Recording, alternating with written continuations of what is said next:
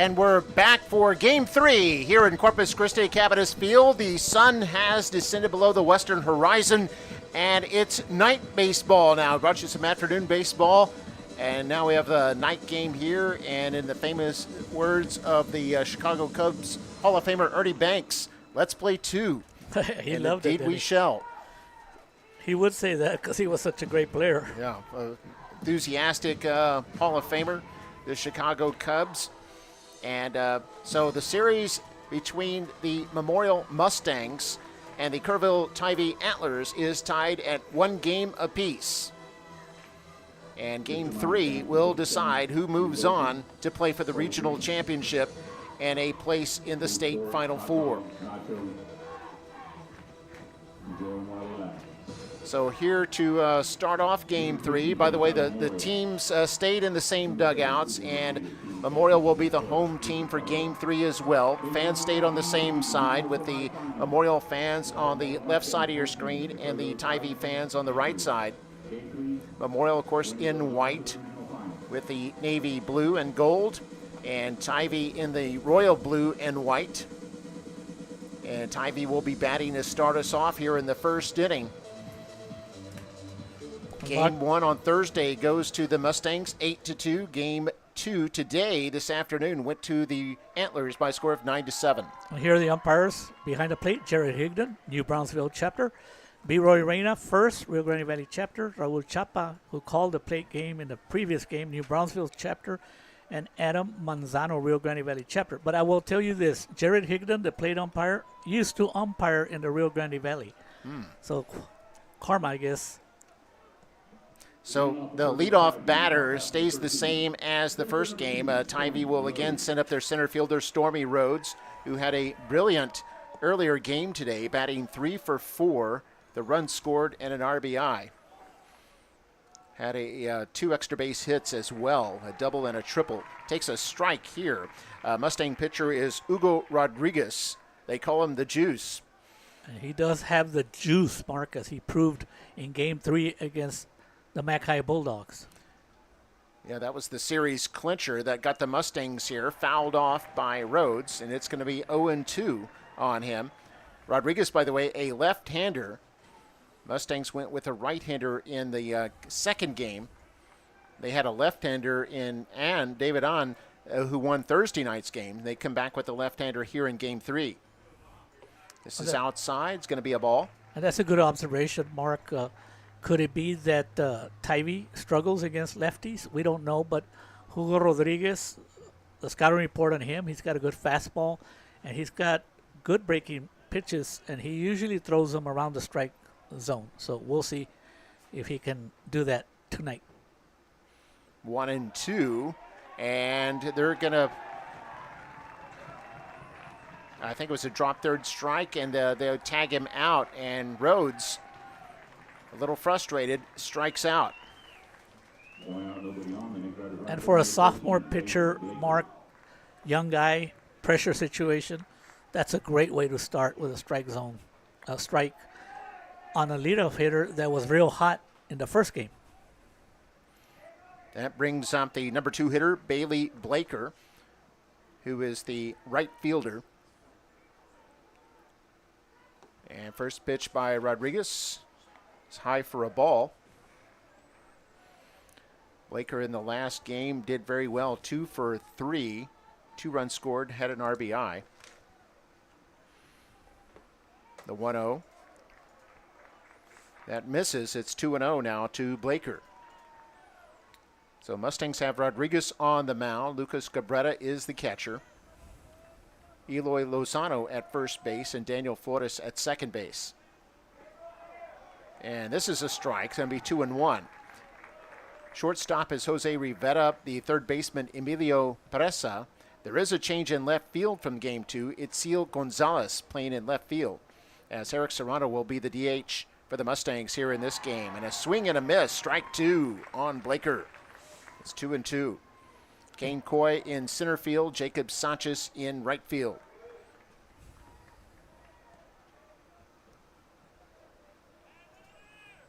2-2 with 1 out, nobody on.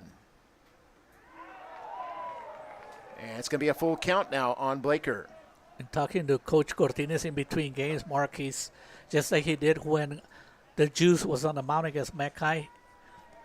He has a high level of confidence in the Juice. And here's the 3-2. And this is going to be a walk. That looked very close, but Blaker is aboard with 1 out here in the top of the first. Of course, the Mustangs had their problems issuing a lot of walks in the first game. They had 9 walks in that first game, in addition to allowing 9 hits. And a lot of those walks came in to score, Mark. And this is swung on into shallow center. No, the shortstop has it. Long throw and a double play. Wow, that was Aiden Klein. Swung at the first pitch. I thought it was going to go over the shortstop's head, but Rivera speared it and then threw a dart to Lozano at first base to catch Blaker off first for the double play. So after the top half of the first inning, the Antlers get no runs on no hits. There were no errors and nobody left. And the Mustangs coming up to bat.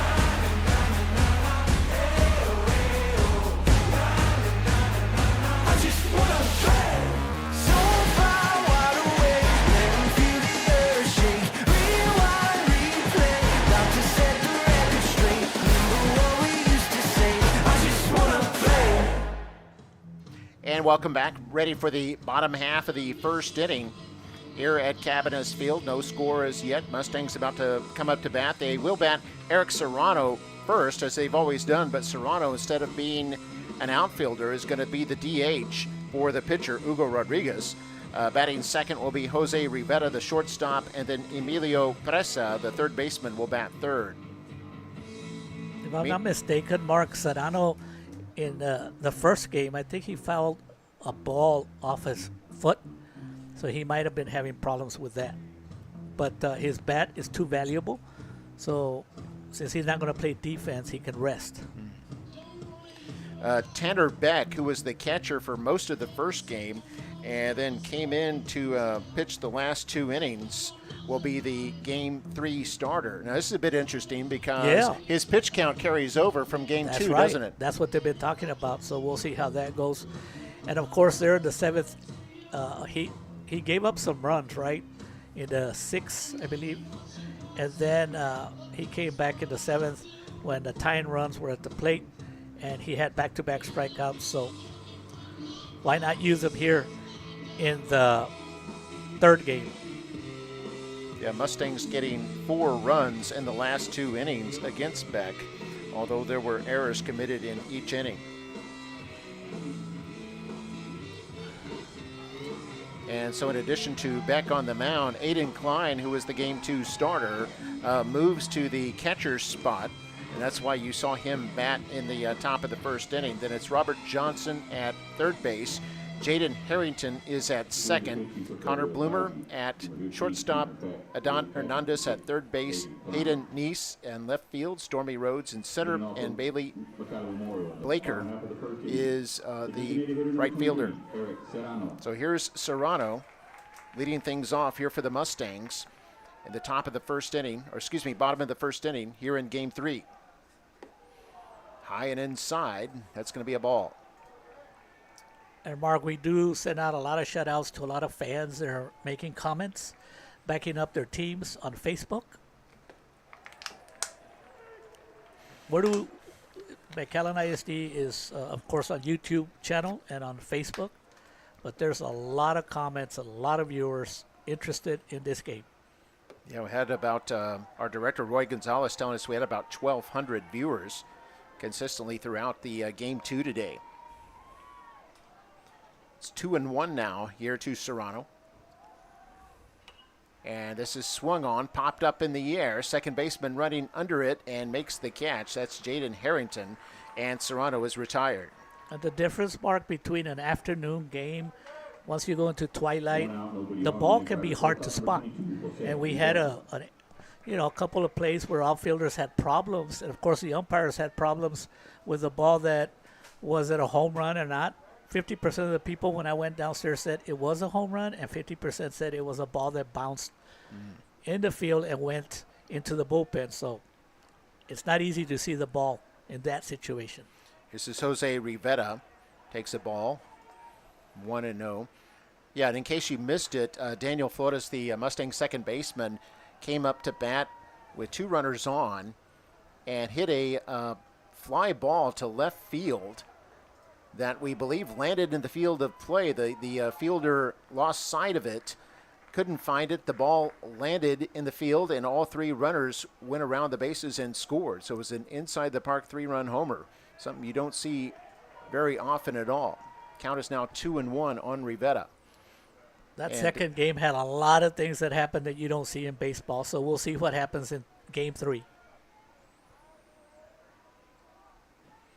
2-1 here. And that misses. It'd be 3-1. Beck, a right-handed pitcher.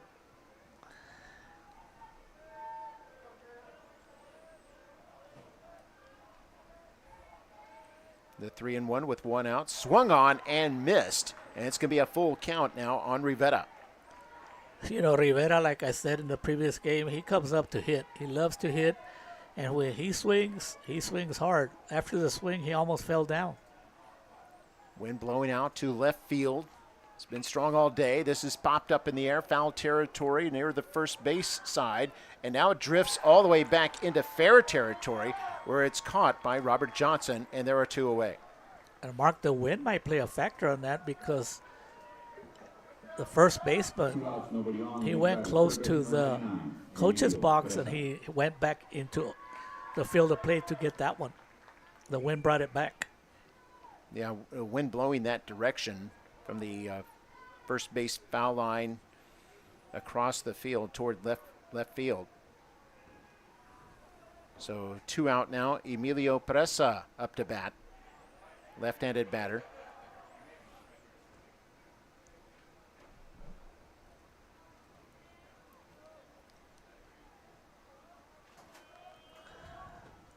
Swung on and missed. That'll be 1-1 on Presa. The winner of this game, Mark, will be playing Leander Rouse, who already won their series 2-0 over Victoria East. And Presa 1 for 3 in the first game. Swing and a miss here. Now he's got 2 strikes on him. Presa did score a run after walking in the 7th inning of game 2. Mustangs end up losing that game by 2 runs. And the 1-1 high, it's going to be 2-1. So Mustangs win the first game by 6 runs. Tivy wins the second game by 2 runs. 2-1 to Presa. Swing and a miss, and it's going to be fouled off to the left. Now this pitcher's not messing around, Mark. He's throwing strikes.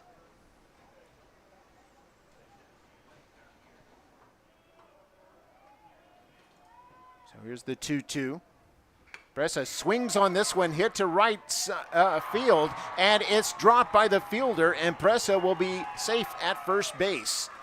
It'll be an E9, and Presa is aboard with 2 out in the Mustang first. And I was just going to compliment the Tivy baseball team for having a good scouting report. They played Presa perfectly.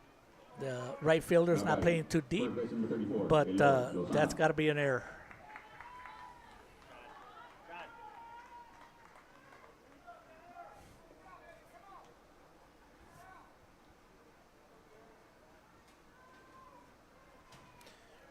And that'll bring up Eloy Lozano, the first baseman, also a left-handed batter.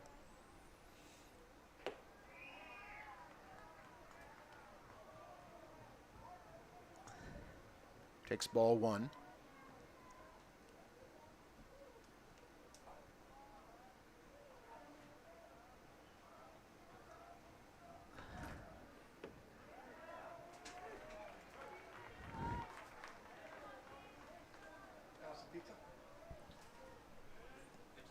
It's 1-1 with 2 outs here in the bottom of the first.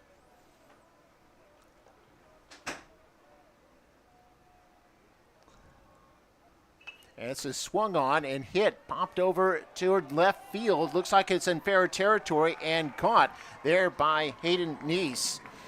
And that will retire the side. So the Mustangs get no runs, no hits. There was 1 error and a man left. After 1 inning of play, no score here at Capitus Field. We'll be back with the second inning right after this.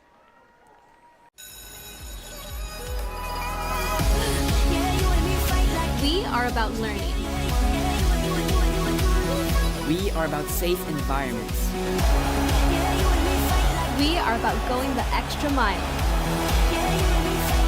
We're about exploring our horizons. We are about opportunities for all. We are about excellence.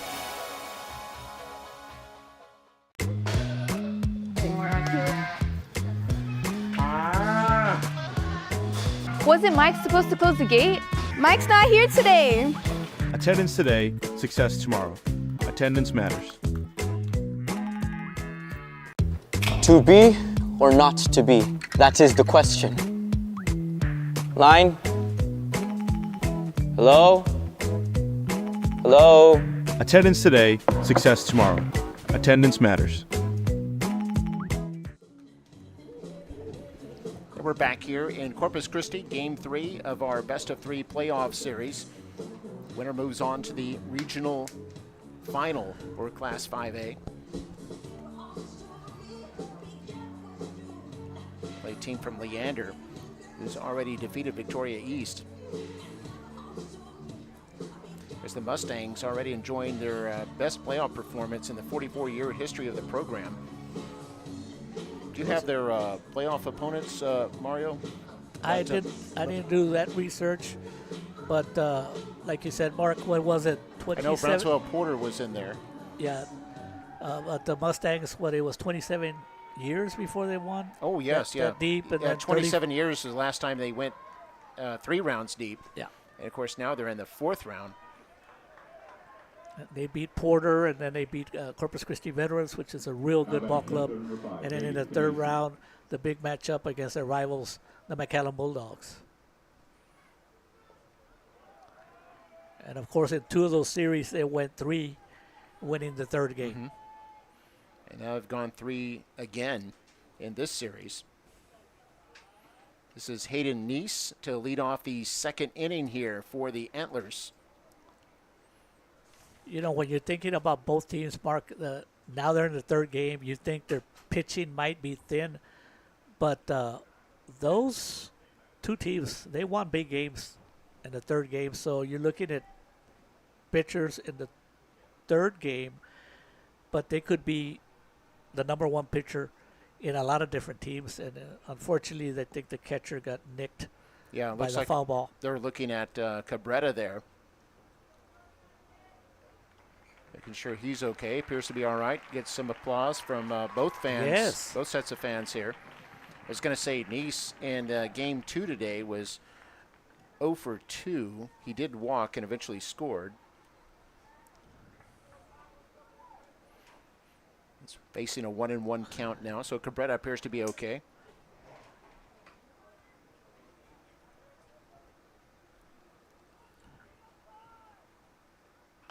And this is popped up in the air, foul territory, right side. Cabrera running over to it and makes the catch. How about that? I think it even caught part of the netting over there, and Cabrera still able to adjust and make the catch with his catcher's mitt for the first out. Don't say that it touched the net, Mark, because then it's a foul ball. Oh. So it did touch the net, which I don't think so, but the plate umpire maybe not, but just maybe it was the close. wind took it It was because close. he had to kind of make a quick adjustment there at the end. And that's just right after he got hit. So, wow, double star on that play for Cabrera. And here's a bunt attempt down the third base line, picked up, and throw to first is not in time, and the runner is safe. That's Connor Bloomer, who bunted on the first opportunity there, and is going to be safe at first with an infield hit. That was a very good bunt, and I got to give credit to Presa. He came over, picked it up, and threw off balance right on the money and made the play close. I didn't even think it was going to be close, but wow. So that brings up Adon Hernandez, the third baseman. And looks at ball one there. Adon Hernandez in game 2 today. Pretty good game, 1 for 2 with 2 runs scored. Comes up here with 1 out and 1 on.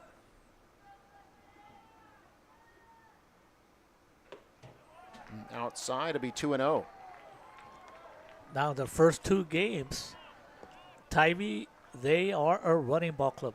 So on many occasions, they were trying to get to second base. Bloomer at first, the 2-0 to Hernandez. And that's outside, and it's 3-0.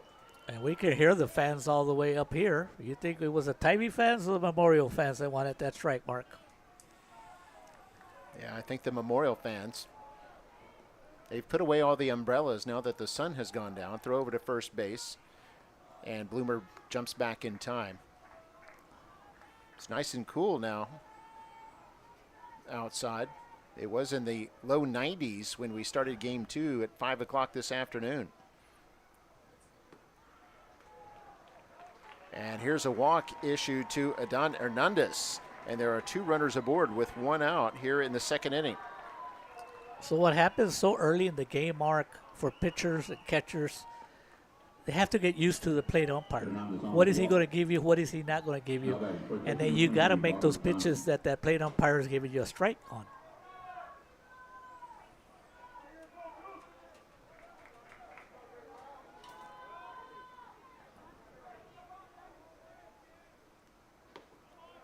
Tivy, we mentioned Memorial getting hot at the right time. So did Tivy.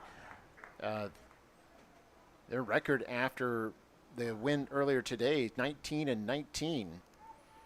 But they've gotten hot at the right time. This is in the state playoffs and having advanced all the way to the 4th round. 0-1 here to Robert Johnson, the first baseman. Swing and a miss. Strike 2 on Johnson. And that's what makes Hugo Rodriguez dangerous, Mark, that his off-speed pitches, they break a lot, and they're very difficult to hit. So with 2 strikes, Juice might throw a setup pitch, and then come with a bread and butter pitch. That might be what Cabrera and he are talking about now. I saw both his parents, and Hugo Rodriguez, his dad, and the mom, which is a principal in McAllen ISD, and they look very confident because they know their kid is also very confident. Uh-oh. And strike 3 right there. No setup pitch needed as he has a curveball that caught the outside, and Johnson called out on strikes. And that's why Johnson probably didn't swing, Mark, because he thought that they were going to try to set him up. But Hugo Rodriguez and catcher Cabrera crossed him up with a perfect pitch on the outside corner. So here's Tanner Beck, who caught the first game and is a pitcher, starting pitcher for this second game. Beck at the plate, 0 for 4 in game 2. 2 outs and 2 on here in the second. And a swing and a miss there by Beck. And it'll be 1-1. And I know it's early here, the second inning, but those were the kind of swings that Tivy had against David On, who's also a lefty. Like, they were having trouble with the off-speed pitches.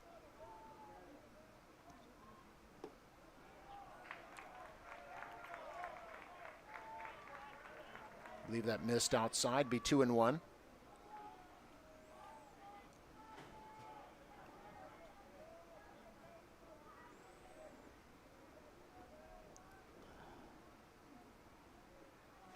Pitch from Rodriguez is outside, and now 3-1 is the count.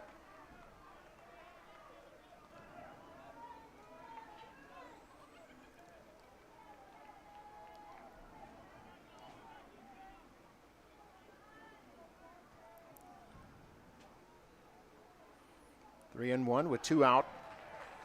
And Beck draws a walk. And the base is loaded here in the second inning for the Antlers. And already a big situation for both teams. Who wants to throw their first punch?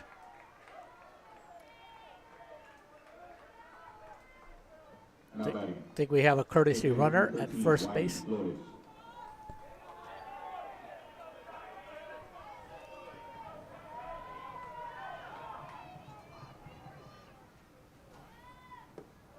Here's the first pitch to Wiley Flores, who's the designated hitter.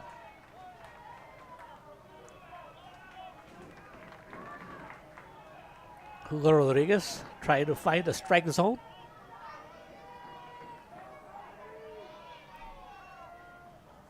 Flores is the courtesy runner.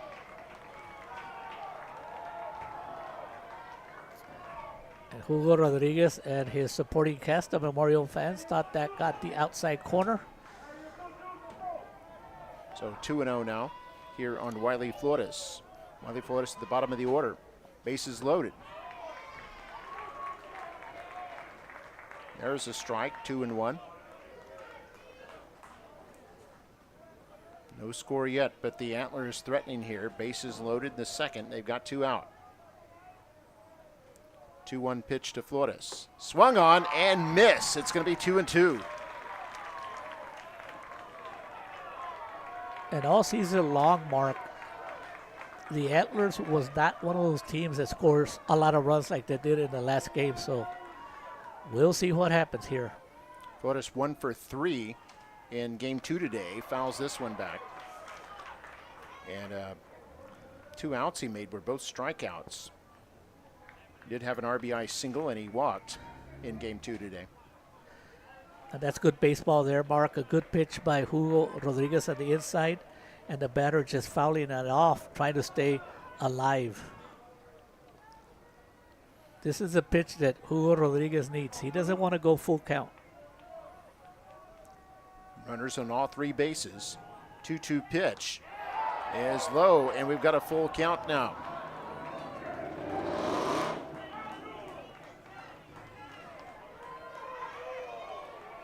So full count, 2 outs, bases loaded. Everybody will be moving one the pitch.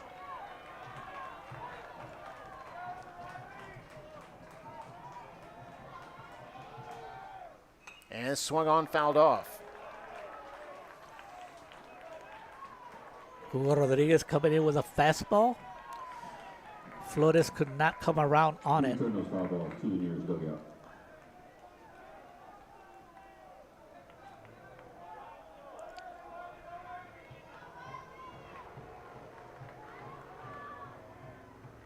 And this is high for ball 4.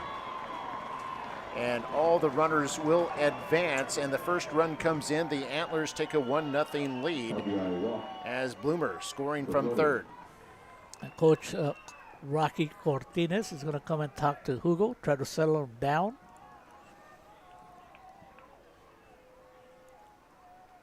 That's the third walk of the inning.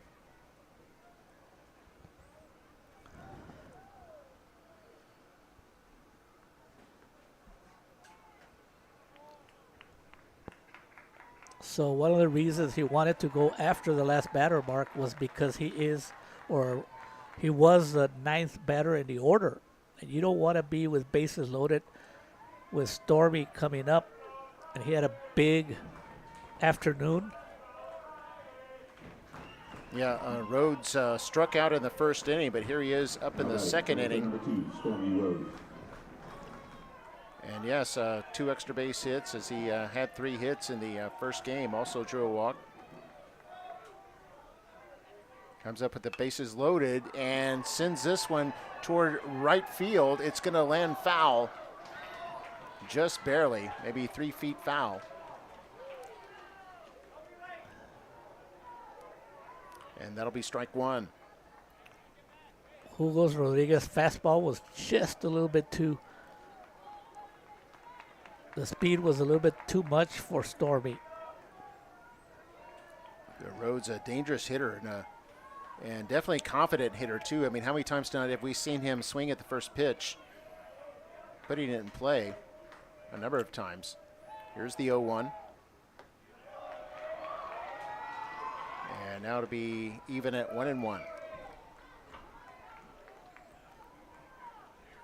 1-0. Kerrville Tivy in front here in the top of the second inning. Trying to get more at the bases loaded. This gets away from Cabrera a little bit, but quickly recovers. It'll be 2-1.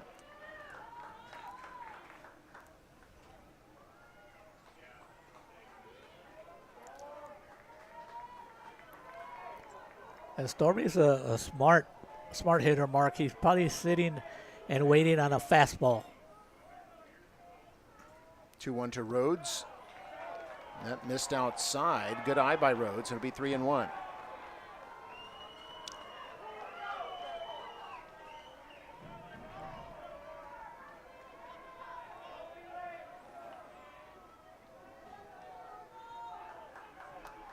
So the pitch, and that's going to be a walk, and another run will come in.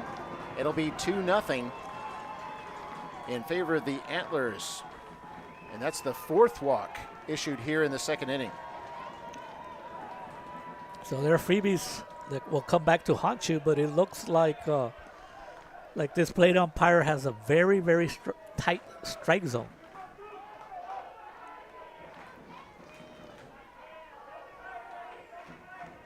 Now batting, right fielder number 14, Bailey Blaker. Oh, when he puts this in play at shortstop, a throw over to second in time, and that retires the side. But the Antlers strike first. Here in the top of the second inning, they bring 2 runs across on just 1 hit. And after 1.5 innings of play, it's 2-0. Antlers on top. Mustangs coming up to bat.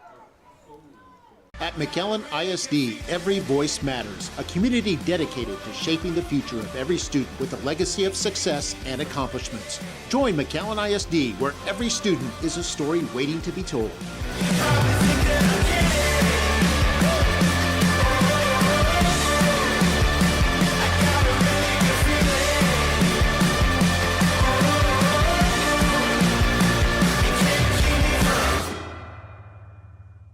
McAllen ISD has teamed up with Hidalgo County Head Start to offer a free program. It's the perfect opportunity for 3-year-olds. This all-day program will place them with a certified teacher. Other advantages include high-quality instruction, dual language lessons in English and Spanish, around-the-clock supervision, and it's free. Children not only learn academics, but their social development will skyrocket too. This fall, the program will be offered at 6 elementary schools. Restrictions apply, so call this number or visit the website and apply today.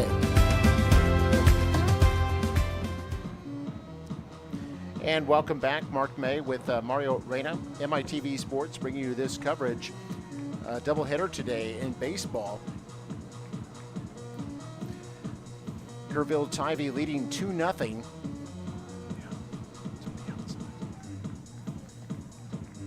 As they brought 2 runs across there in the second inning.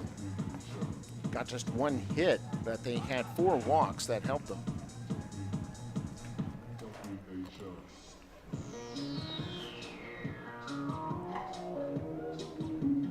So 5 walks already issued by Hugo Rodriguez in the first 2 innings. He is a young kid, Mark. He didn't do that in the previous round against Mankind. And a lot of factors have to work out for you. You got to get the strikes called, and if you have an umpire with a tight strike zone, it's going to be hard. Both runs earned in that inning. And Jacob Sanchez, the first batter for Memorial here in the bottom of the second.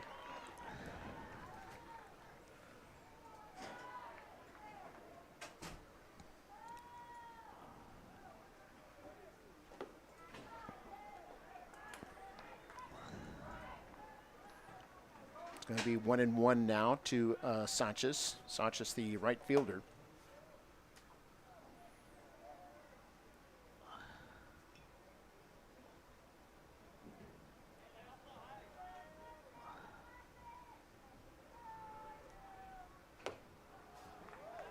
That's inside. It'll be 2-1.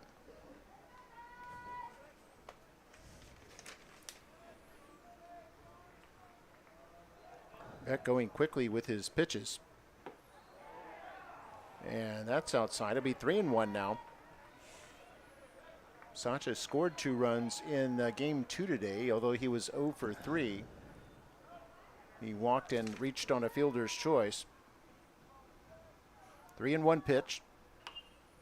Puts this in play, popped up. Third baseman settling under it and makes the catch. That's Adon Hernandez retiring Jacob Sanchez here to start off the second inning. Now batting number 17, Daniel Torres. And that's the difference so far in the game. Tanner Beck, the pitcher for Tivy, even though he gets to 3-ball counts, he throws strikes. He's not going to walk you. And the Mustangs are making contacts, but they popped it up a couple of times.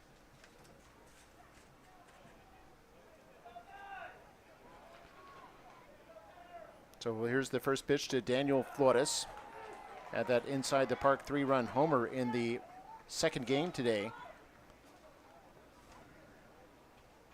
At a time that the Mustangs were down by 6 runs, was able to cut the deficit in half. Mustangs even got one more in the 7th, but fell 2 runs short. Flores taking a ball. 1 out, nobody on. And this is popped up. And it's going to be foul.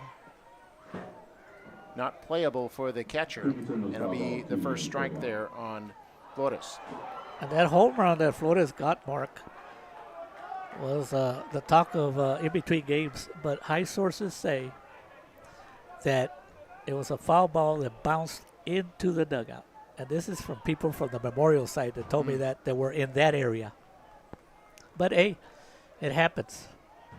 The umpires don't have the benefit of replay. So 0 for 2. This is swung on, and it's going to be a ground ball hit. Base hit there for the Mustangs, and Flores is aboard here in the Mustangs second. Now batting, catcher number 12, Lucas Cabrera.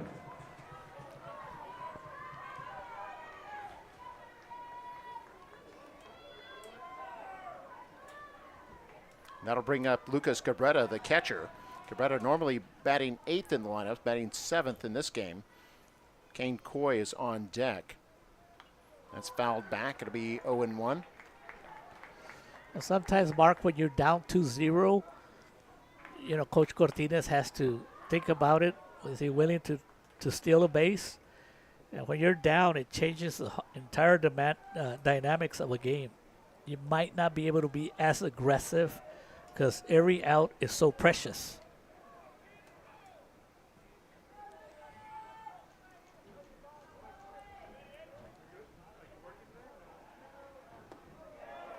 There's a fastball right down the middle for a strike on Cabrera. Mark, it was called a ball, and the Tivy fans agreed with you.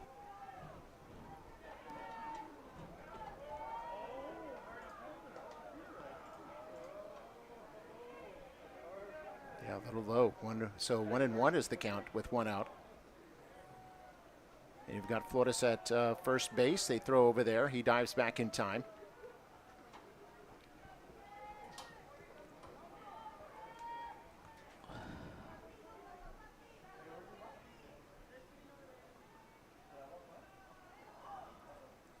The 1-1. That's low. It'll be ball 2.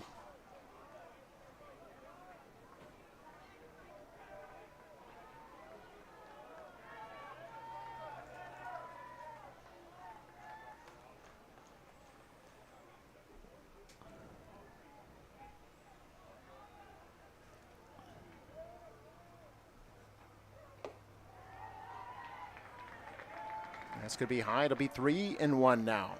And Mustangs threatening to get some runners on bases here with just 1 out in the second inning. Good eye by Cabrera, the catcher. And usually catchers, they have a good feel for the strike zone. This looks like a changeup here, and that's going to be a walk. And the Mustangs will have runners on first and second now here in the second inning. And the coach for Tivy is going to come out and talk to his pitcher, Chris Russ. a Texas A&M Aggie.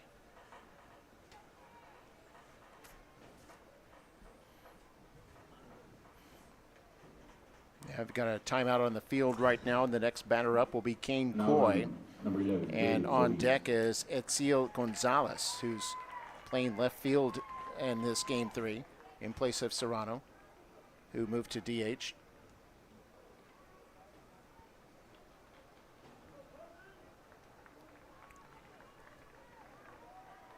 Kane Coy was involved in a play where it's a rare play as far as the umpires are concerned. He was ejected and thrown out because they thought he threw an elbow, but the umpires got together and they felt that it was not merited, and I compliment the umpires because they changed the call. It's all about the kids. Even called both coaches over to explain the call. And here's the pitch to Coy. This is swung on and missed. It'd be a strike 1.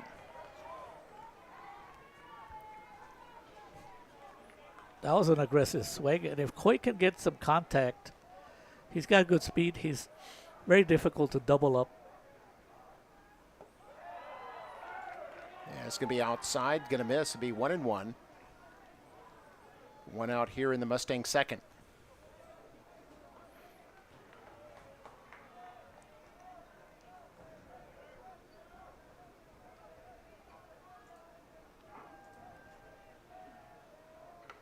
Swung on, and it's going to be caught by the shortstop for the second out. Tries to get an out at second, but the base runner was able to get back in time.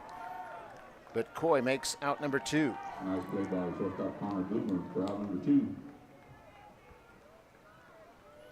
And that'll bring up Etziel Gonzalez with 2 out and runners on first and second for the Mustangs. And that's good base running by Daniel Flores at second. He could have easily gotten a little aggressive, but did a good job of not being doubled up. Keeps the inning going. Connor Bloomer, the shortstop, who made the catch and tried for the double play. First strike called on Gonzalez at the plate.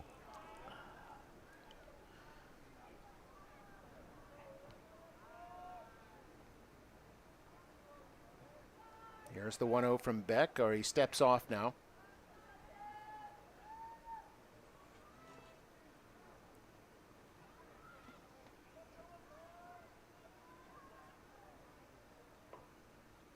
And this is swung on, ground ball toward short. Shortstop has it.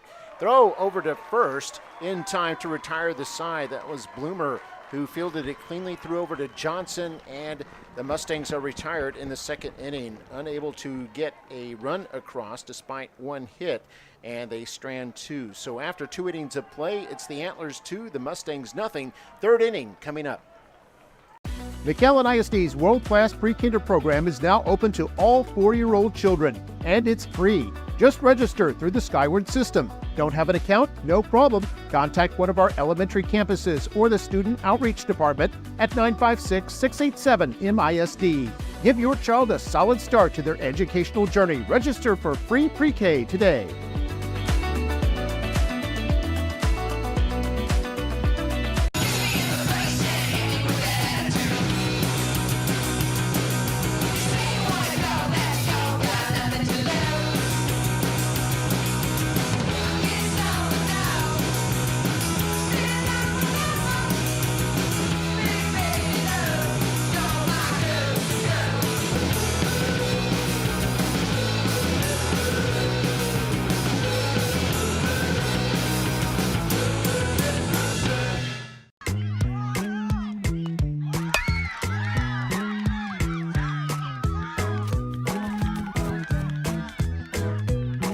Who's on one? Attendance today, success tomorrow. Attendance matters. McAllen ISD is a place that offers rigor and choice. Want to study for a college associate's degree? We've got that. Looking for rigor tied to global standards? We've got that too. And coming this fall, a new collegiate academy giving students more career choices than ever. Call today.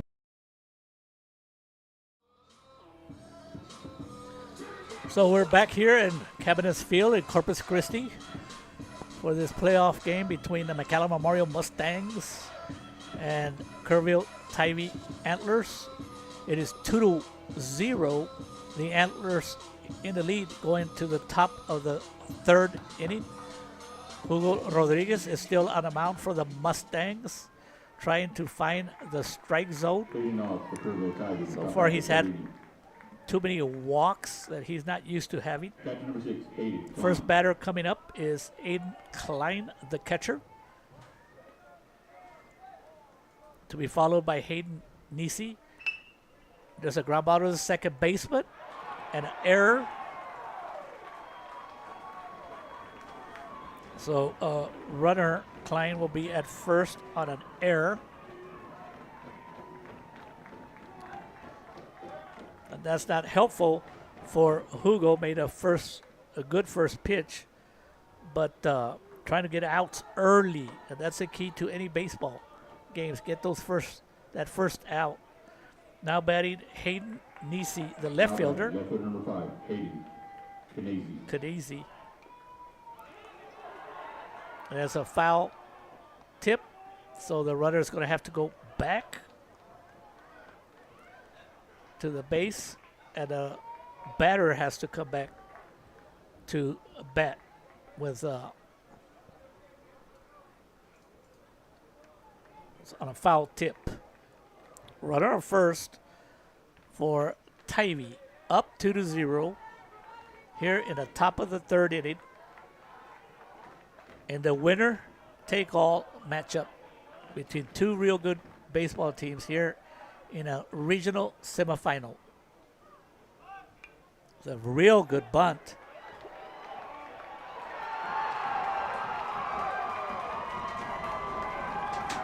That was a very good bunt. I think they will have to give him a single for that, because he played it perfectly. And even if Hugo Rodriguez would have come up with the ball, it was going to be very hard to throw out Nisi. So yeah, you've got runners on first and second now with nobody out here in the third inning for the Antlers. Expect a big bunt here, Mark. Sacrifice bunt is in order. Yeah, they've got outs to work with. Strike one called there against Connor Bloomer. Bloomer singled back in the second inning, eventually scored.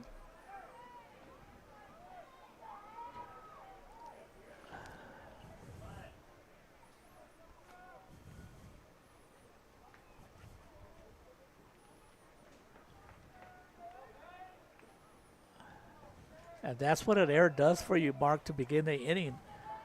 It usually comes back to haunt you, and we'll see. And this is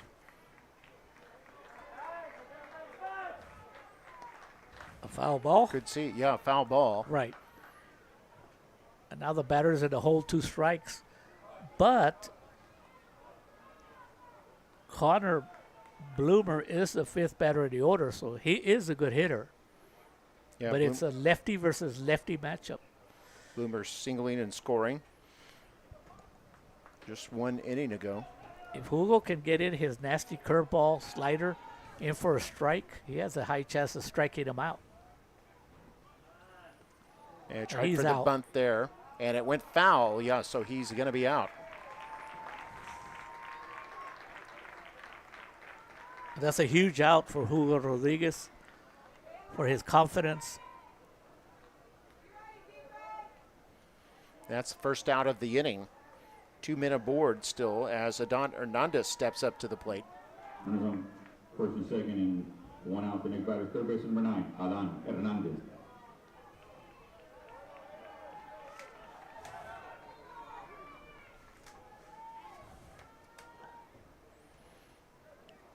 Now Adon steps out to confer with his coach.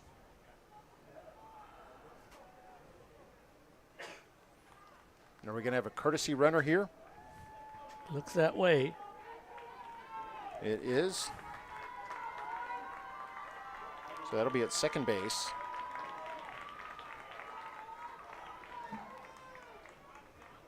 And coming out there is number 3, Keaton Herman. Julio Rodriguez, I mean, as we've seen him before, Mark, he does have the stuff to get himself a strikeout and out of this jam. And here's the first pitch to Adon Hernandez. It'll be a ball. Robert Johnson is on deck, the first baseman. Hernandez, the third baseman. And this is high. It's going to be 2-0 now.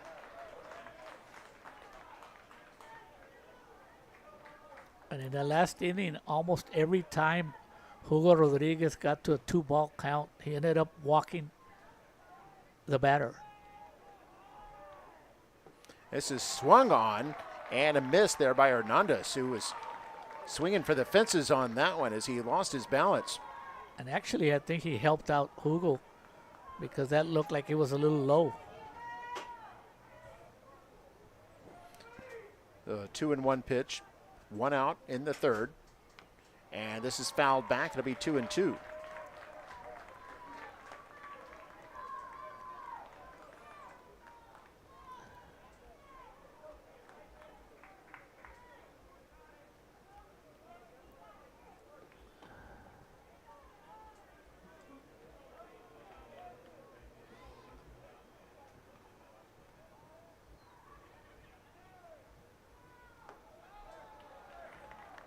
The 2-2 high. It's going to be a full count now on Adon Hernandez.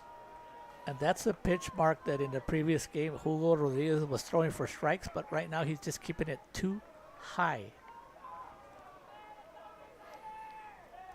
Oh, that's outside. It'll be another walk. And the bases will be loaded here with 1 out in the third inning.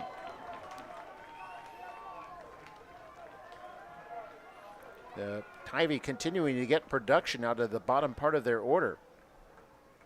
Bases loaded. Batter. First baseman number 23, Robert Johnson. And Robert Johnson will come up. He struck out in the second inning.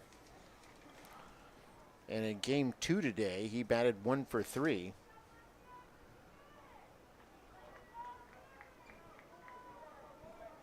I mean, in both games, Mark, in both games, Kerrville Tivy Antlers, they've had a ton of base runners.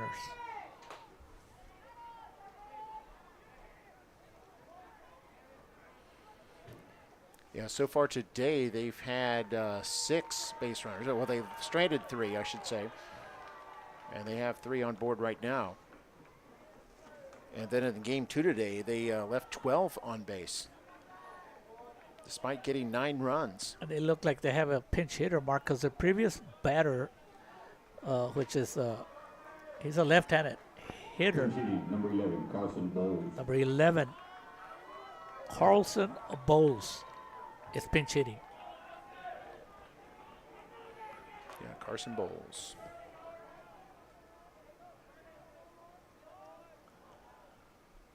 Uh-oh. And he swings at the first pitch, hit to left field. He's going Left to tag fielder up. settling under it and is able to make the catch.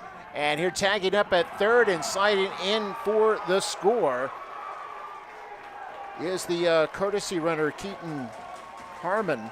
And Harmon puts the Antlers up 3-0 here with 2 outs in the third. Now batting pitcher number 15, Tanner. And what a selection for a pinch hitter by Coach Chris Russ. He got Carson Bowles to make contact. He is a senior, and he hit it deep enough for a sacrifice fly and an RBI.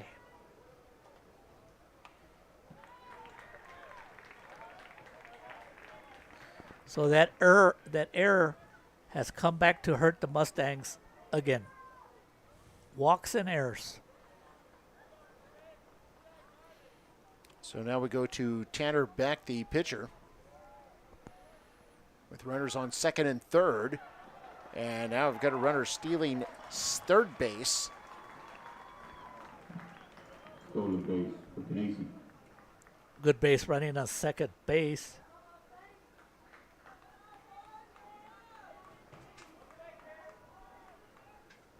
So that's a stolen base for Nice. And they've got runners on the corners now. 1-1 on the batter is Beck. 2 outs in the inning. Now 2-1 on Beck. Beck walked back in the second inning.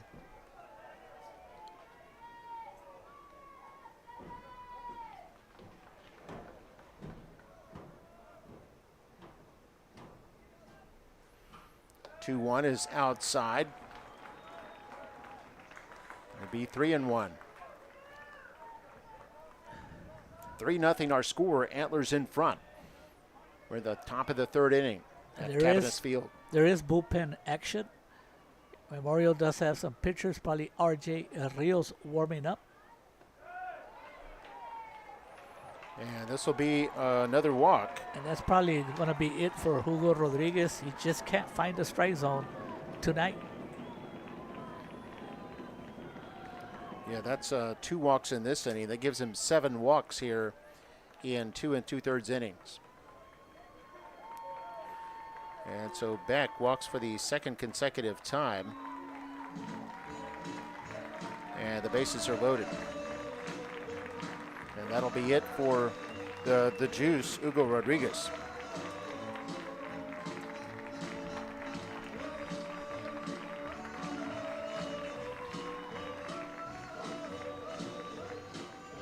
Final pitch count, Hugo Rodriguez, 59. They just announced that Rodriguez tossed 59 pitches. Now pitching number 3, R.J. Rios. That's the way it goes sometimes, Mark. He pitched a fabulous third game. Coming back from an injury, he hasn't pitched a lot, but tonight it just didn't seem like he was finding the strike zone.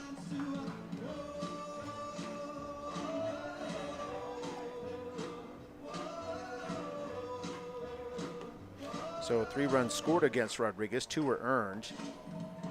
Struck out 2, walked 7, allowed 2 hits. Pitched 2 2/3 innings.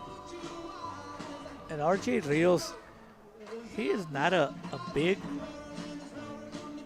kid, but he has a lot of heart, and he does have experience. He's pitched in critical games against Corpus Christi Vets. And so it's a good reliever to have on your team. But it's all going to be about throwing strikes. If he can get the Mustangs out of this inning, only down 3 runs, then the Mustangs offense can get it going. They will be in business.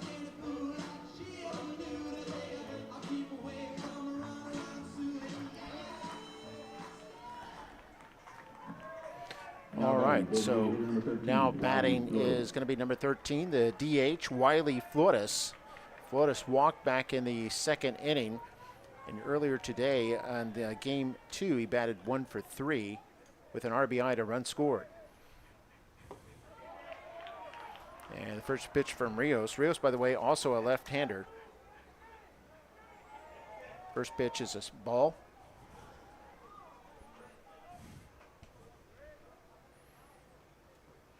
Outside, it'll be ball 2.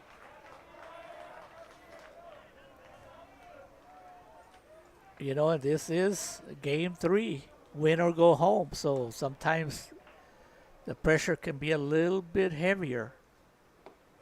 And outside, oh, a strike call that time.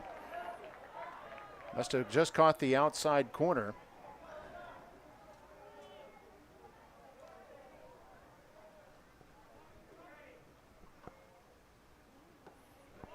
And that's right over the plate for a strike.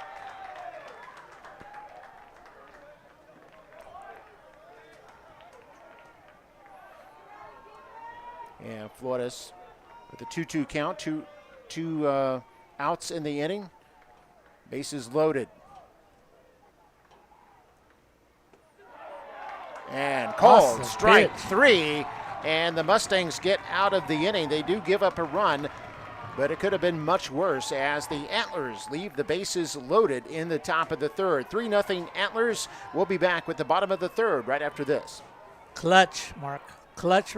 McAllen ISD's world-class pre-kinder program is now open to all 4-year-old children, and it's free. Just register through the Skyward system. Don't have an account? No problem. Contact one of our elementary campuses or the Student Outreach Department at 956-687-MISD.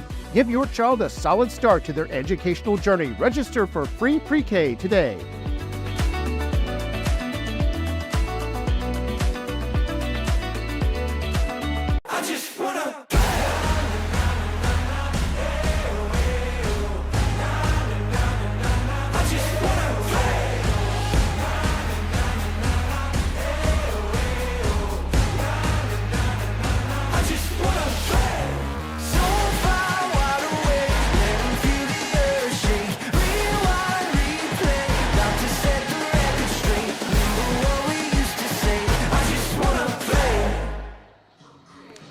All right, welcome back.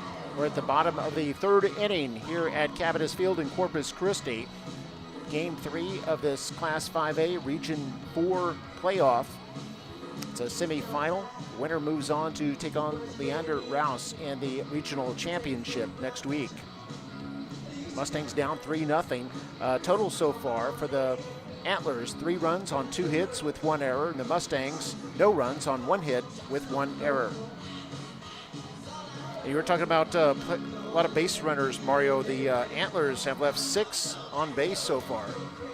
They have gotten 3 runs across. And we'll see if the Mustangs can make the Antlers pay for that, because all those opportunities that you don't take advantage usually will come back to hurt you.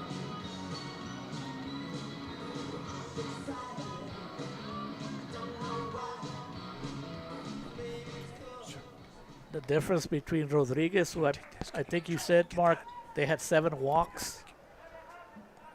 And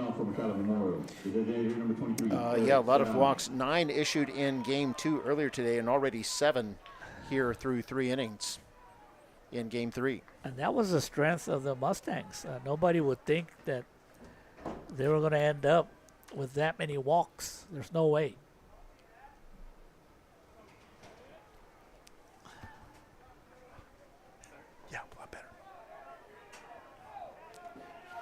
So here we are to start off the bottom of the third inning for the Mustangs. They're at the top of their order, Eric Serrano, who's playing a designated hitter in this third game, normally the left fielder.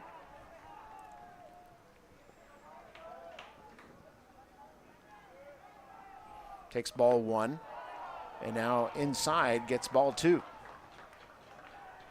Serrano popped up to second base back in the first inning. Serrano usually has a very good eye.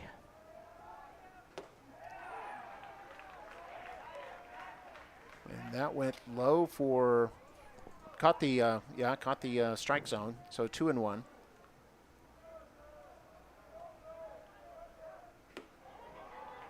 And inside again, 3-1.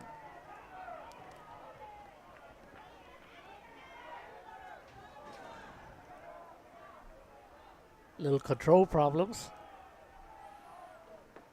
3-1 pitch, and looks like it's going to be a strike. It'll be 3-2. Yeah, I think Serrano thought he had a base on balls.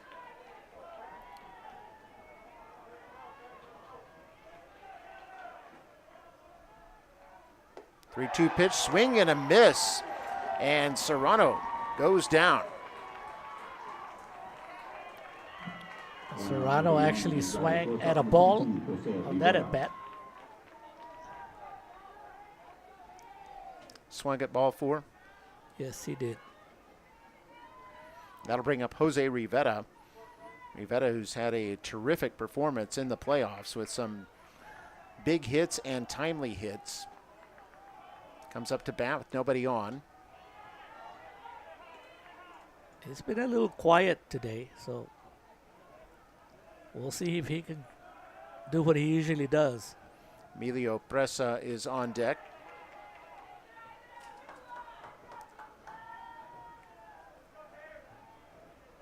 (2-0) now to Rivera. popped out to first base in the first inning. And there's a called strike. It'll be 2-1 now. Rivera in game 2 today batted 1 for 2, did score a run. And this looks outside, be 3-1. And now the Kerrville Tivy fans are not enjoying the strike zone.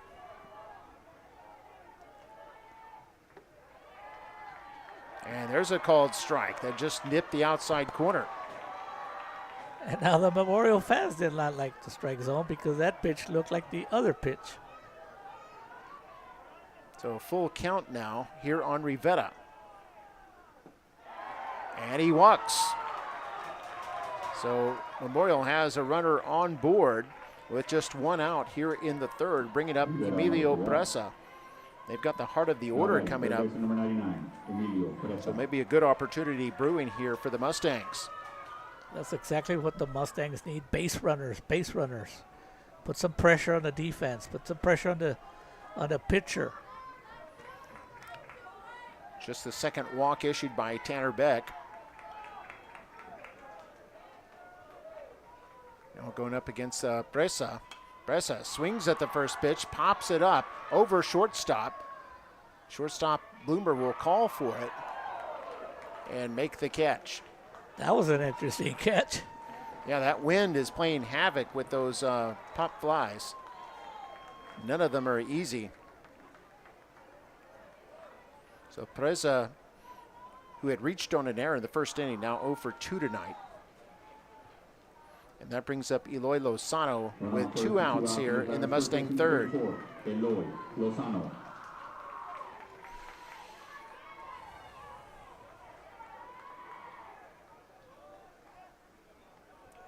Go to first base, and Rivera back safely.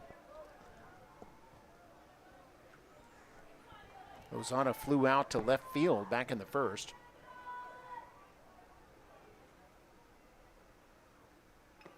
This is swung on, missed. And it'll be 0-1. And Mark, when you get down 3-0, it also, those outs are so important that it also almost takes the running game away from you, where you can't put yourself in scoring positions. Again, throw to first to keep Rivera honest.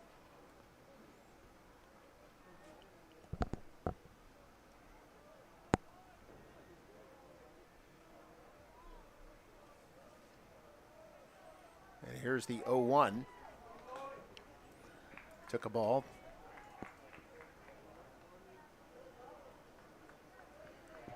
The Antlers actually have 11 seniors on their ball club, Mark. So they are experienced, and the Mustangs are a very, very young ball club. Only 4 seniors. And this is swung on, going to be a foul ball down the third baseline.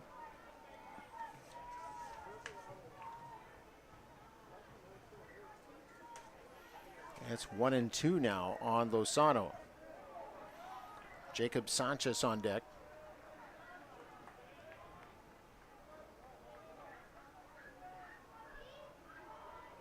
And runner going.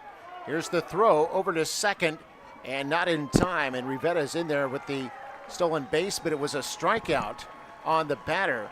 And so the stolen base is for naught. Lozano strikes out, called on strikes, and that retires the side. And after 3 innings of play, it's the Antlers 3 and the Mustangs nothing. We'll be right back. At McAllen ISD, every voice matters, a community dedicated to shaping the future of every student with a legacy of success and accomplishments. Join McAllen ISD, where every student is a story waiting to be told.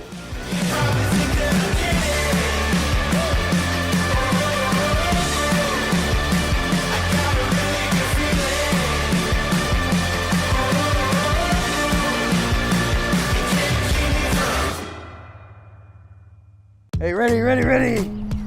Say go! Hey, where's he at? Not here today, man. Attendance today, success tomorrow. Attendance matters.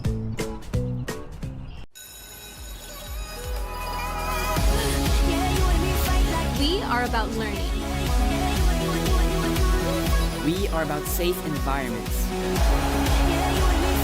We are about going the extra mile. We are about exploring our horizons. We are about opportunities for all. We are about excellence. And we're back here ready for the fourth inning. Tivy has built up a 3-0 lead. They got 2 runs in the second, 1 in the third. And we now start the fourth inning. And it's Tivy in command at this point.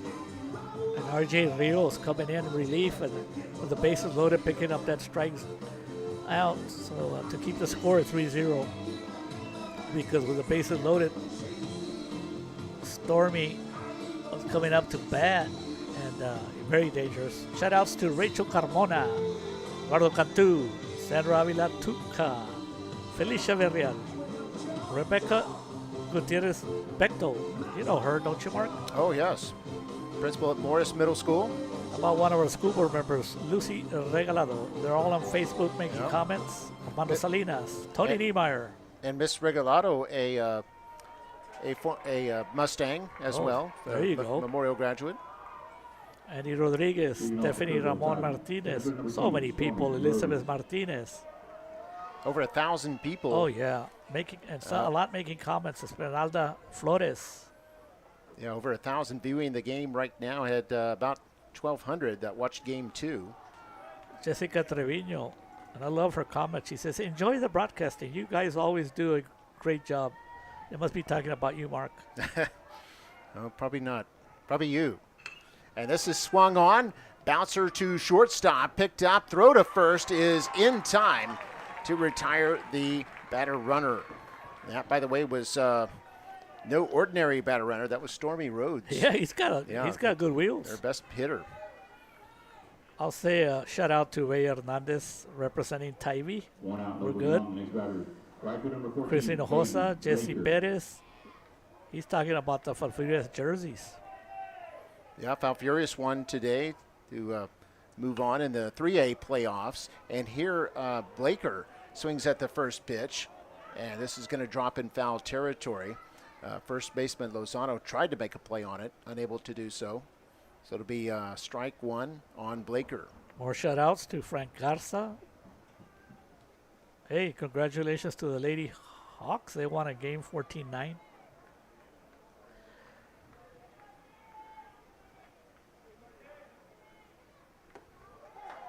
Yeah, it's always nice to see Valley teams winning against absolutely other teams from across the state in whatever sport it is. And then when they get into the playoffs late, the Valley just kind of, they all come together and they support Valley teams. Lizette Garcia, Yvonne Caldwell. So it's 0-2 to Blaker now. Blaker is 0 for 1 tonight, is also walked. RJ Rios coming into this game here in the fourth inning, throwing strikes. Maria Hinojosa, Savannah Yvette. Still 0-2 on Blaker.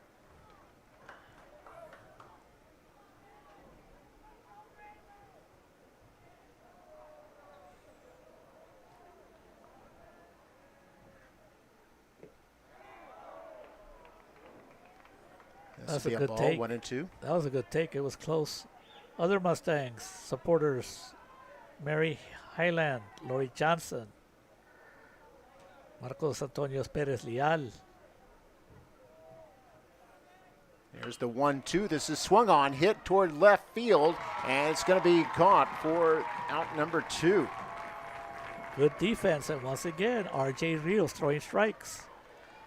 Alida Ramirez, Angie Herr, and Chris Hinojosa says these umpires are one-sided. We always have fans out there. So Blaker flew out. Left fielder Etziel Gonzalez making the catch there, and that brings up Aiden Klein, the catcher, who pops up on grounds to second base. and throw to first, and the side is retired. So for the Antlers, it's a 1-2-3 inning. No runs, no hits, no errors, and nobody left. And after 3.5 innings, it's 3-0 in favor of the Antlers, and the Mustangs coming up in the bottom of the fourth right after this.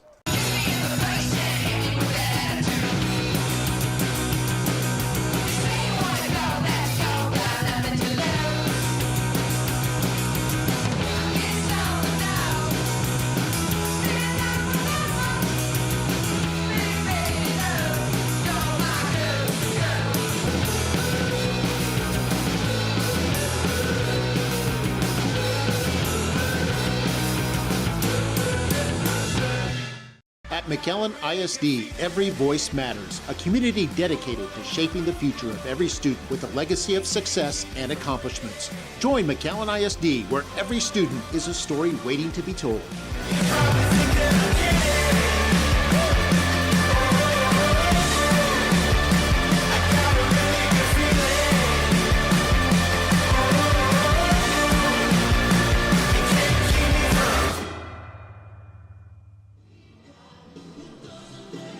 And we're back here at Cavadas Field. The Mustangs coming up to bat, looking to generate some offense here as they trail 3-0 as we hit the bottom of the fourth inning.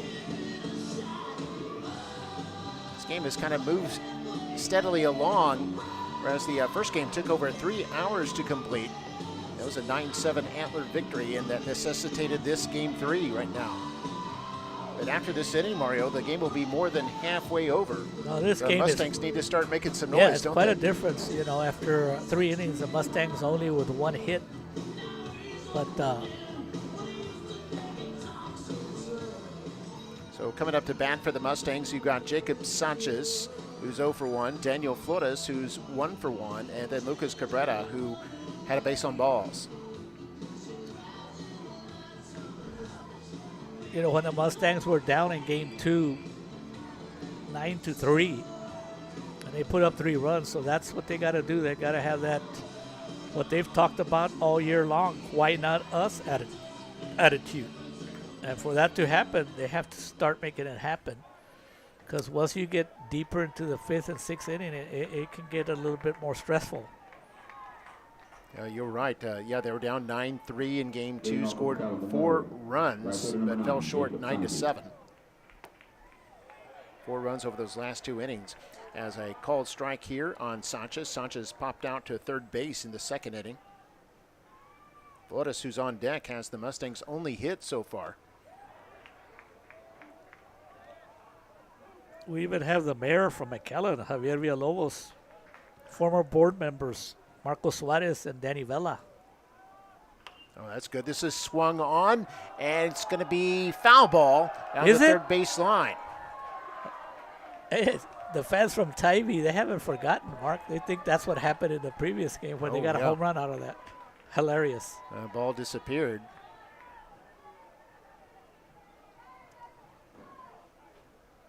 So it's 1-2 now on the batter.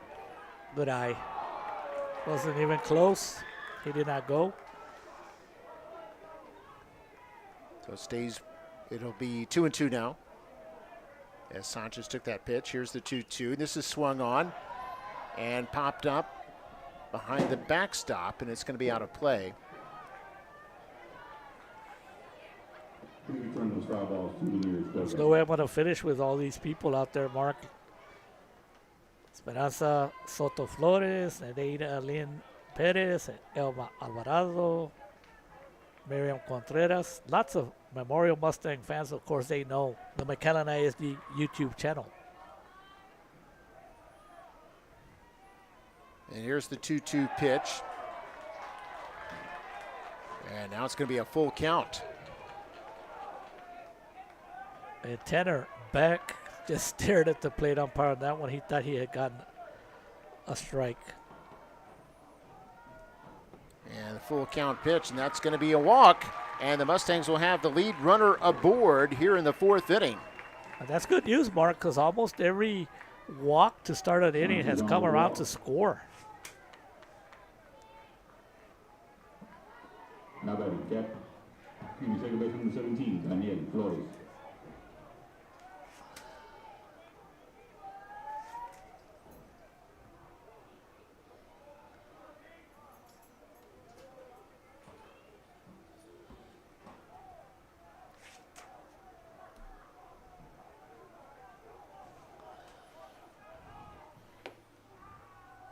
Here for the Mustangs is Daniel Flores, has the only hit so far. It was a single to left field back in the second inning. Facing a 1-0 count now.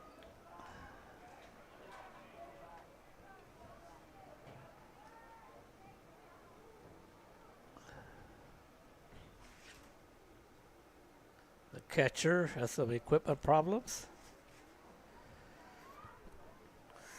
So it's 1-1 in the games, Mark, and we know this. The Mustangs have had a great year, and they want to make it even better.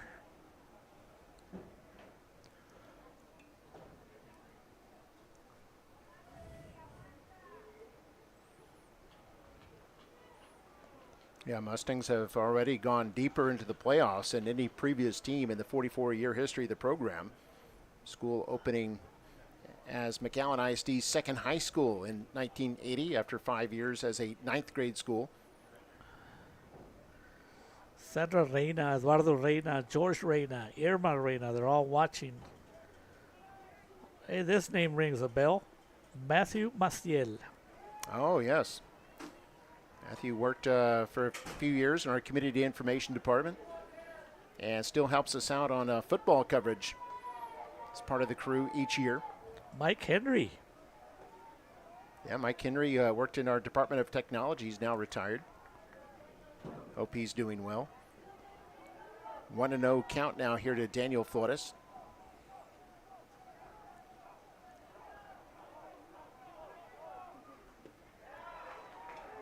And there's a strike called. In fact, I'd like to give a shout out to our Department of Technology that helped us out equipping both the Memorial baseball field and the McAllen baseball field with an internet connection so we could live stream that playoff series between those two last week.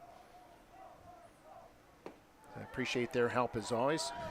And you know, Mark, these memories, they go far and beyond. Mm-hmm. And I'll tell you this, back in 1977, PSJ played on this field. I came to watch that game right here, and they lost to Corpus Christi Carroll, so things stay with you. That's close to 50 years.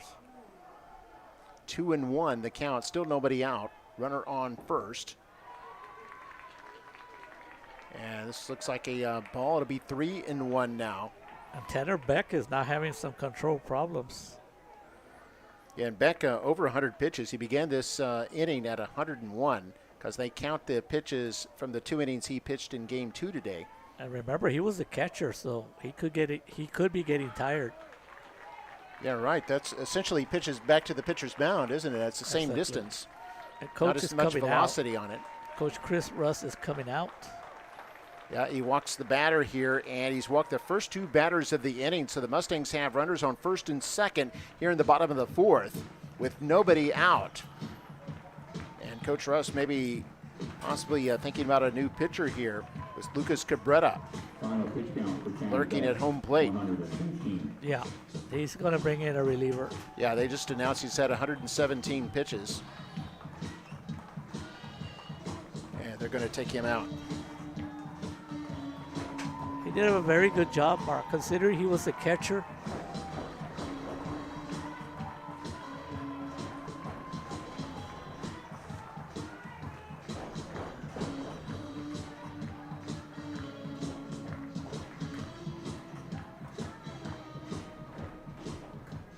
I mean, I think Coach Chris Russ got everything he could out of Tanner Beck.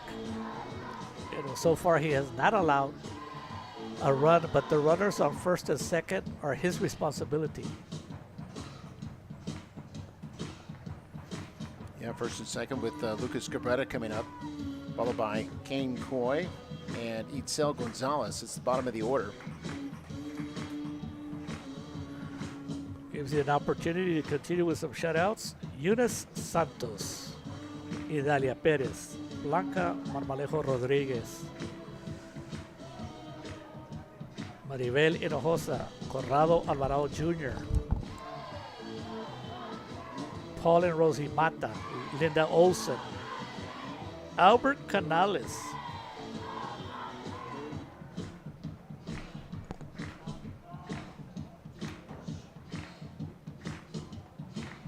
So this is going to be a crucial part of the game because the Mustangs are only down 3-0.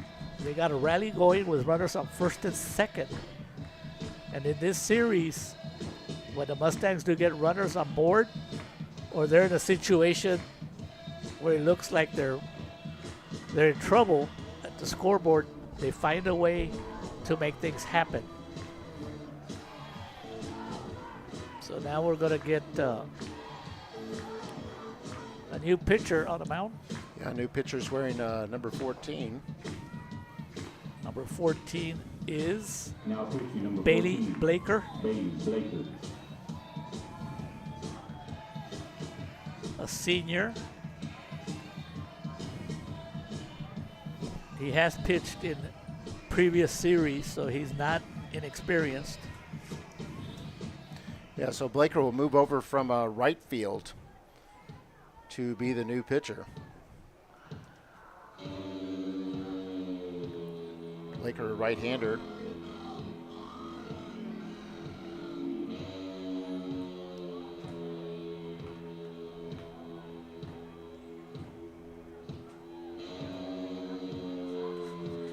Robert Vela looking on, Annette Alvarez Martinez.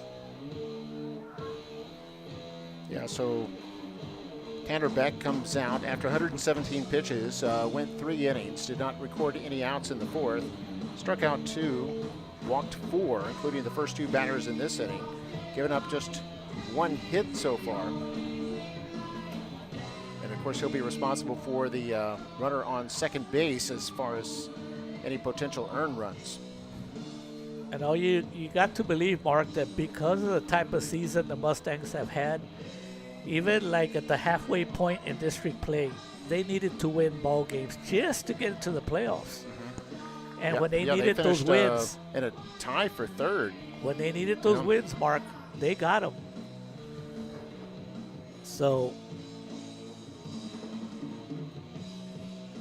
Yeah, they're they've a had very a confident team. lot of clutch performances this year.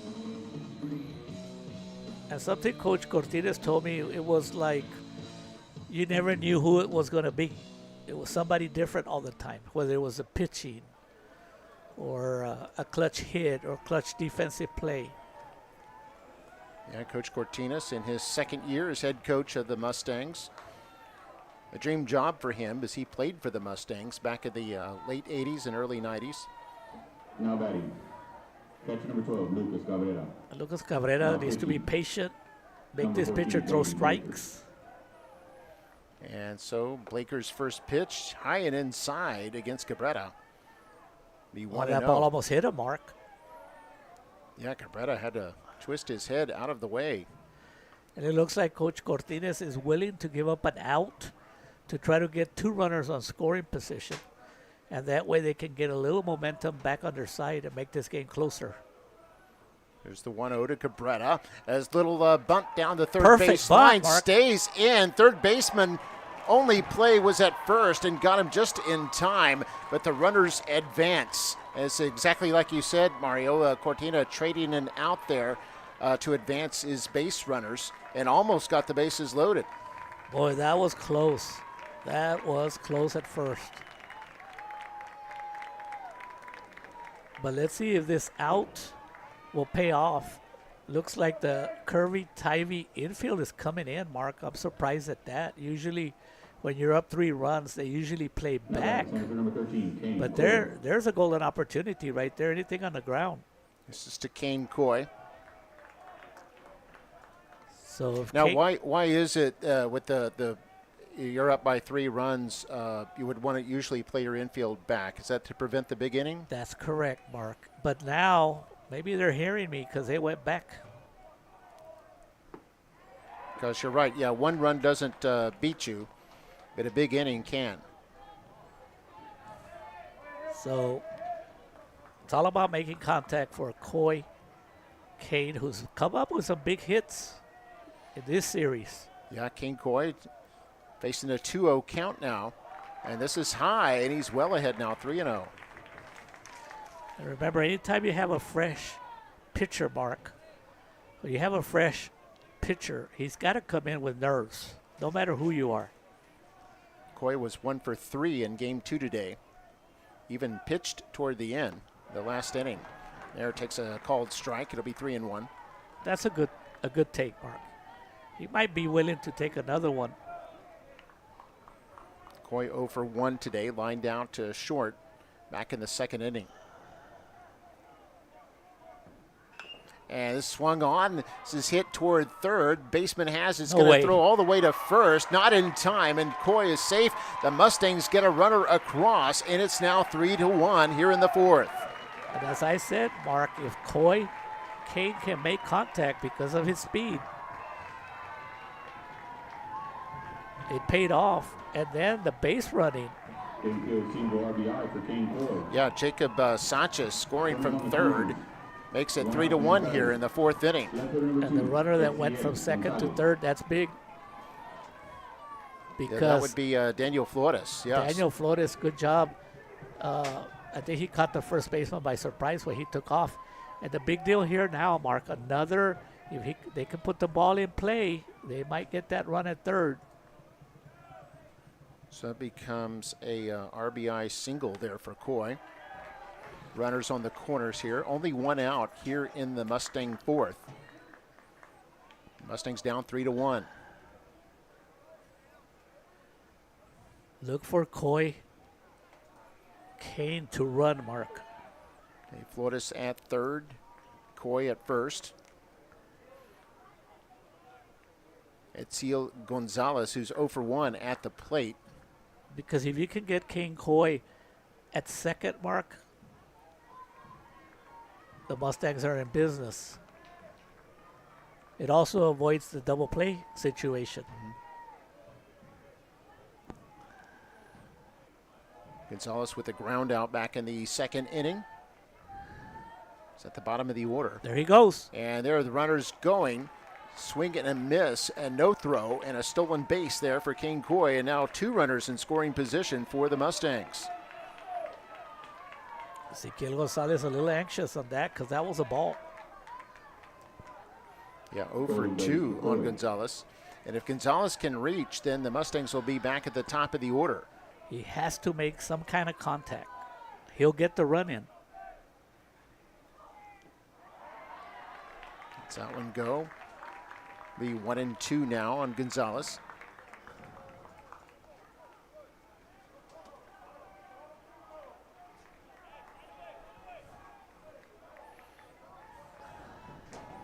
Blaker is the pitcher.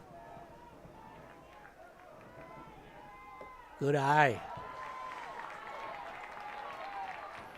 2-2 now on Gonzalez.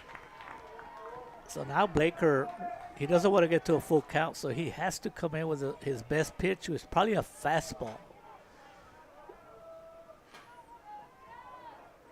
Runners at second and third for the Mustangs. 2-2. Oh, it puts this in play, but pops it up, and it's going to be a ground out. That was 1-3. Pitcher to the first base. It's a huge out for the Antlers. But here's where Eric Serrano comes up. And Eric Serrano at the top of the order now for the Mustangs. Jose Rivera on deck. So 2 outs now, still runners on second and third.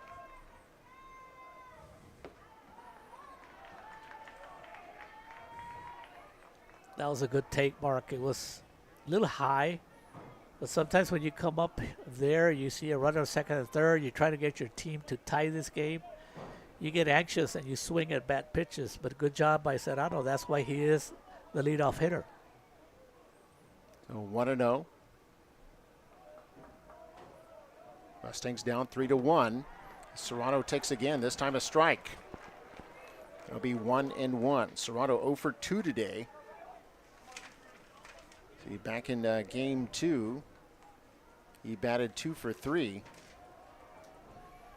So he'd be 2 for 5 overall today.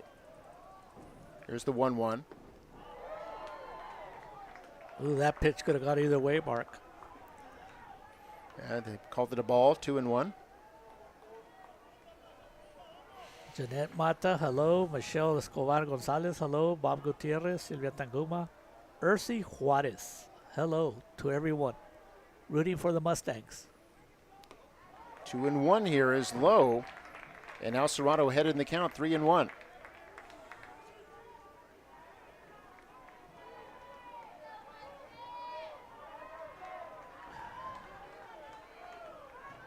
I could just imagine how much the fans are down there on both sides with all the nerves. 3-1 pitch is swung on and popped foul. And he barely missed that pitch, Mark. That'll be a full count now on Serrano. And I give credit to Coach Cortines, Mark. There's been a couple of 3 balls and 1 strike counts, and he allows his hitters, he gives them confidence. If it's in the strike zone, go for it. Mustangs down 3-1. There's And a this run. gets by the pitcher. It's a drop he third didn't strike. Come on, he didn't come. And No, now here comes no. a runner trying Go to get back. home. Go, they're in trouble, Mark. They got caught Come in on, no come man's home, land now. come They home. throw to second base. Did not get an out there. They've got a runner trapped on the third base line. And he's going to be tagged out short of home plate. That'll be the third out. A big mistake, a big base running mistake, Mark. Yeah, the Mustangs base running errors there. And they end up with only 1 run in the inning at the end of 4. So after 4 complete, it's the Antlers 3, the Mustangs 1. We'll be back for the 5th in a moment. McAllen ISD's world-class pre-kinder program is now open to all 4-year-old children, and it's free. Just register through the Skyward system. Don't have an account? No problem. Contact one of our elementary campuses or the Student Outreach Department at 956-687-MISD. Give your child a solid start to their educational journey. Register for free pre-K today.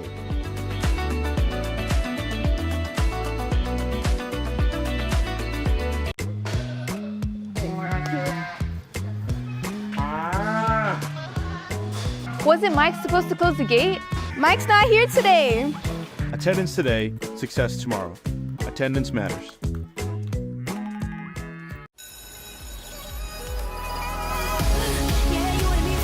We are about learning. We are about safe environments. We are about going the extra mile. We are about exploring our horizons. We are about opportunities for all. We are about excellence.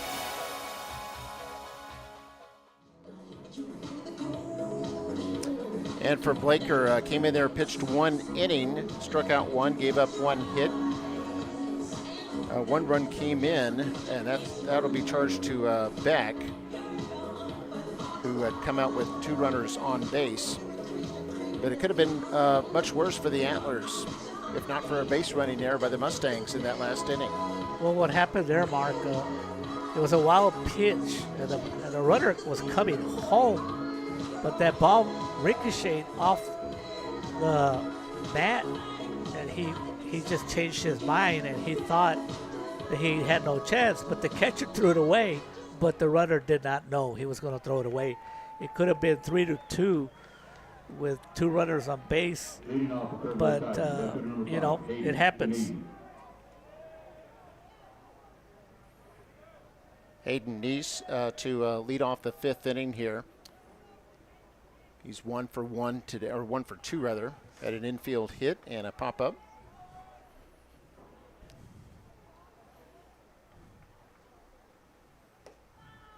The pitch from Rios misses for a ball.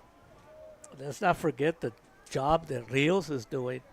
Got a big out in the 3rd inning. There's a swing and a miss there, and it's going to be 1-1. And he also did a good job in the 5th inning.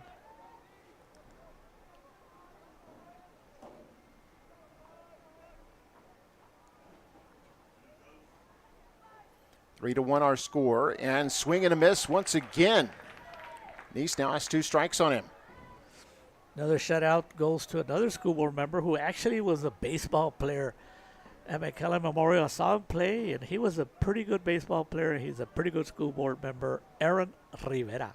And this is swung on, hit toward left field. It's going to bounce and be a base hit. And Nice will be aboard here in the top of the 5th inning. Single for Hayden Canesi. So he's now 2 for 2 tonight. Now batting shortstop number Or actually 2 for 3. And Coach Chris Russ is talking to his hitter, Connor Yeah, that's Bloomer, who did a Bloomer's done very well tonight. he He's has. 1 for 2 in this game. Single and back in the second, he eventually scored. He's 1 for 2. and he's the only freshman on the team. He's going to bunt. That's going to be ball 1. Back in the first game today, Connor Bloomer batting 2 for 3. As the Antlers stayed alive with the 9-7 victory in Game 2. Mustangs had won Game 1 Thursday night 8-2 on a combined no-hitter, 2 pitchers. Didn't give up a hit, but the 2 runs coming in through an error and a balk.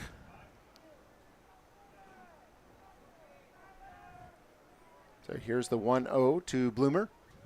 Trying to bunt again down the third base line. They're going to let this go foul, and it'll be 1-1.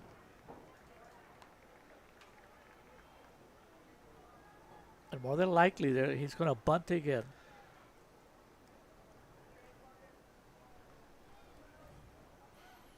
Trying to get that runner over. That was Nice who singled. Is at first base.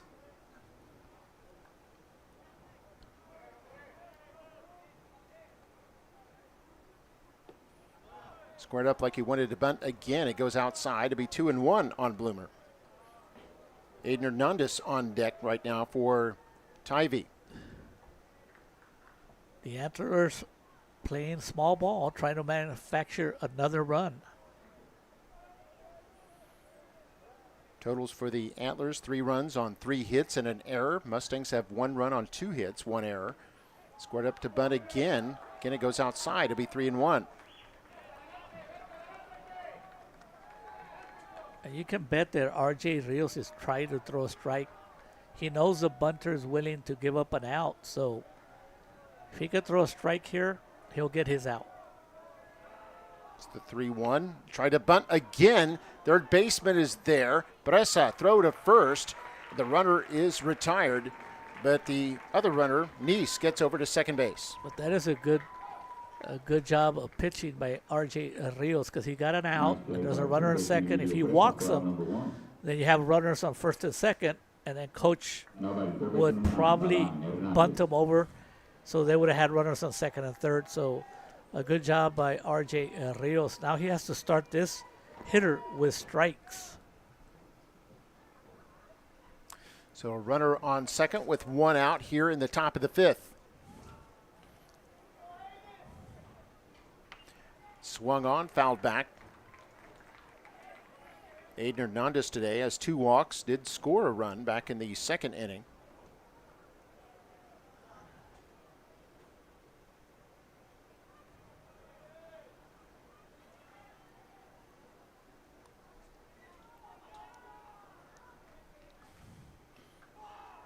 So 0-1 is low, and it'll be 1-1 to Hernandez. Robert, Good job. Sorry, Mark. A good job by Lucas Cabrera because he blocked the ball and kept that ball from going to the backstop, which would have meant that the runner at second would have been at third.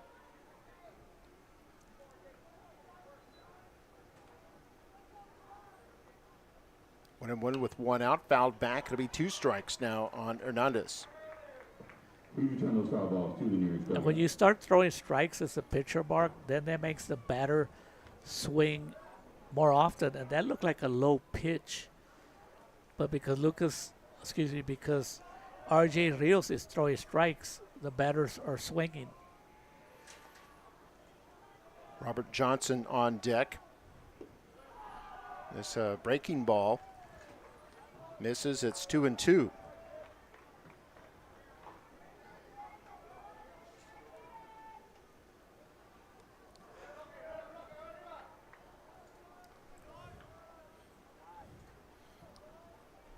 One out here in the top of the 5th. Lets that one go by. It becomes a ball. We got a full count now on Adán Hernandez. And the fans from McAllen Memorial are going wild on that pitch. That was not called a strike. But little do they know, Mark, that umpire behind the plate graduated from McAllen Memorial. 3-2. Swung on and a miss, and Hernandez strikes out. And there's a steal, Mark. The runner took advantage. They didn't pay attention to him, so he's at third. So now 2 outs on the inning. Oh, yeah, you're right. And Nice On third, 2 outs. Next batter, quietly first steals baseman, third Robert base. Johnson. Lefty and lefty matchup. Advantage to RJ Rios.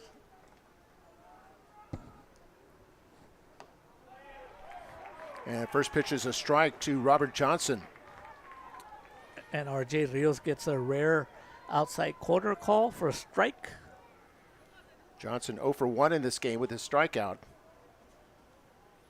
Runner on third base. And there's called strike 2.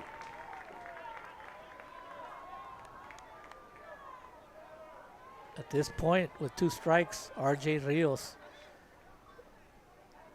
he has to throw some kind of pitch that's not in the strike zone. Good stop. Yeah, good job by Cabrera. Knocked that one down. It'll be 1-2.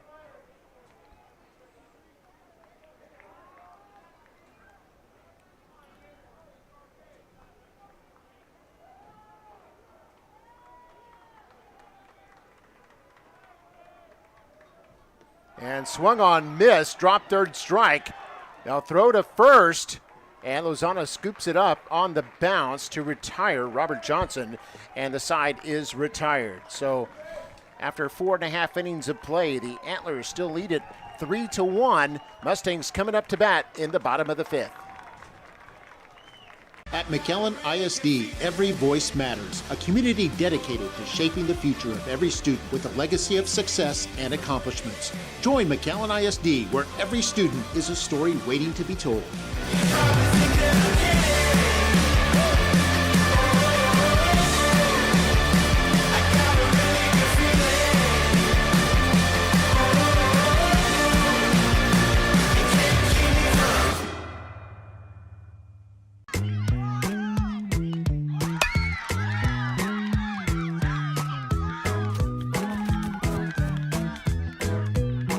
Who's on one? Attendance today, success tomorrow.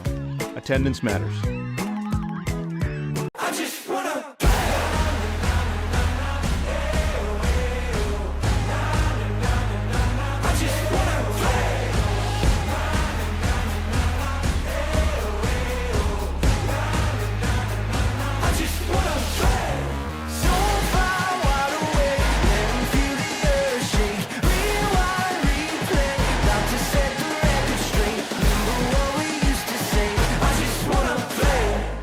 And we're back. Mustangs have some power hitters coming up here in the bottom of the 5th inning. Going to start with Jose Rivera as number 2 in the order.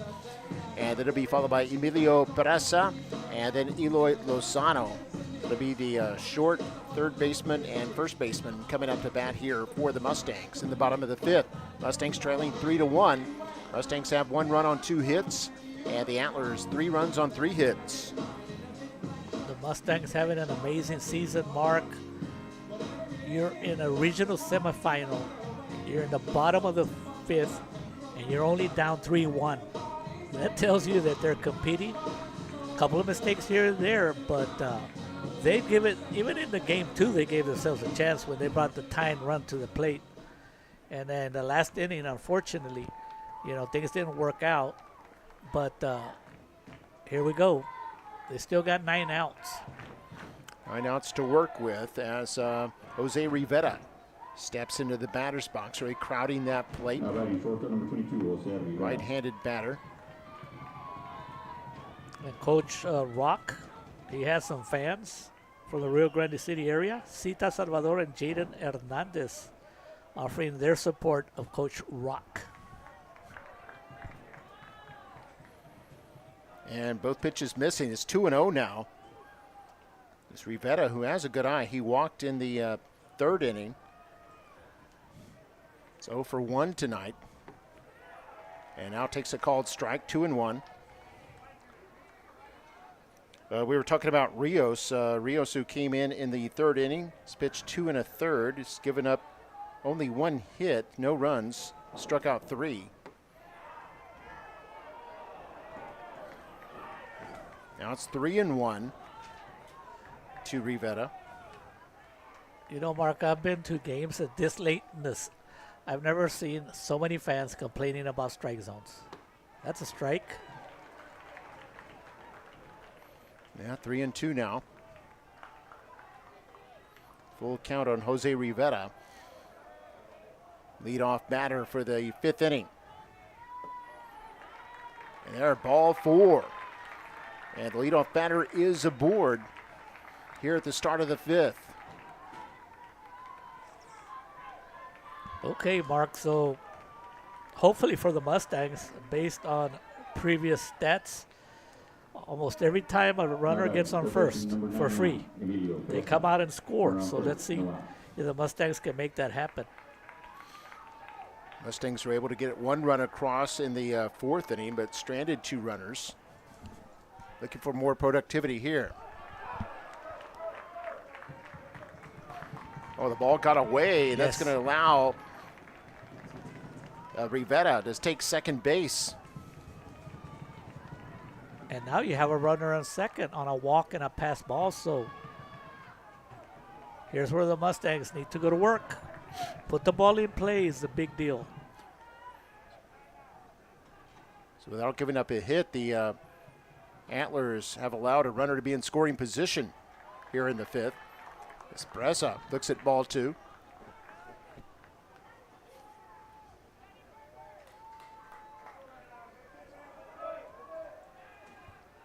Espressa has to be patient.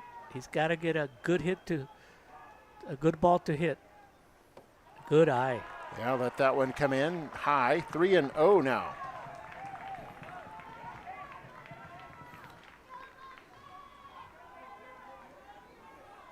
Mustangs might be able to do what they did in the last inning, which is put the first two runners aboard with nobody out.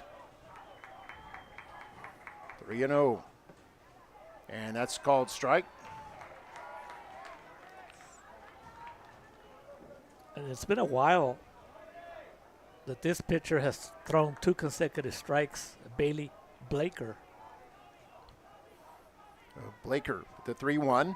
There it It's is. going to be high, and that's a walk. And the first 2 batters of the inning are aboard. The Mustang fans getting excited.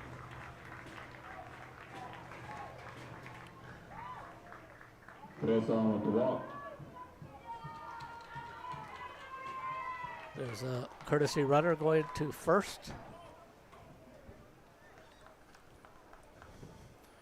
Courtesy runner, that's going to be number 11, Jaden Solis.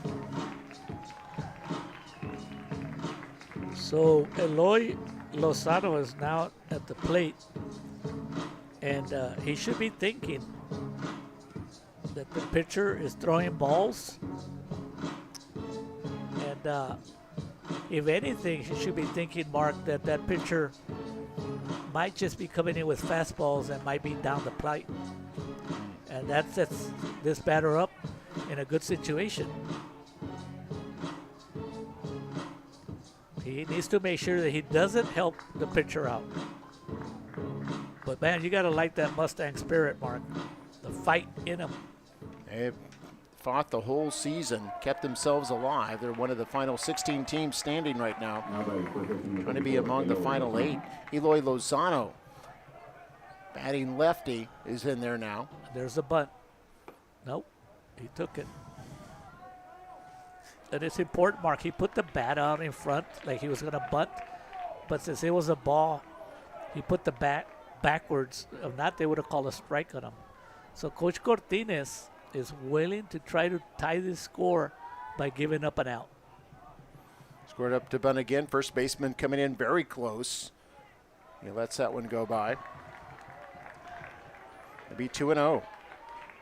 And now, Mark, I see this pitcher now, he seems to be aiming the ball. Bailey Blaker having problems. Runners on first and second. Nobody out here in the fifth. Scoring up to Bunagiri. Bunts this one foul on the third base side. So it's 2-1. And what Bailey Blaker has to do is what R.J. Rios did when he had a 2-ball and 1-strike count. He knew that the batter's willing to give up an out. So all he's got to do is throw a strike. But it is not as easy as we think. Nobody out. First baseman coming in again, anticipating a bunt.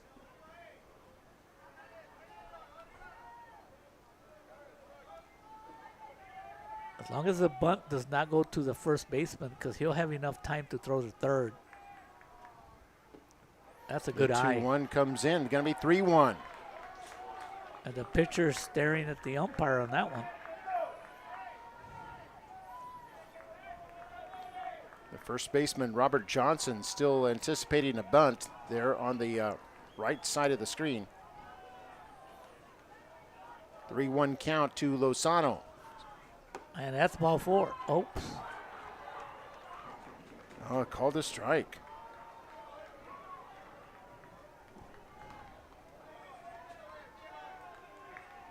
Three and 2.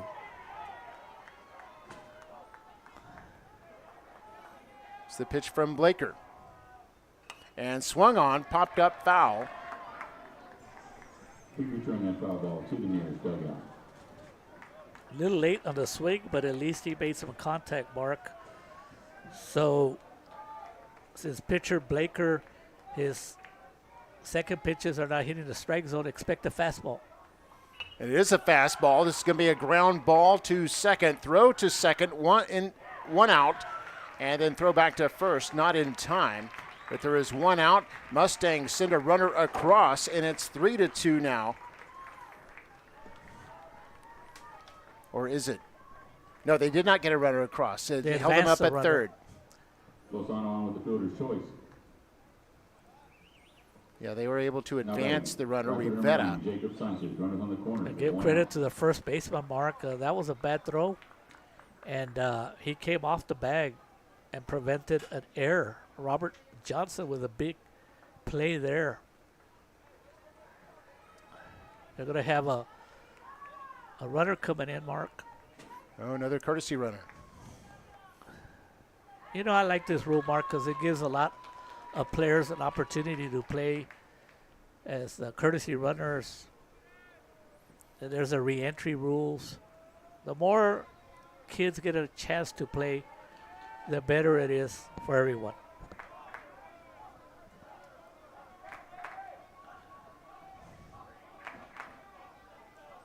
So runners on the corners now.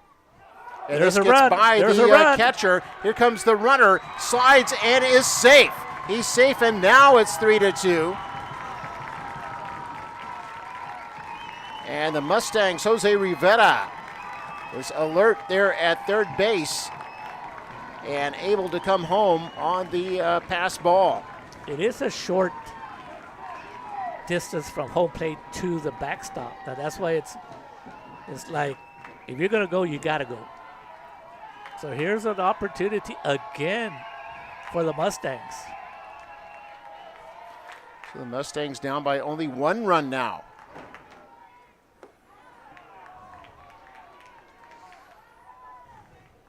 Batters Jacob Sanchez. 2-0 count on him. Sanchez is a good contact hitter. Mustangs have a runner on second base. Here's the 2-0. He's going to take that one a strike. Jacob Sanchez now is 0 for 1 tonight, but he did walk in the fourth inning and scored. Mustangs have the tying run at second base here in the fifth inning. And swung on, ground ball to third. It's bobbled. Now a long throw is not in time. All the runners are safe. That's what I've been talking about, Mark, that if you make contact at this level of play, it puts a lot of pressure on the defense. And it's hard. The infielder there got a little anxious. He had the ball and he dropped it. And this is Mustang baseball, putting pressure on Tivy. And Sanchez, beats out the throw. A long throw there across the infield, and Sanchez safe at first base. Lozano was not able to advance as he held up at second. And Daniel, he's been on base a couple of times, hasn't he, Mark? Who's batting? Yeah, Daniel Flores has been on base, both plate appearances tonight. Had a single in the second and then a walk in the fourth. Who's going to be that Mustang that comes up with a big hit? Mustangs down 3-2 here in the fifth, but they have 2 runners aboard with only 1 out. The good thing is Daniel Flores has good speed, so if he can put the ball in play, he's going to be difficult to double up. Now you can really hear the Mustang fans. There's the 1-0 pitch from Blaker. And that caught the outside. It's going to be 1-1.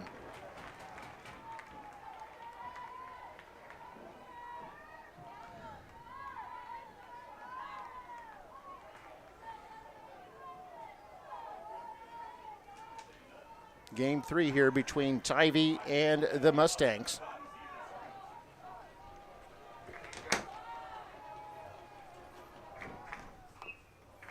And it's swung on, foul ball.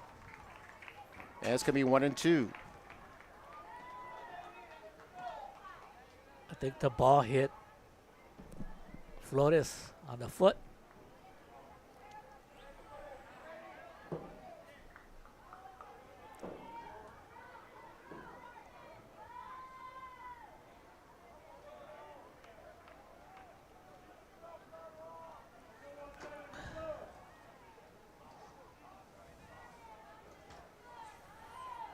One and two with 1 out here at Cabinets Field.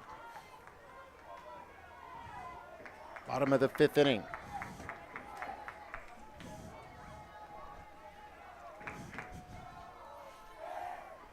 Whoa, Mark. This gets by the catcher for just a moment as he quickly picks it up. None of the runners can move. What a stop. I mean, that one, bounced way out in front of home plate. And that keeps the runners at first and second, and the double play is in place for the Antlers.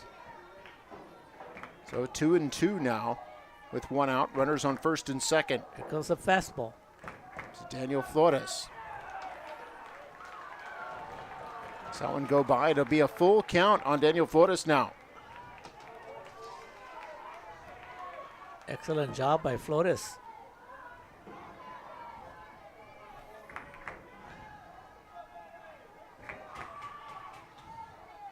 Lozano at second. And this is swung on, gets by third base into left field. It's a base hit. Runner is coming around third. Long throw. It's going to be off target. Slide safe. We're tied at 3. Runner keeps going on the bases around second all the way to third base. And the runner safe at first. So the Mustangs have runners on the corners, still only 1 out, and they've tied the game 3-3. What we were talking about, Mark, is making contact. And that's what Daniel Flores did. I don't know what happened to him at first base. Maybe he stepped on the bag the wrong way or something. But, Mark, I got to give credit to Coach Rock over there. You usually don't send a runner when a fielder gets the ball and the runner is just hitting the bag. But Coach Cortines knows that these opportunities don't happen. If the left fielder makes the perfect throw, he's probably out at the plate. But he put pressure on him to make that throw, and he didn't. And the reward goes to the Mustangs. So my hat goes off to Coach Cortines, willing to take the risk. What an excellent job over there at the third base box. And then the runner from second, he took advantage and took third. And that's very important because you have the lead runner now on third. I think they're going to have a courtesy runner for Flores And he seems to be okay, and it's important that he comes back into the game because he's a real good defensive player.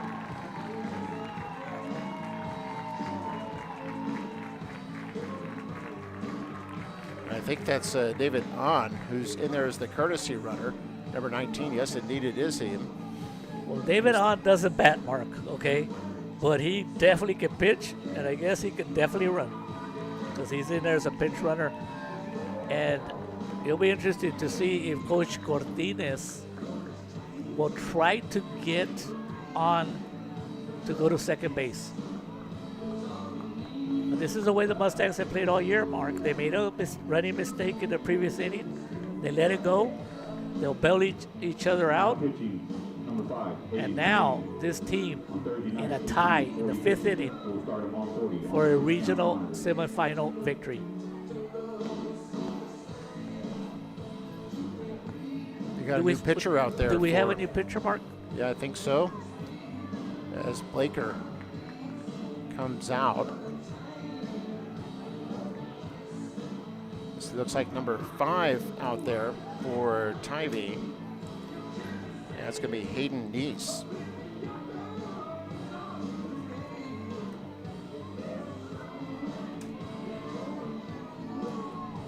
There's a wild pitch as he's warming up. I'm sure the Mustangs will take that. All year long, Coach Cortines has been talking about changing the culture. He told me that last year, in games like this, somehow they would find a way to lose. And things changed this year, obviously, and now they're winning the big games, coming up with some clutch pitching, clutch defense, and some clutch hitting. But with the momentum on the side of the Mustangs, they have to take advantage of it. 1 out with a runner on third, you gotta find a way to score. Coming up to bat for the Mustangs.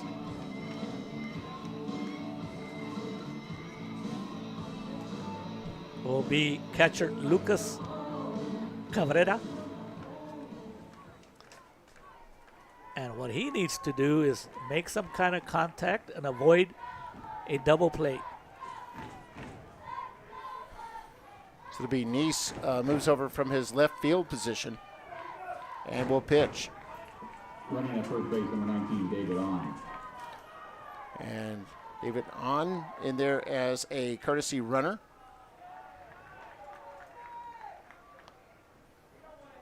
Batter is Lucas Cabrera. Takes ball 1.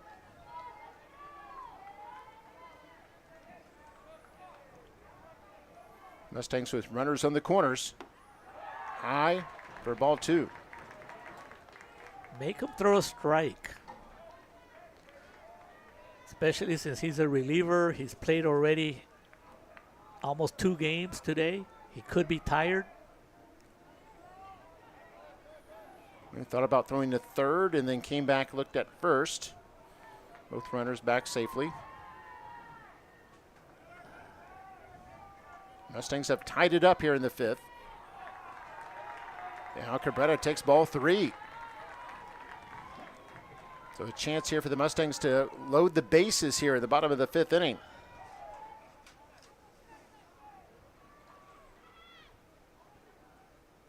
Big opportunity for the Mustangs.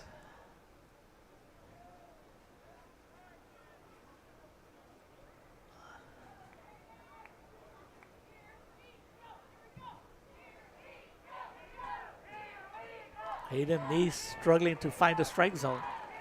Cabrera 0 for 1 today, does have a walk. This Ball is high 4. again, and the bases are loaded with 1 out in the bottom of the 5th. Mustangs have brought in 2 runs already and now have the go-ahead run at third base. Coach is coming back to talk to his pitcher. All those 4 pitches, they were not even close. I think he's going to make another pitching change, Mark. Is he? Because he cannot afford to have more walks. Yep. Another pitching change. He's trying to find a pitcher that can at least throw strikes. Final pitch count for Canadian, 44.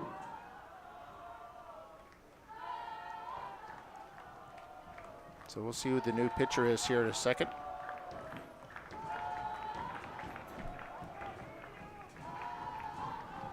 So for all those that are listening to us on MITV, McAllen ISD TV, YouTube channel or Facebook, with the score 3-3 mark, they need to call their friends and tell them to come on, because the Mustangs are trying to win this game in the why not us attitude. Yeah. Mustangs playing under the bright lights here in Corpus Christi. We're down 3-0. I'm sure things were starting to look a little bleak as they were shut out the first 3 innings, but then the Mustangs have answered back with 1 run in the 4th and 2 here in the 5th, and they still have plenty of chances here in the 5th with the bases loaded, only 1 out, and a chance to get the go-ahead run. And Mark, the Mustangs only have 2 hits, but good base running. And taking some real good pitches. They were close, but they got the walks. Good base running. One of the runs that scored earlier was a smart play by Rivera on a pass ball, and he was able to score. Let's see, the warm-up pitcher out there right now is number 4.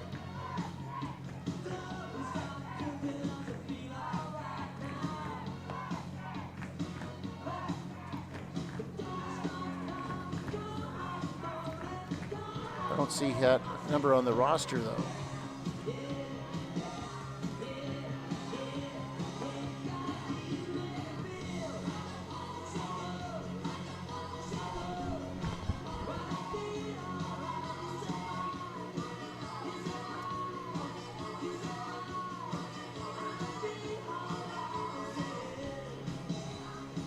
The Mustangs are in a great situation, 3-3. The pitcher, I've been observing him, Mark. He's throwing a lot of wild pitches or pitches that are not in the zone. That's their second baseman, Jaden Harrington. So he's not finding the strike zone right now, but of course he's just warming up. And the batter which is Kane Coy, he's looking at that. There's a strike.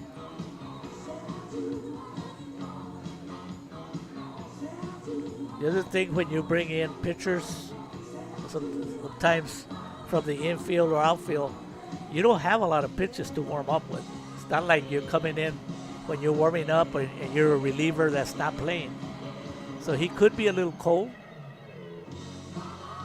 And Harrington's job is simple: throw strikes. Yeah, when the game started with Beck on the mound, he was getting the Mustangs to hit into a lot of pop-ups. Right. They're making quick outs, and the Mustangs were scoreless in the first 3 innings.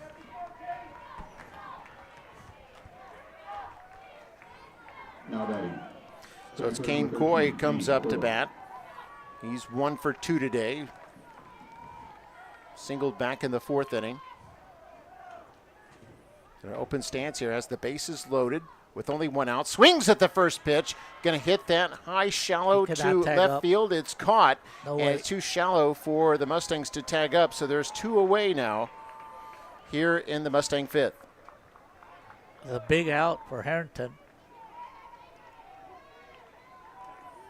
Coy now 1 for 3, and that'll bring up Etziel Gonzalez with 2 outs and the bases loaded. This is the first game where Gonzalez actually was in the starting lineup.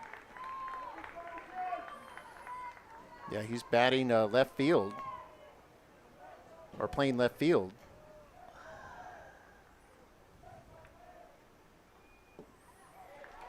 Terrific pitch there by Harrington.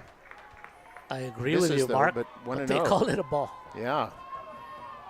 It's a fastball down the middle, but I guess too low.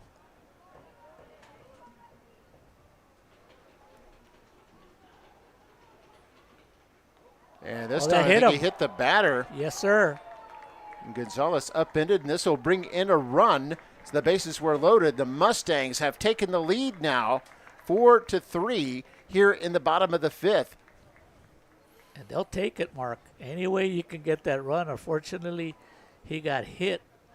Hopefully he's going to be okay.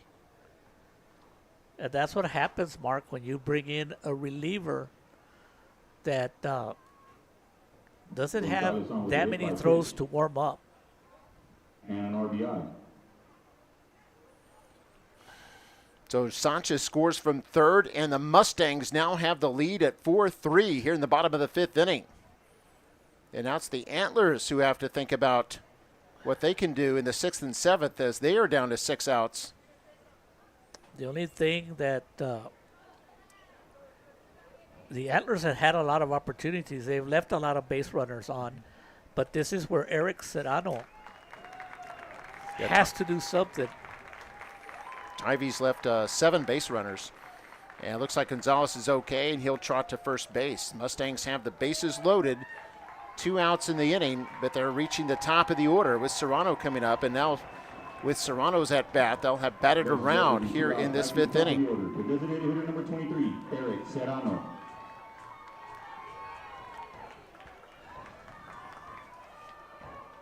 Serrano today, game 2 did really well. Game 2, he was 2 for 4, but here in game 3, he's 0 for 3. Hoping to do something here. Swings at the first pitch, pops it up behind the plate, catcher running after it. Can't get to it in time. It'll be strike 1. Well, you know that with that swing, Serrano made some contact, even though it's a foul ball. But man, when you're a batter, Mark, and you have an opportunity to put a lot of pressure on Tivy, you're going to be aggressive. He's a leadoff man. So Harrington needs 1 out to get out of the inning. 0-1 here to Serrano. Inside, ball 1.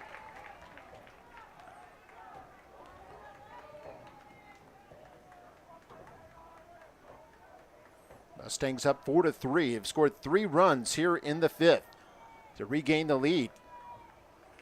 Actually, first lead they've had here in game 3.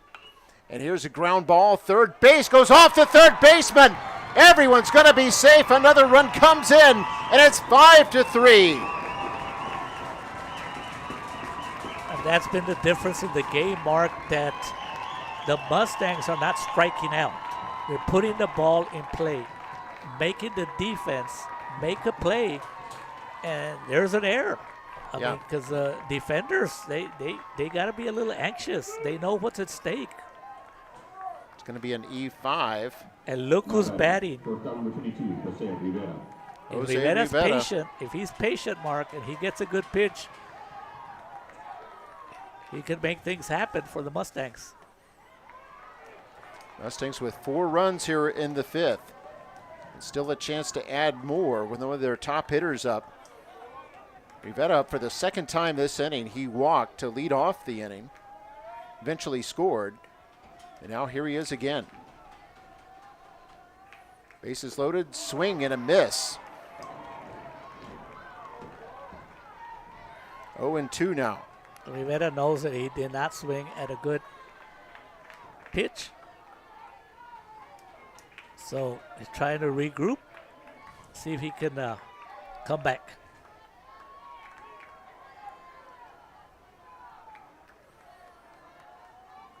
Bases loaded, 0-2 strike count on Jose Rivera. Rivera just 0 for 1 tonight, but has walked twice. Talking about game 3.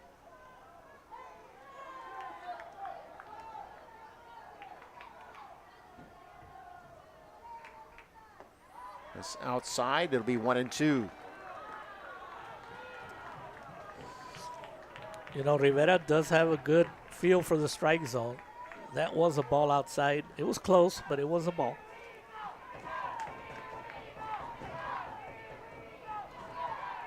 Get ready, Mark. It's a pitch by Harrington. And There's gets away from another the run. catcher. Runners are moving. A runner dives and scores. Another run has come in for the Mustangs, and they lead it 6-3 now. Other runners advanced, and they've got runners at second and third. Still only 2 out, and it's 2-2 on the batter, Rivera.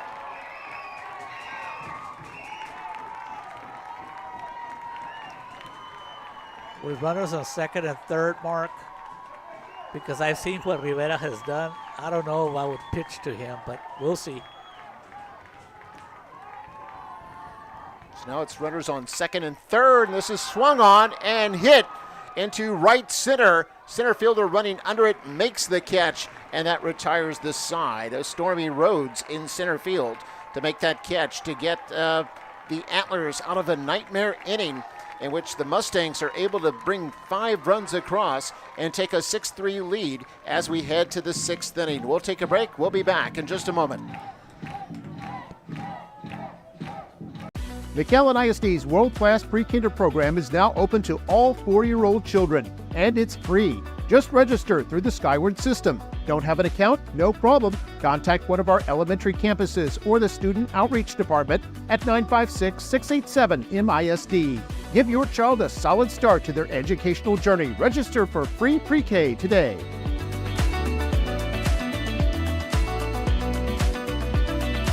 McAllen ISD is a place that offers rigor and choice. Want to study for a college associate's degree? We've got that. Looking for rigor tied to global standards? We've got that too. And coming this fall, a new collegiate academy giving students more career choices than ever. Call today. McAllen ISD has teamed up with the Hidalgo County Head Start to offer a free program. It's the perfect opportunity for 3-year-olds. This all-day program will place them with a certified teacher. Other advantages include high-quality instruction, dual language lessons in English and Spanish, around-the-clock supervision, and it's free. Children not only learn academics, but their social development will skyrocket too. This fall, the program will be offered at 6 elementary schools. Restrictions apply, so call this number or visit the website and apply today. And welcome back. Here in Corpus Christi, it's the McAllen Memorial Mustangs trying to advance to the uncharted territory. It would be the regional final. And they're 6 outs away from getting there. They have a 6-3 lead. Started this game off sluggishly with only 1 hit through the first 3 innings, but now have 6 runs over the last 2 innings. And they lead at 6-3 here as we hit the top of the 6th inning. And those extra runs they got, Mark, with a 3-run lead are huge. But R.J. Rios did a great job in that inning, Mark, when they only scored 1 run and he got the big out with the bases loaded. So that was very important. And the other thing that we have to take a look at how R.J. Rios does with the first 2 batters, because the long inning, he was sitting for a long time. Maybe he was warming up on the side or something. I don't have that vantage point from here, but he's been throwing strikes. And that's been the big difference between the Mustang pitching and the Antler pitching, hasn't it? Yes, here especially in the late innings where the Mustangs have been able to generate six runs.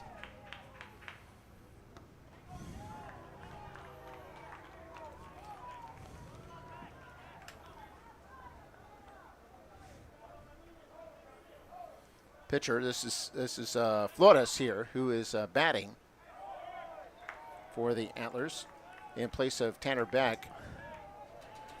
2-0 count now. And you know the batter's not going to swing. He's trying to get a walk out of this.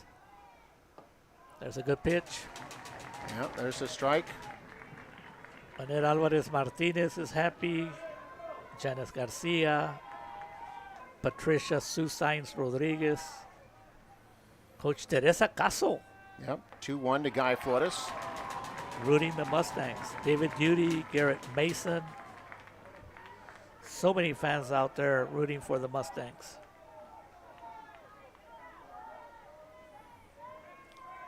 2-2 count now. And swung on. Hit into left field. It's going to be a base hit, and the runner is aboard with nobody out in this 6th inning.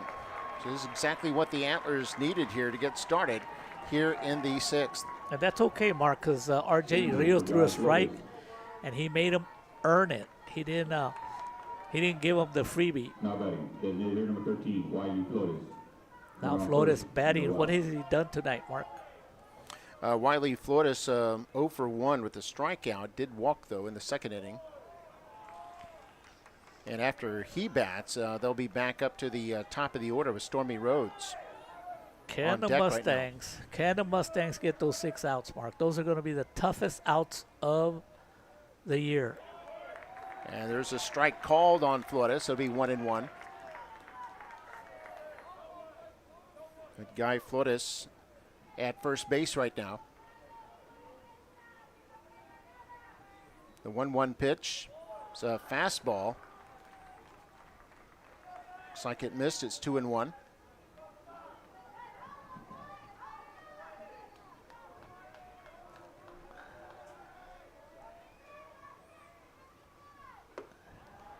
That's high, and it's going to be 3-1. So if he puts this batter, if he puts him on base, then the tying run will come to the plate.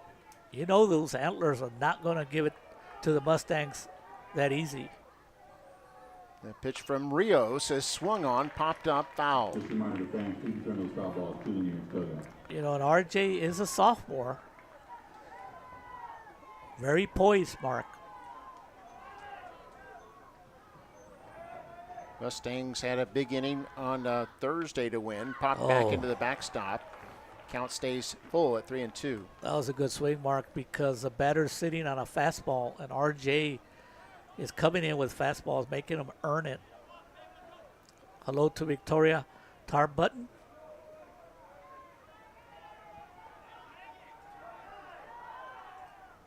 It's 3-2, fouled back again. Still full count. That's all you can ask, Mark. And I was saying Mustangs had a big inning, 5-run inning on Thursday night to pull away from the Antlers. They've had a 5-run inning here that just might prove to be the winning margin. Fouled back again. Give this kid credit, man. He's hanging in there. But RJ is throwing strikes.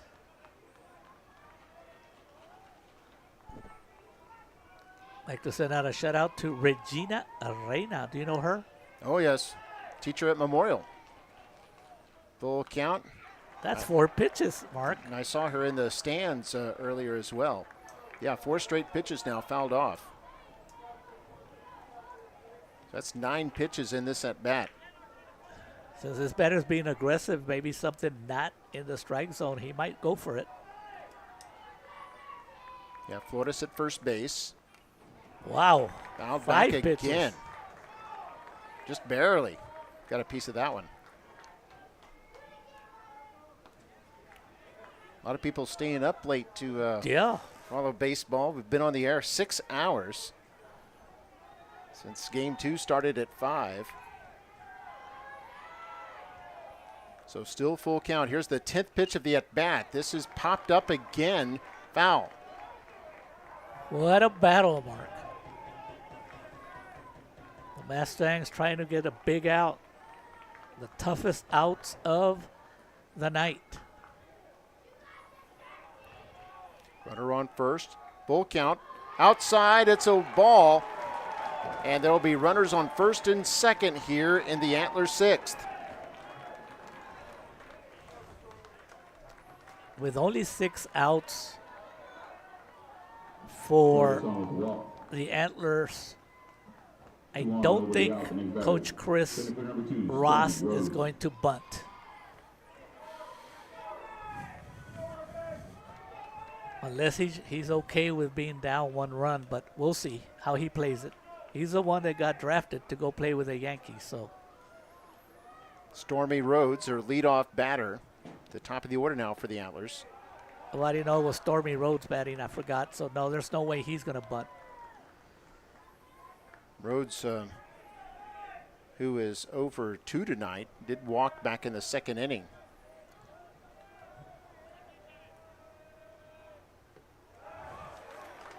And Rhodes was 3 for 4 in game 2 today with a run and an RBI. Coach Cortines is going to come out to talk to RJ Rios.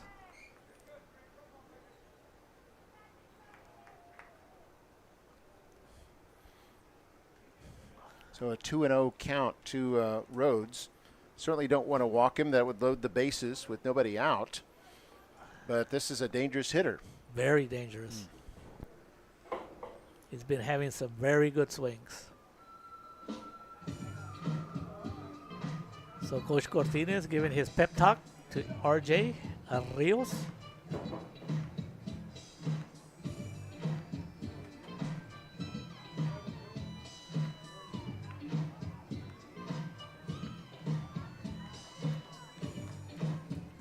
Very competitive game, Mark.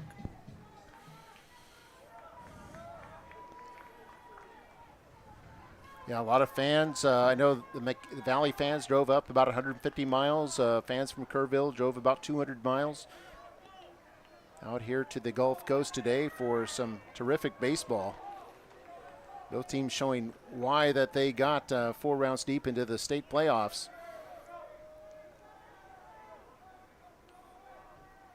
Both with never say die attitudes. And the Memorial fans are not happy with that ball call. Yeah, 3-0. Tried the breaking ball, wouldn't go down. So the 3-0 to Rhodes. Gets ball 4. And the bases loaded here with nobody out here in the 6th inning.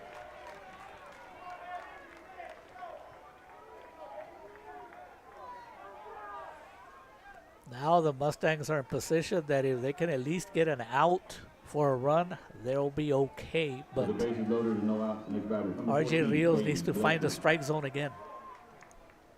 There it is. This is Blaker, who had pitched some, stayed in the lineup, so he's still batting here. It's 0 for 2 with the walk. Nice pitch. 1-1 here.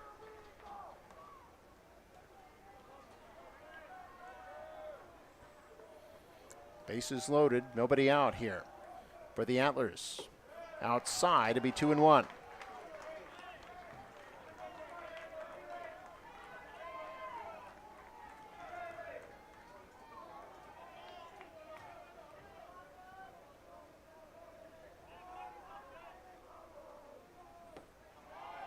And right across the plate, 2-2 now on Blaker.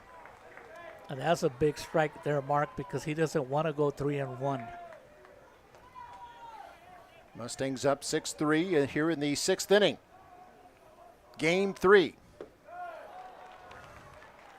That missed low. It'll be a full count now on Blaker. Good eye by Blaker.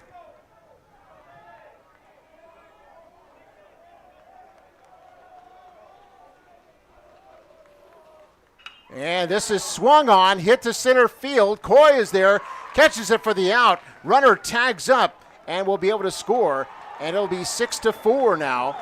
Mustangs still leading by 2 runs, but the Antlers get one across.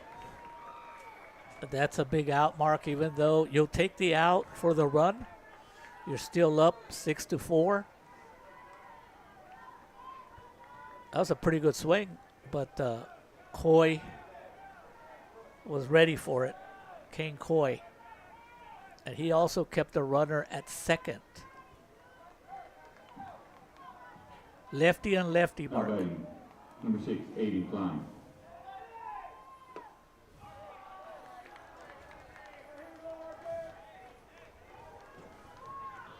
Let's see where we are. Is that Aiden Klein?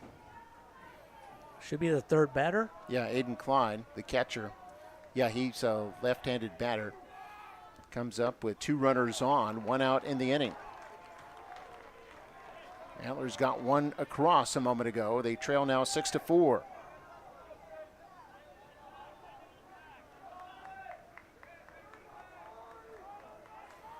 Wind up from Rios.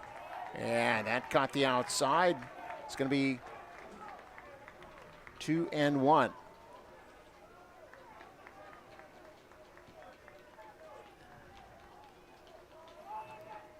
Klein 0 for 3 today. And now 3-1.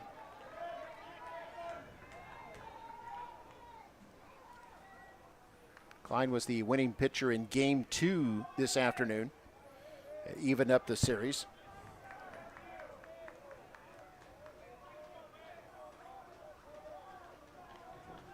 Here's the 3-1 from Rios.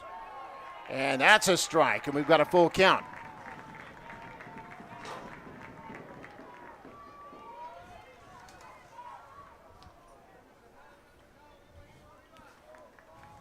Three and two on Klein. Runners at first and second, swung on, hit towards second base, gets by the second baseman, throw to first is not in time. All the runners are safe, the bases are loaded once again. And now the Antlers are the ones that putting the ball in play, and because of that, the Mustangs are committing errors or not doing what they need to do. So now with the bases loaded, the Antlers are set for a big inning with a cleanup man coming up to bat, I believe. The base is loaded and 1 out. The next batter. You're right. 5, Hayden Neese is coming up. Neese pitched only one batter before he was removed in the last inning, part of that 5-run inning by the Mustangs. I give credit to both teams, Mark. They're putting pressure on each other. They refuse to die, both teams. The bases are loaded. There's still 1 out. And this is swung on and hit towards left field. That fielder going way back. And they're saying he dropped no it. catch. And now the runner's running around the bases. 1 run is in. 2 runs are in. It's tied. There's a play at the plate. Ball gets away from the catcher. A 3rd run scores, and the Antlers have the lead. Now a play at third base, and they're going to say out. Was he out there? No, he's safe. He's safe at third. But 3 runs come in for the Antlers, and they regain the lead at 7-6. The fighting spirit of both teams, Mark.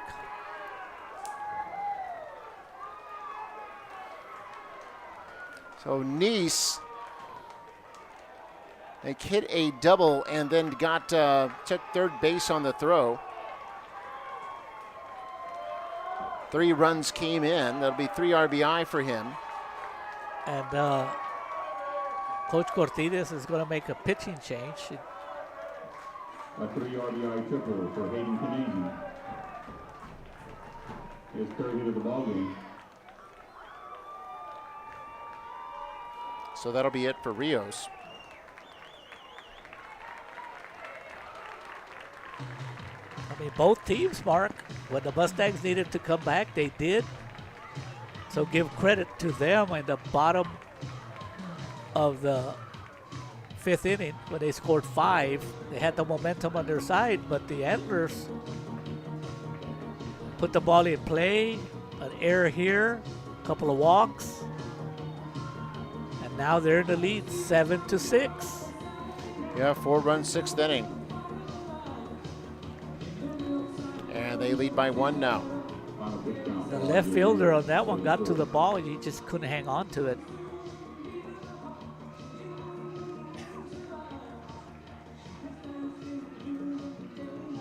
Seven, 6 the score. But getting those final outs are always very difficult.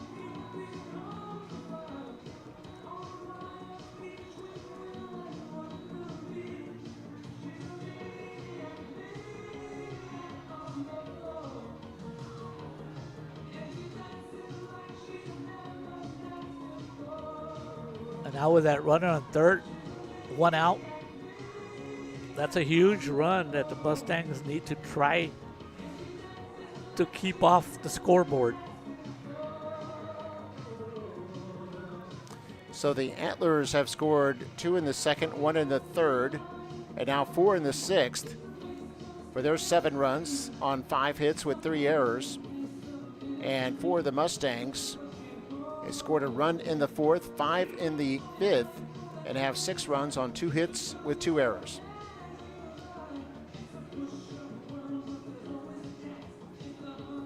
Now we'll see who our new Mustang pitcher will be. I think it's going to be Kane Coy.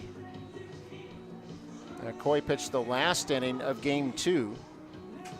They move in from his center field spot to pitch here in the top of the 6th inning. Runner on third with 1 out.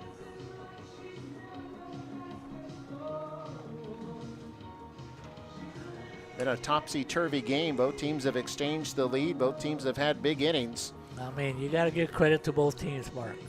They are just, they're the same kind of team. Resilient, trying to find ways to win.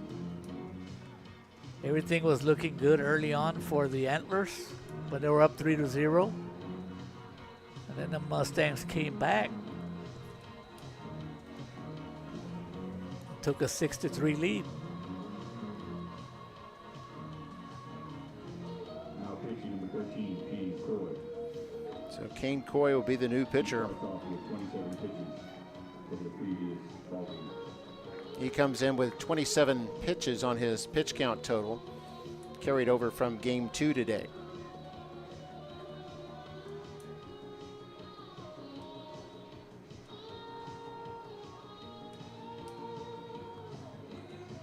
Kane Coy has a decent fastball, but he also has a real nasty slider.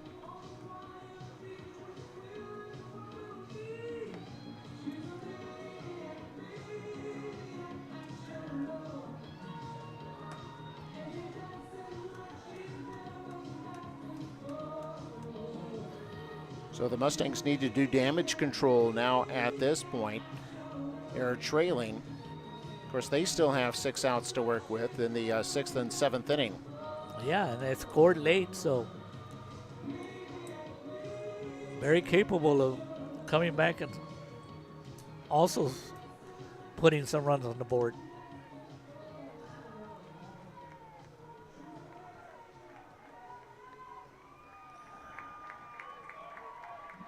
Now batting, scorecard number 8, Connor Bloomer. So this will be Connor Bloomer. It's The been a defense, thorn in the side of the Mustangs he has. tonight. The Mustang defense is playing in. He's 1 for 3. Yeah, the Mustangs not wanting to even give up a single additional run at this point. But it goes back to Mark, just make contact and probably good things happen. It's the pitch from Kane Coy. That's a strike. It's 1-1.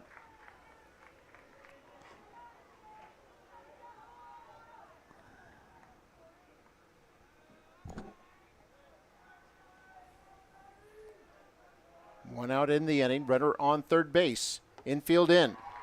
Swing and a miss there by Bloomer. And look out for Kane Coy's slider. He's got a good one.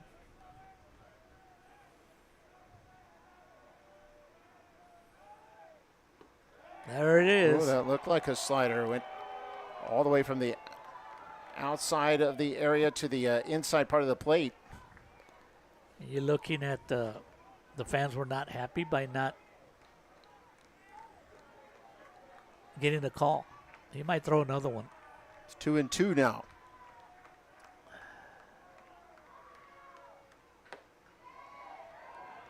Misses outside. It'll be a full count. Neese at third after hitting a 3-run double, then took third on the throw.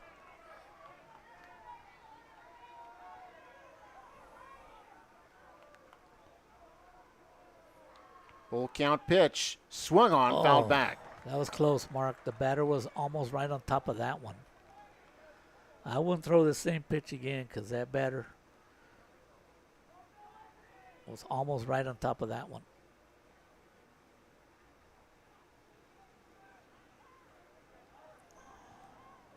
Still full count with 2 out. And it's a walk. And there'll be runners on the corners here with 2 out in the 6th inning. There's 1 out, Mark. Oh, yes, they had 2 out there They on the did. scoreboard. They did. But you're right, 1 out.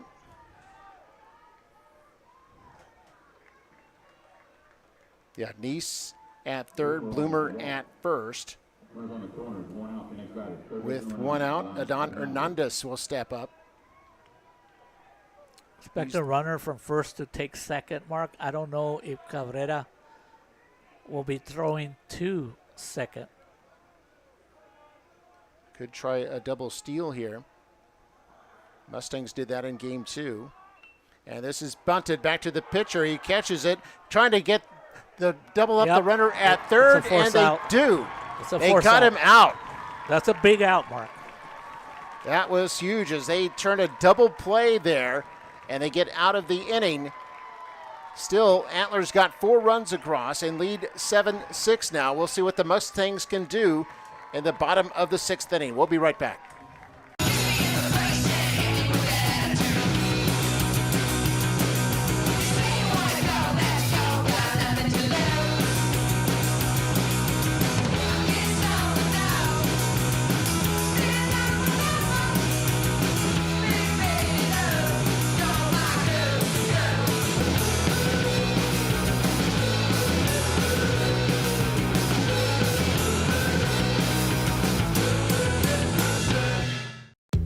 To be or not to be? That is the question. Line? Hello? Hello? Attendance today, success tomorrow. Attendance matters.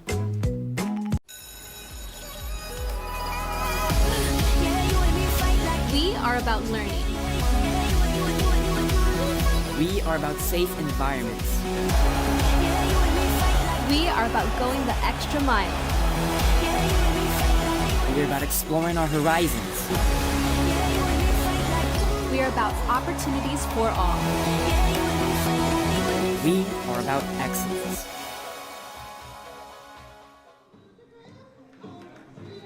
And welcome back. Mark May with Mario Reyna here at Cabinets Field. And now it's the Mustangs who are down to their final 6 outs as they trail 7-6. Both teams with big innings. Mustangs got 5 runs in the 5th inning. Antlers come back with 4 runs in the 6th inning.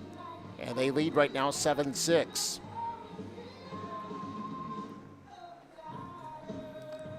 See who's coming up to bat here for the Mustangs. It'll be Emilio Pereza, the lead off, followed by Eloy Lozano, and then Jacob Sanchez be the 3, 4, and 5 hitters for the Mustangs. I was taking a look at Jayden Harrington, the senior, while he was warming up, Mark. Of course, it's warm-ups, but he threw like 7 balls out of the 8 that he was warming up. So we'll see if Leading off for McAllen Memorial. Third baseman number 99, Emilio Pereza.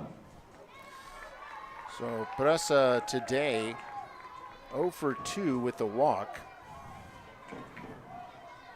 It's the lead batter here in the 6th inning. It's outside for a ball. Presa just needs to be patient, make him throw a strike.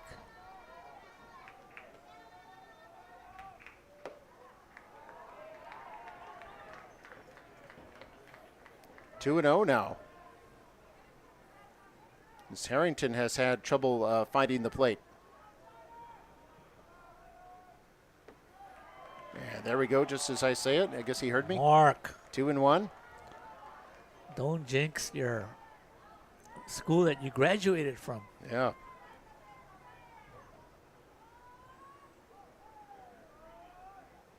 And swung on and missed. 2 and 2.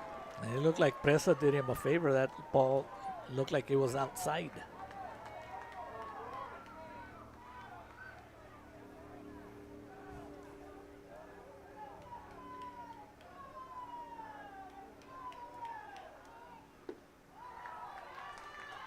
That missed. It'll be 3 and 2.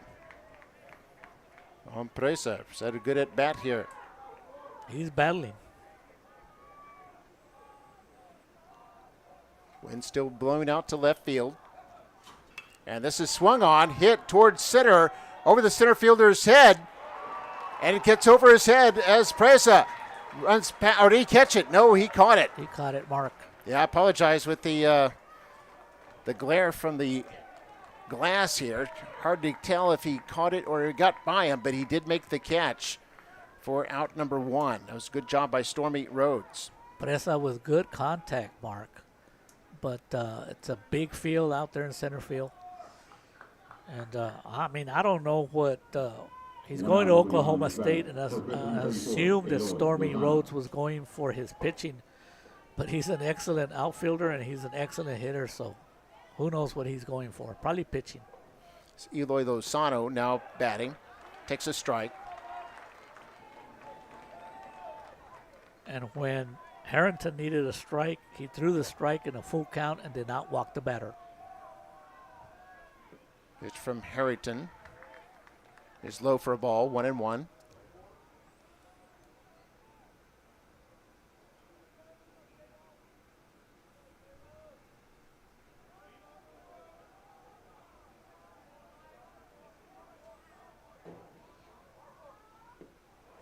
He went. He went around. It'll be 1-2. Sorry, Mark, it's my umpire instincts up here. Oh, yeah. That was in the dirt as well.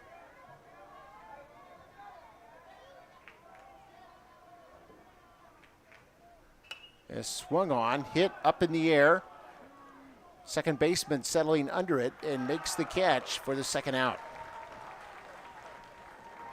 And Harrington doing a good job of throwing strikes, and he's getting rewarded with outs.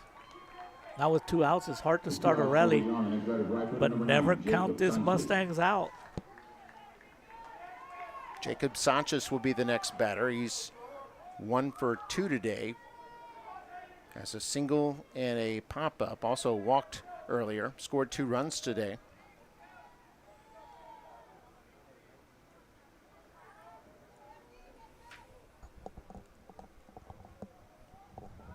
There's the pitch from Harrington. Outside, ball 1. 2 outs in the inning. Nobody aboard for the Mustangs.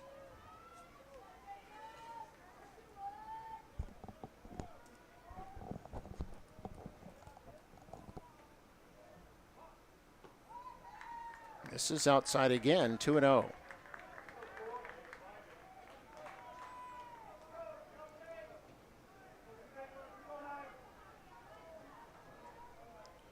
Jacob needs to do anything to get on base. There it is. Take it. Yeah, got hit by the pitch, and he'll be aboard.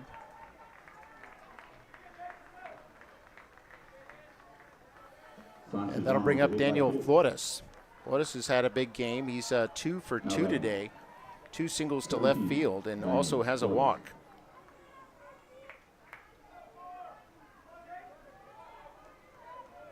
Comes up with a runner on first, 2 out in the inning.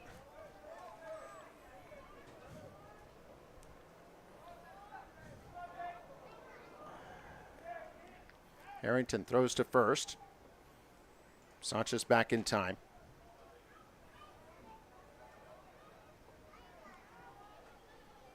7-6 our score. Antlers in front. Both teams have had the lead at different times.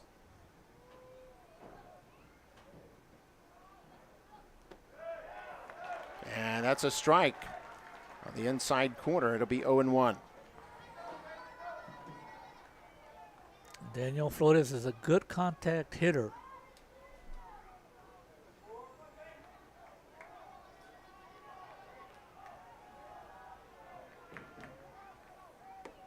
This inside that misses. It'll be 1-1 to Daniel Flores. Lucas Cabrera on deck.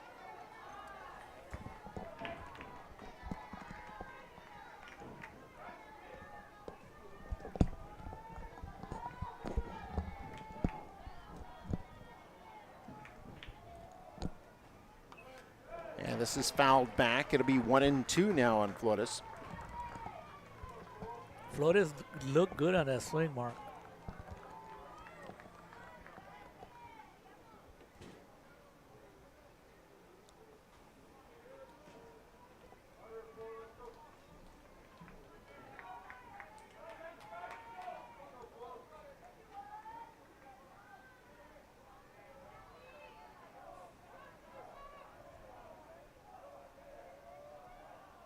The 1-2, this is swung on, ground ball goes foul on the third base side.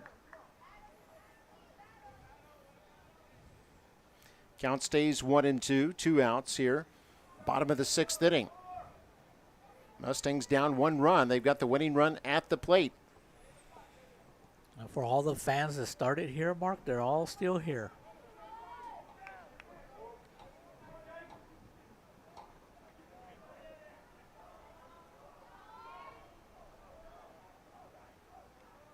Harrington, the windup is swung on, and this gets by the pitcher. It's a drop third strike. The catcher did not get the ball, Mark, on a strikeout. So that's like a big freebie for the Mustangs now with runners on first and second. Wow, yeah, they had, that was, would have been out number 3. They would have been out of the inning, but instead the Mustangs still have some life here in the 6th with 2 runners aboard. That's something I talked about, Mark, that I noticed in the first game of the series that the catchers, they had 2 or 3 pass balls, and they have one here in a crucial situation, and let's see if Cabrera can make them pay for it. Cabrera's a good hitter. First pitch, a strike to Cabrera. Cabrera 0 for 1 today, but does have 2 walks, so it shows that he's had that good eye. Comes up here with runners on first and second. The tying run on second base, the winning run on first.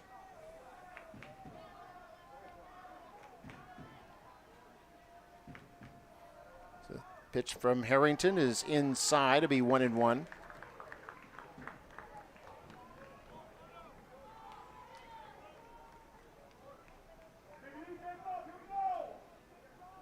Harrington, he doesn't have overpowering stuff. They're going to see if he went around.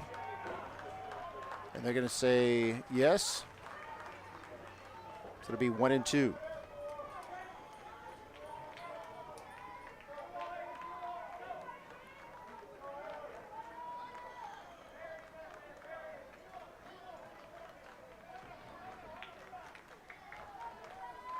Got Sanchez at second, Flores at first. 1-2 from Harrington, swung on, and that's foul. Down the third base side. That was close. Yeah, if that had been fair, they'd still be running right now.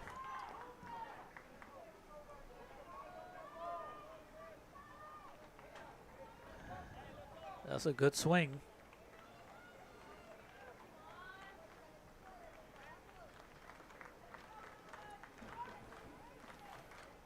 1-2 to Cabrera. Kane Coy is on deck. 2 outs in the inning.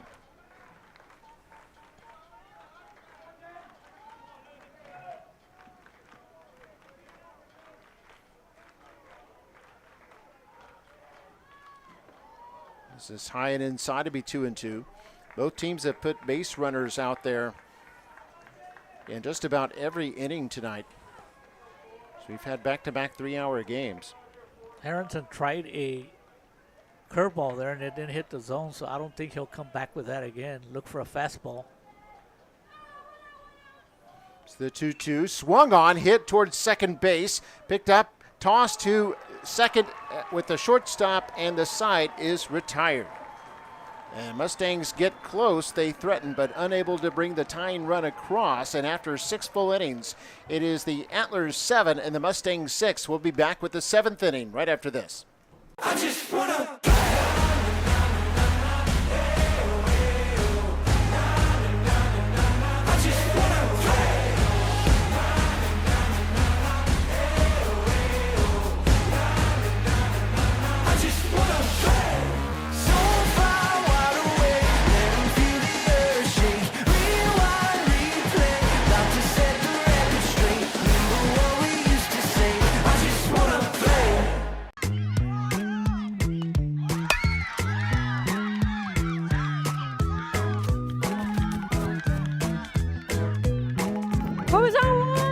Attendance today, success tomorrow.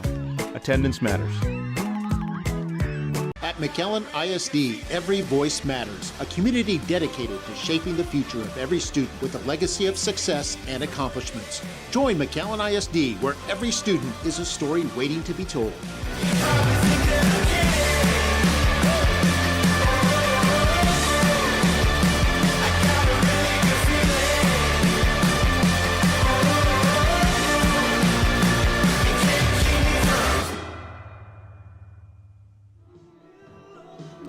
So we're heading to the top of the 7th in a real tight baseball game, 7-6. The Mustangs have competed very well at the 4th round. They should be proud of themselves. They've come up with some big runs when they need it. The big deal here is for pitcher Kane Coy to not allow the Antlers to score any runs that way. Actually, when he comes up to bat, if he can get on base, he would be the tying run. So it's just been a very competitive game. Two teams that refuse to lose. Yeah, see if Coy can shut down the Antlers here in the top of the 7th inning.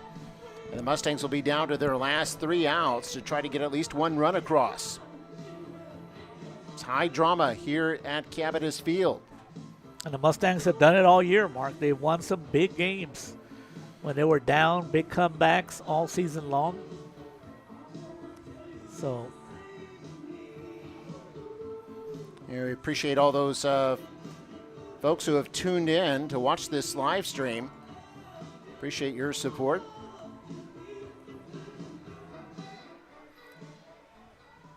And it's almost going to be midnight, Mark. I wonder how many teams throughout the state of Texas are still playing baseball. Oh, yeah. Kerrville Tivy in the top half of the 7th inning. Here's Robert Johnson to lead off here in the top of the 7th for the Antlers. He's 0 for 3 tonight. Struck out twice. Does have a sacrifice. That gave him an RBI. First pitch from Coy is a strike. Swung on, missed. Strike 2. And that's what Coy has to do, Mark. Get ahead of the batters. Make them swing. Don't give them a walk. Guy Flores on deck. That's fouled off. It'll be 0-2 still. This is game 3.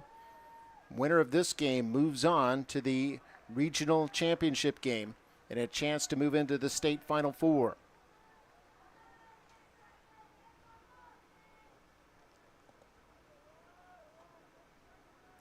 Winner of this game takes on Leander. 0-2. And it's low for a ball. That's a good pitch.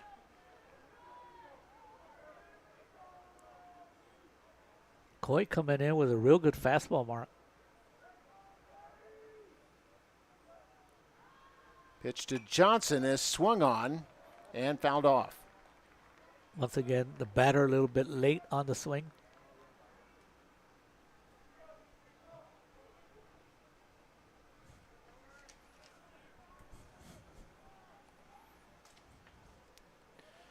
It's the 1-2.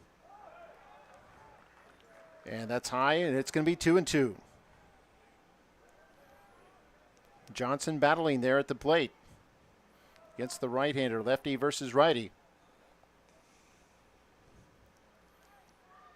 The 2-2 offering, swing and a miss, and Johnson is out. And first out here in the top of the 7th. A good start here in the top of the 7th for the Mustangs. And a wonderful curveball by Kane Coy. So here's Guy Flores.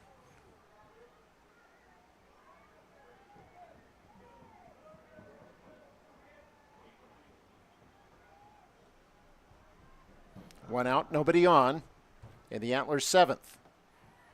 Looks at strike 1. What hurt the Mustangs, Mark, in the 6th inning was at the bottom of the order. some of those batters got on base, set the table for the top of the order, and they made them pay for it. And that's fouled back. It'll be 0-2 now on the batter, Guy Flores.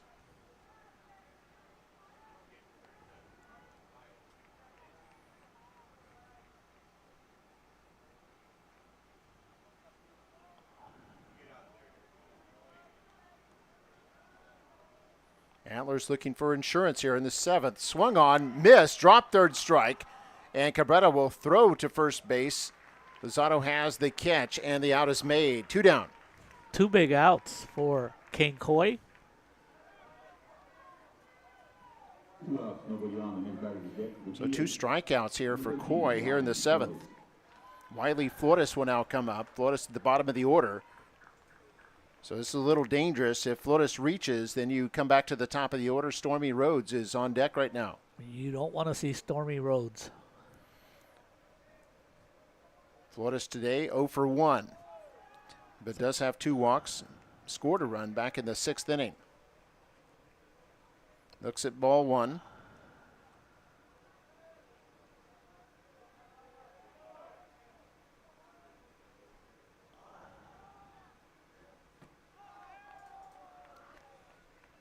Wild pitch there to be 2-0. Because the odds are high if Wiley Flores gets some base mark, he will go for a steal to second. And with a good hitter, you manufacture another run. That's not good for the Mustangs. Taking all the way.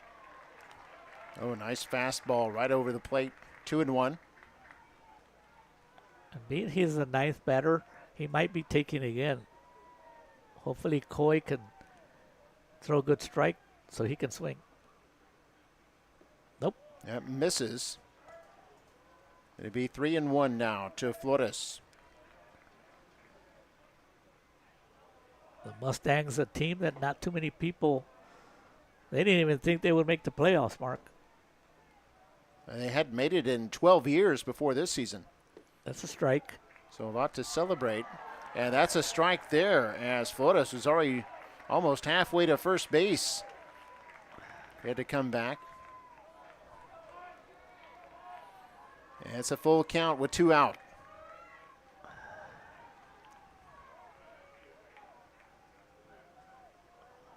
The pitch from Coy. And that's ball 4. And that'll bring us to the top of the order, and Stormy Rhodes will come up.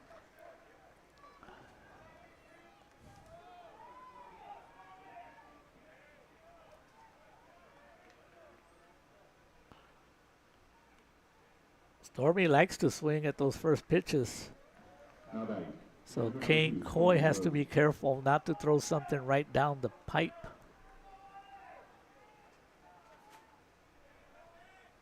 Yeah, it's 10 walks the Mustangs have issued here in this game 3.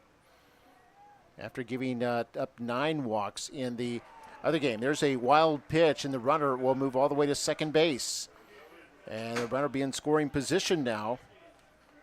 As the pitch was a ball, of course, to Rhodes. So Flores moves to second.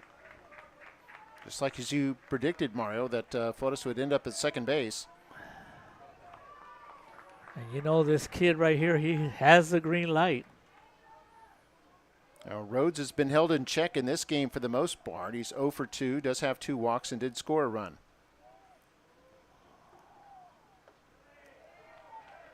And this is outside for a ball. Should be 2 balls. Yeah, now they correct it. It's 2-0.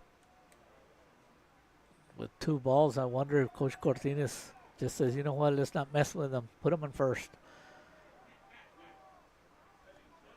That'll bring up Blaker, who is warming up. There's that fastball. Misses 3-0. Boy, these Antlers, man, once they get to 2 outs, they start rallies.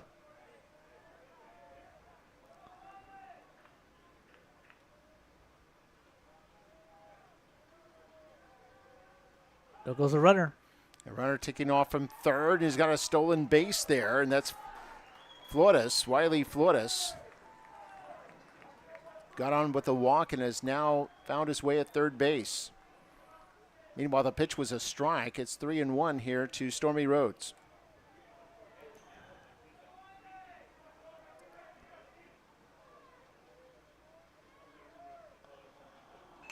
And this is swung on and fouled. Well, that was a hard swing.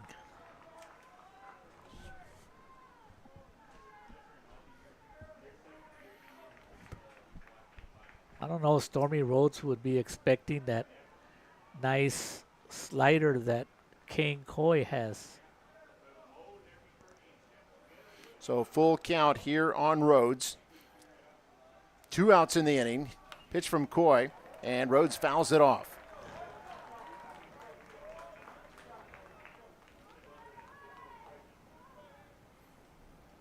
Mustang defense has turned 2 double plays in this game here tonight. One in the first inning and one that ended the 6th inning.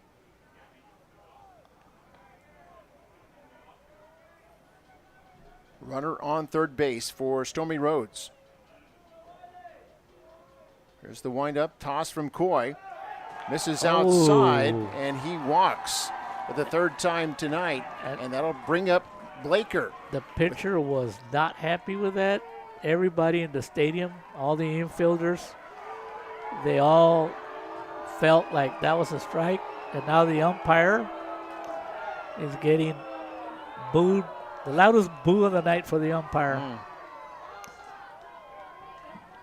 He didn't like it that Blaker will come up now. It looked like Coy, like Kane Coy made a good pitch, but he didn't get the call. And now you know that Stormy Rhodes is going to end up in second, and they're going to have runners on second and third within 2 pitches for an opportunity to put up 2 huge runs. Blaker 0 for 3 tonight, has a walk. 11 walks issued by the Mustang pitching tonight in Game 3. 20 walks altogether with Games 2 and 3. That's not Mustang pitching, but the strike zones were very tight in both games today for both teams.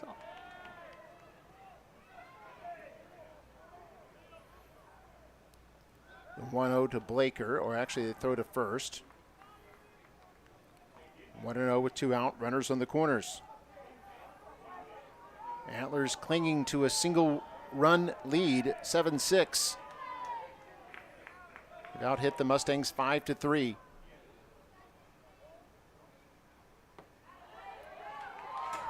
There's a strike. It'll be 1-1.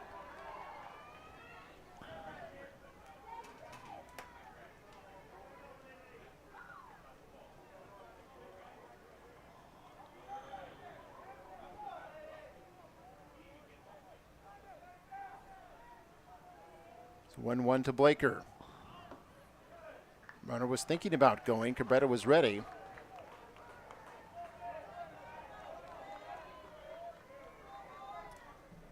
Pitch was a ball. It's 2-1. Look for Stormy Rhodes to take off on this pitch, Mark. Nope.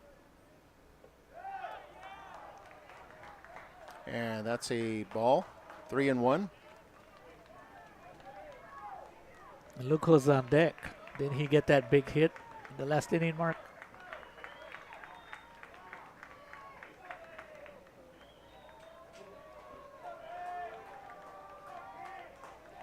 He probably has the green light.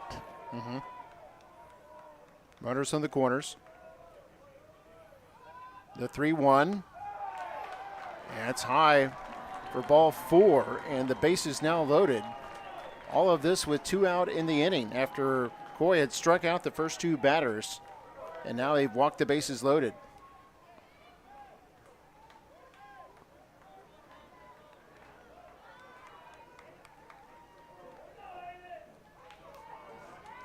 Bases loaded, 2 outs. The next batter, number 6, Aiden Klein.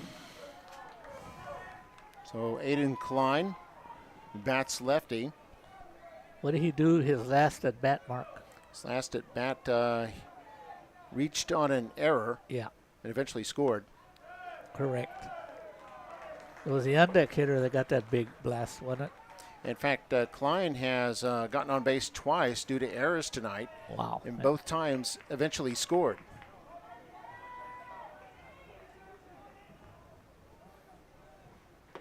So righty against lefty. There's a called strike against Klein. 1-1 now. Klein, the winning pitcher from game 2 today, being the catcher here in game 3. And there's a called strike. 1-2. And the Mustangs can get out of this inning with no runs. Great opportunity in the bottom of the 7th.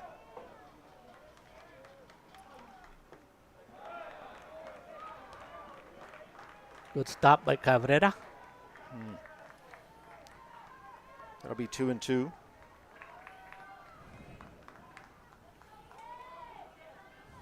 Antlers have had a lot of base runners. They've got their 7 runs, but they've stranded 8 today. They have 3 more on the bases right now as that's fouled off. Please return those foul balls to the nearest dugout. Kane Coy needs to probably get his best pitch of the night. He does not want to go full count. 2-2 with 2 out. Bases loaded.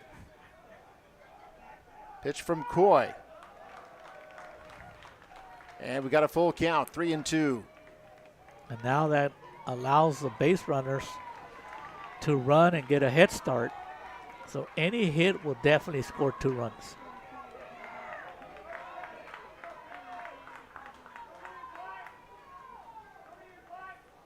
Just got to force out at every base. Runners taking off. This is popped up in the air. It's hit into the outfield. Center fielder running under it. And it's caught. And the Mustangs retire the side. Huge out, Mark. Antlers leave the bases loaded. So we'll go to the bottom of the 7th. The Mustangs season at risk. Down to their last 3 outs. We'll find out what happens in just a moment. McAllen ISD's world-class pre-kinder program is now open to all 4-year-old children, and it's free. Just register through the Skyward system. Don't have an account? No problem. Contact one of our elementary campuses or the Student Outreach Department at 956-687-MISD. Give your child a solid start to their educational journey. Register for free pre-K today.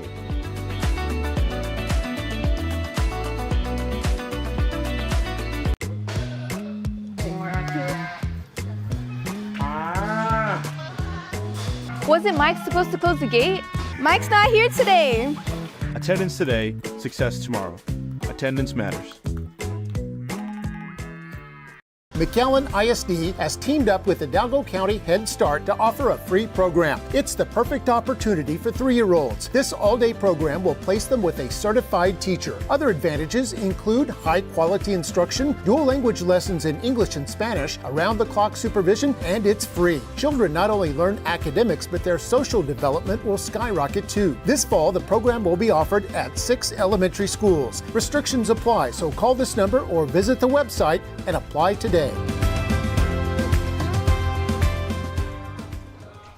And we're back here at Capitas Field in Corpus Christi. It's been a historic playoff series for the Mustangs. First time they've ever been in the 4th round.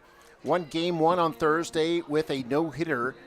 Lost game 2 earlier today by a score of 9-7. And now trail here in the 3rd game, 7-6. They're down to their last 3 outs.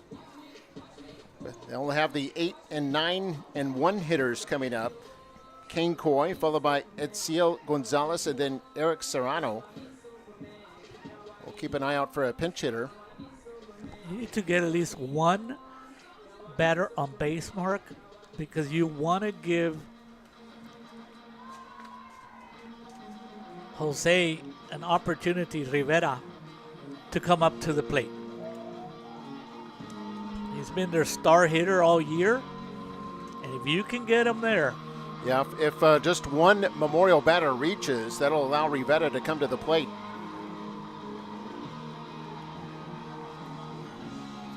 Coy tonight is 1 for 3.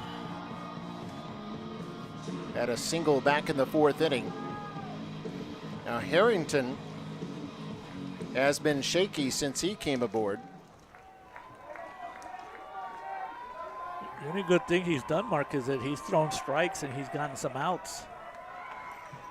Leading off from McAllen Memorial, number 13, the pitcher, Kane Coy. And Coy looks at ball 1.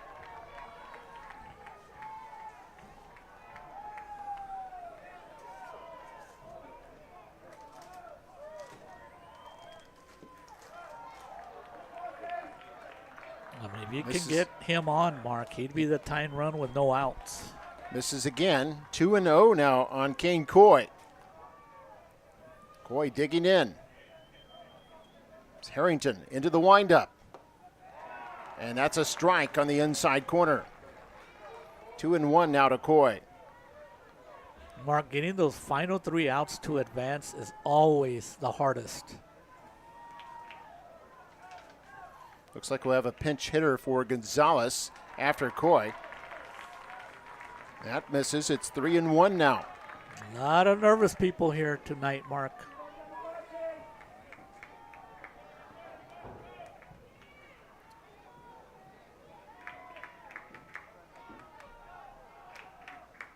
That's swung on, hit into left center, and the center fielder makes the catch for out number 1. That's Stormy Rhodes. And Harrington did it again, Mark. He came up with a strike and an out.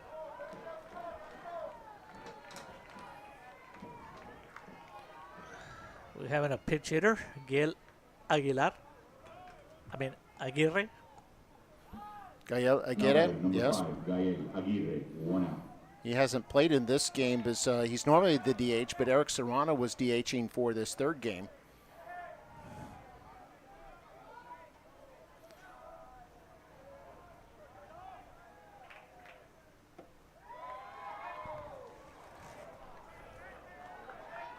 First pitch of ball to Aguirre. 1 out in the inning. Aguirre represents the tying run. Outside 2-0.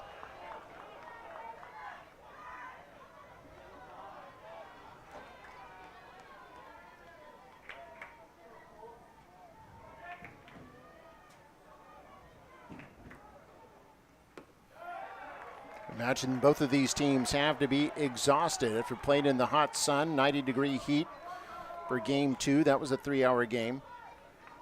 And then this one has been a 3-hour game. Our doubleheader today, 3-0 count. And this fouled off, it'd be 3-1. And I was surprised that he swung at that one, Mark, and Coach Cortinas is not happy with the batter. He did come out and get after him because he had a 3-ball count. And you gotta do whatever you can to get a base. He threw 3 balls at you, so don't swing. It's the 3-1. This is swung on, hit hard, but it's going to go foul on the right side. And here, once again, Harrington coming back, throwing strikes. Aguirre doing a good job to get well in front of that one, but yeah, just pulled it a little too much. What Harrington is doing, the senior, is he's making the Mustangs earn themselves getting on base. 3-2 to Aguirre. And he walks. Kerrville fans perplexed, thought that was strike 3, but the Mustangs have the tying run aboard. The catcher threw to 3rd thinking that was going to be a strikeout. It was a close pitch, but this umpire has been consistent. He does not give corners. Number 2. Or up. And a courtesy runner coming in there. It's Ciel Gonzalez to run for Now batting. Gael Aguirre.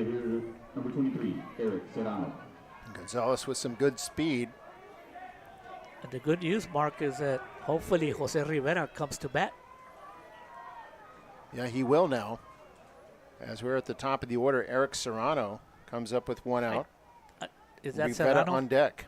Okay. He called timeout.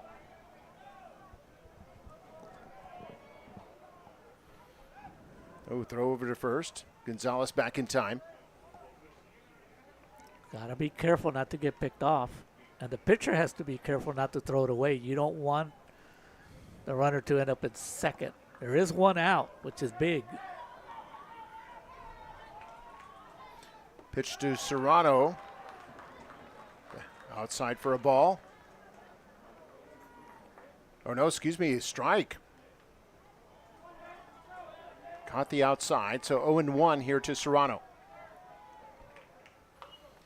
That's fouled off by Serrano, be 0-2. And Serrano's not happy with himself because he had a real good pitch to hit.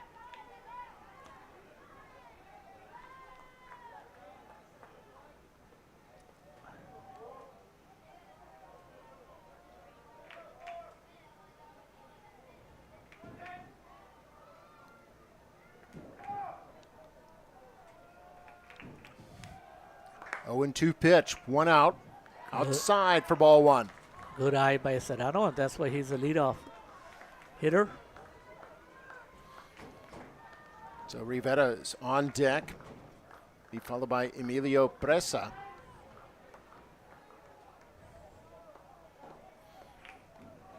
Itziel Gonzalez at first base. Here's the 1-2. That's low for a ball. It'll be 2-2. Tense moment for both teams here.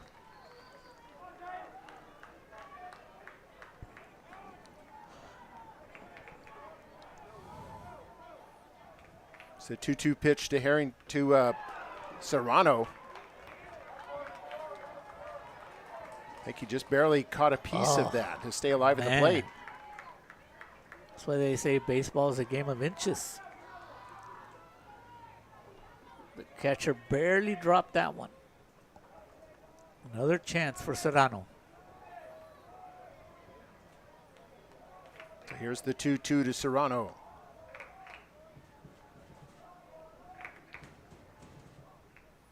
That's outside, gets away from the catcher. Gonzalez will scoot over to second base. And now the Mustangs have the tying run in scoring position. And Serrano has gotten back into the count. Now it's a full count. So the Mustangs have two opportunities. And those are the two batters you want. Serrano and Rivera on deck. Now the double play is not in play. Full count on Serrano. Runner at second base. Only one out. Swing and a miss, and Serrano goes down.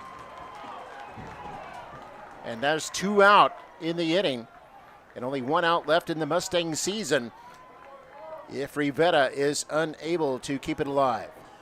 And Mark, if you would ask Coach Cortines who would you want at the plate when you needed the big hit, he would tell you Jose Rivera. So let's see what Jose can do.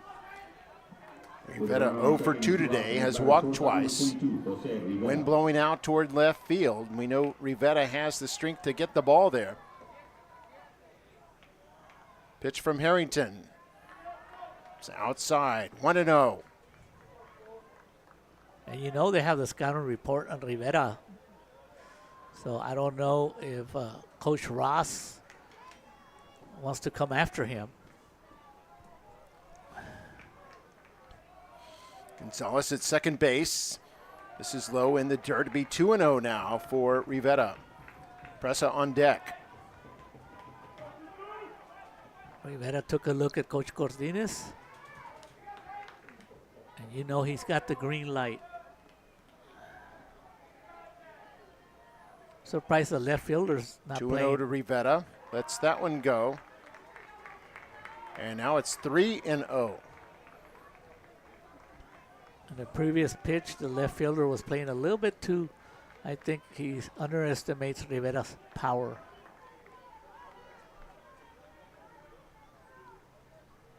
Three 3-0 count.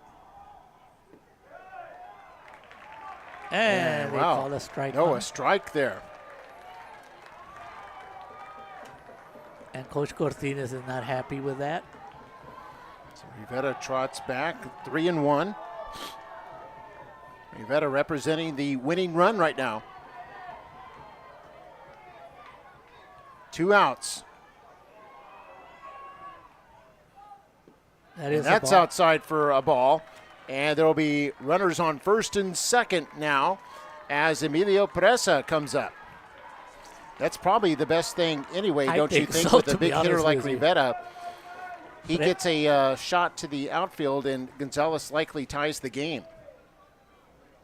In this way, he doesn't hurt you nearly as badly, although it does put the winning run on base. And Presa. He is your. Anytime you have a third hitter, Mark, they are going to make a pitching change. So Harrington will come out. Did his job, though, as his He team did. was able to get the lead, and he was able to maintain the lead. Presa will be the next batter. He tonight is 0 for 3 with a walk. Mustangs only have 3 hits tonight. They've been able to generate 6 runs. That's because of 3 antler errors.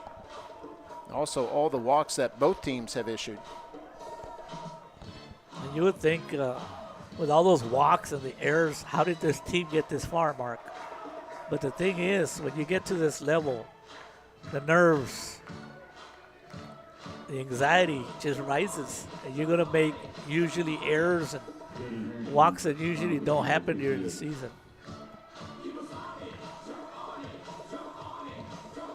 Pitch count for Stormy Rose. Let's see who the new pitcher is. From Thursday is 95. Well, look who's pitching, Mark. It's number 2. The ace.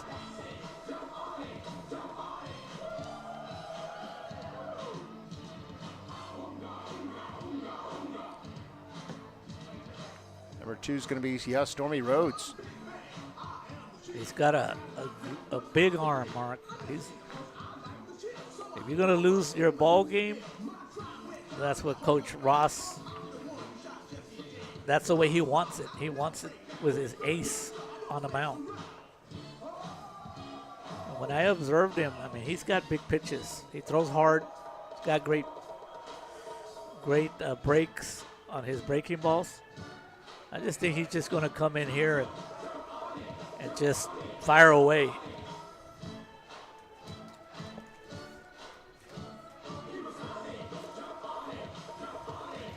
So totals right now, 7 runs, 5 hits, and 3 errors for the Antlers. And for the Mustangs, 6 runs on 3 hits and 2 errors. Antlers 1 out away from moving on to the regional final. Mustangs trying to keep their season alive, and it's come down to their third baseman, Emilio Presa. Comes up with 2 runners on base. And Mark, in the matchup in game 1, Presa did get a single, and then he grounded out to the shortstop and walked when he was facing Stormy Rhodes. 99, third baseman Emilio Presa. So Stormy Rhodes, probably the best athlete on this Antler team. Throws a ball. He's just going to fire away with his fastball. Gonzalez at second base represents the tying run. And there's a called strike on the outside corner. It's 1-1. And then Rivera is at first base, represents the winning run.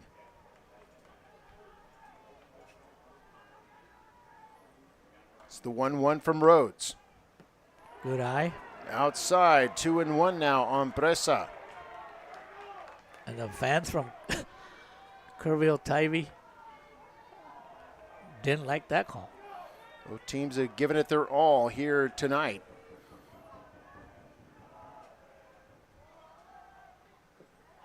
That's right over the plate. No, Mark. Or are they going to say low? It was low for 3-1.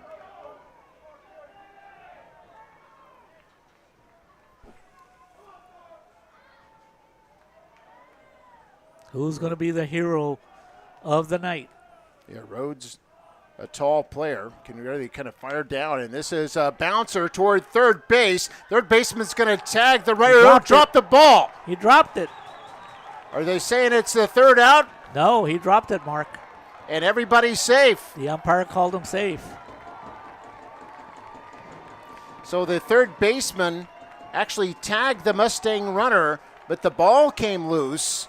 And so the out doesn't count, and all the runners are safe. There's still 2 out. And now the umpires want to get together.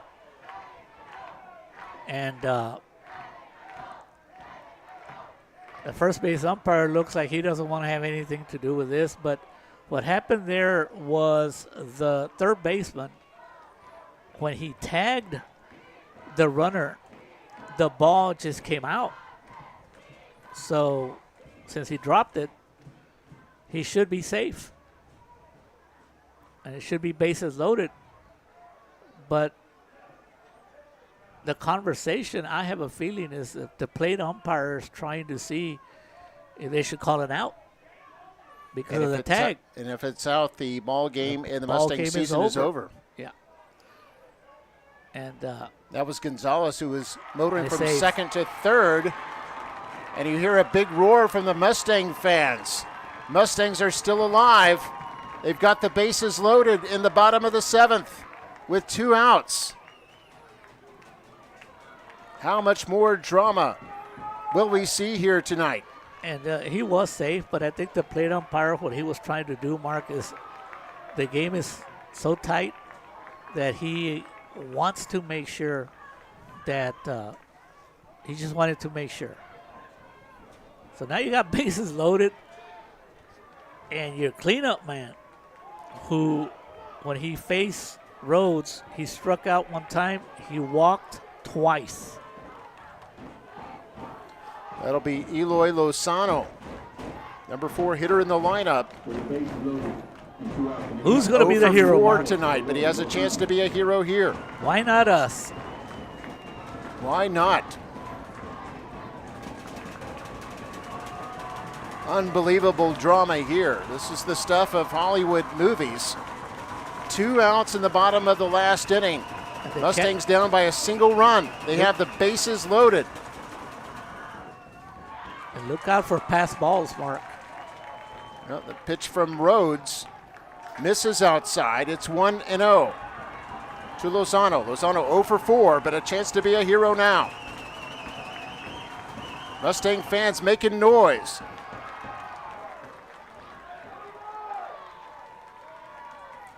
That was a strike, 1-1.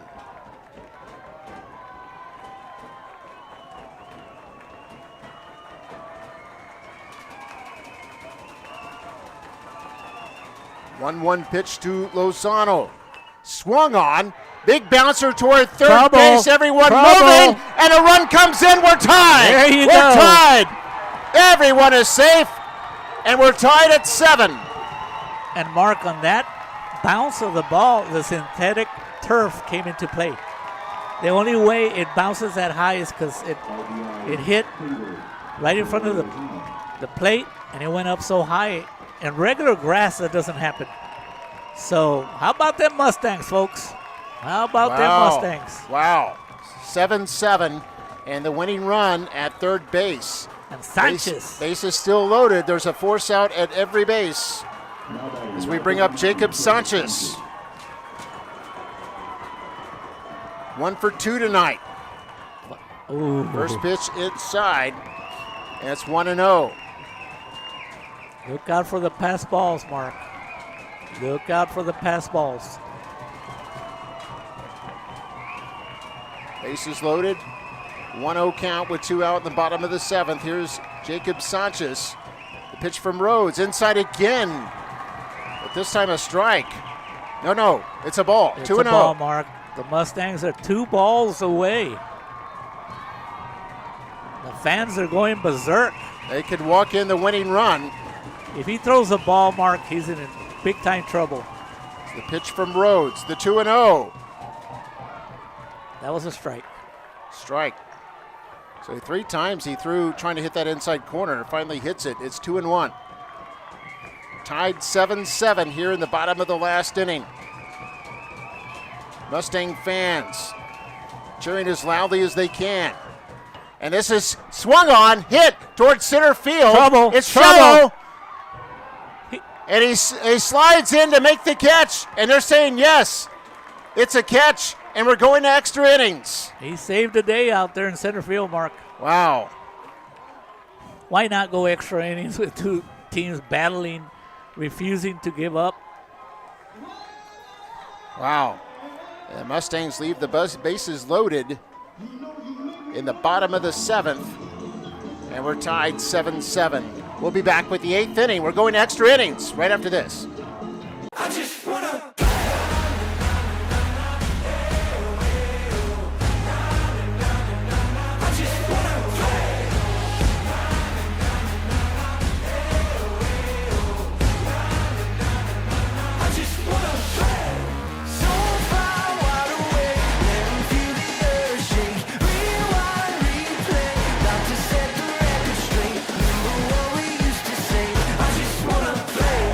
Hey, ready. Say go! Say go! Hey, where's he at? Not here today, man. And attendance today, success tomorrow. Attendance matters. At McAllen ISD, every voice matters, a community dedicated to shaping the future of every student with a legacy of success and accomplishments. Join McAllen ISD, where every student is a story waiting to be told.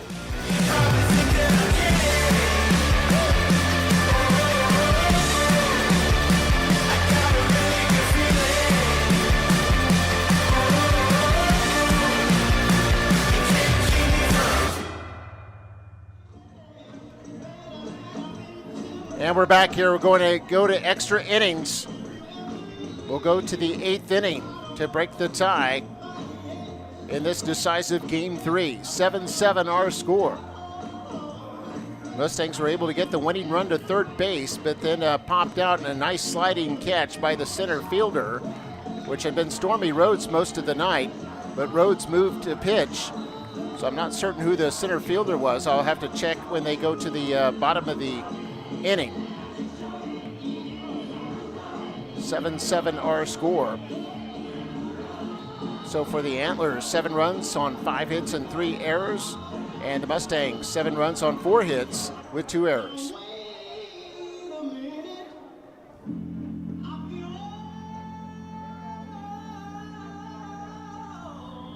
Mustangs can count themselves fortunate that they had a tag out at third base for the last out before the tying run scored. But the baseman dropping the ball negated the out, and so all the runners were safe, and then one eventually came in on the next at bat. 7-7 our score. Greetings to the 1,700 folks who are tuning in to watch some late night baseball here.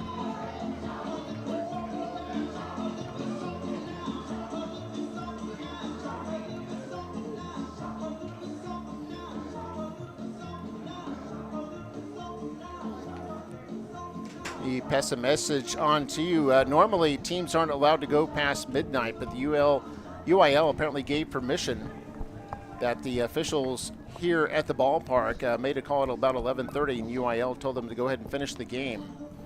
So according to Coach Moses Patterson, the athletic coordinator for McAllen Memorial. So, Mark, you got to give credit to Canesi. He's the one that made that big catch out there. If not, this game would be over. Mustangs would be jumping up and down. The good news for Tivy is that I think they have their 3rd, 4th, and 5th batter in the lineup. It'll be the for Tivy. You will check here, and you're right. Yeah, batter numbers 4, 5, and 6 coming up here in the 8th inning. Those are the batters you want up. Hayden Neese batting first, and he'll be followed by Connor Bloomer and then Adon Hernandez.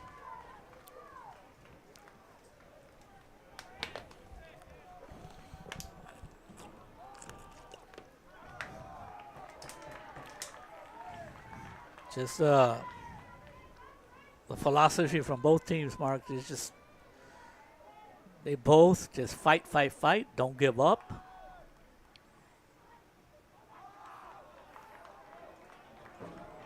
Two and one now to Nice. Nice tonight has done pretty well. He's the one had that double, ended up with 3 bases and brought in 3 runs earlier in the game. You wouldn't expect anything less from two teams that are very evenly matched in everything. And their season, the way it went, why not go extra innings?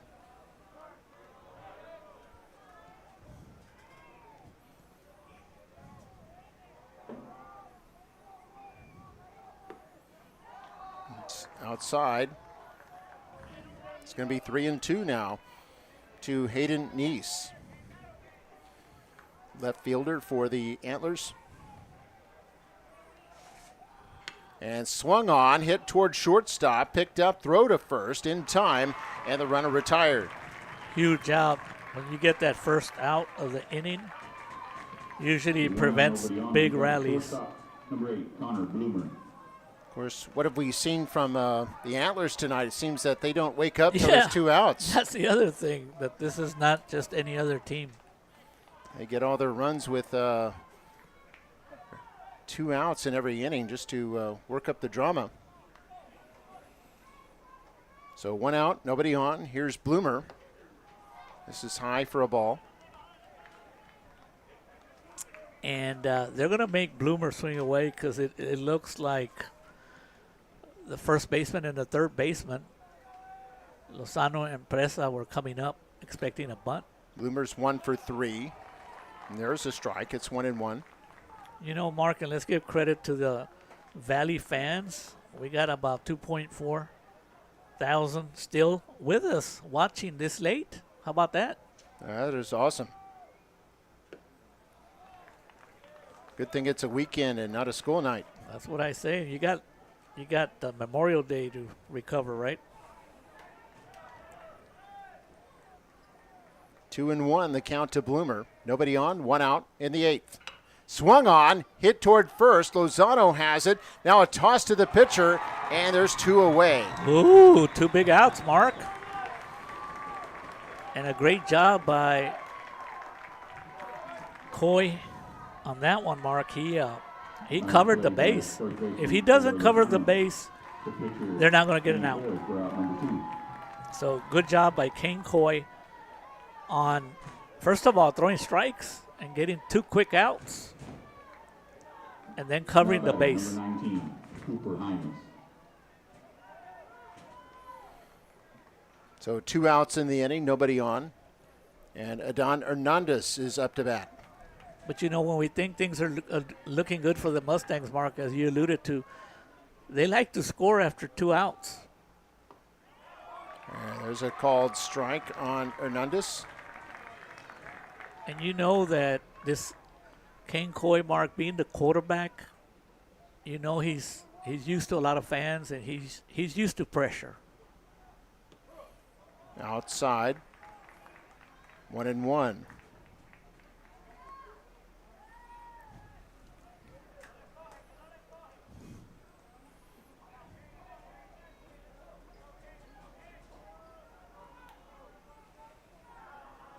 Actually, this is a pinch hitter. I should correct myself. Is Cooper Hymas, who pops it up towards center should field. Be an out. Running over, making the catch, retires the side. So Cooper Hymas, in his first appearance, pops out to shallow center, and the Antlers go 3 up, 3 down in the top of the 8th. We're still tied at 7. Mustangs coming up to bat when we come back.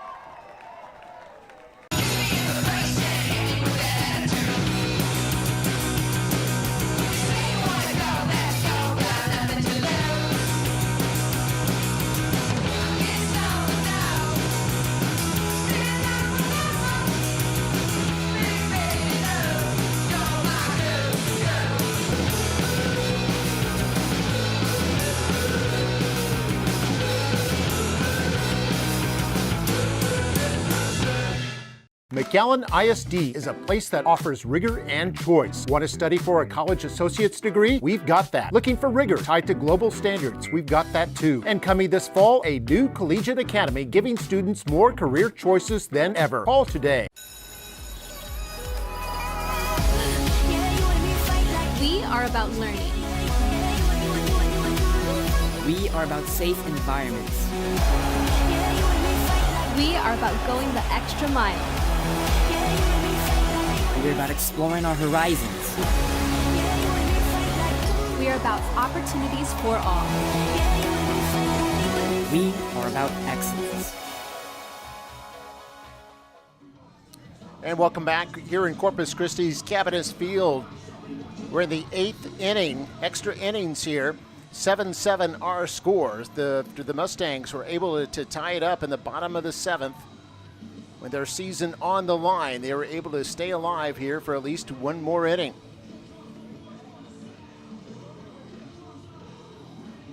And coming up to bat here in the 8th, it'll be Jacob Sanchez, who's number 5 in the order, followed by Daniel Flores and then Lucas Cabrera.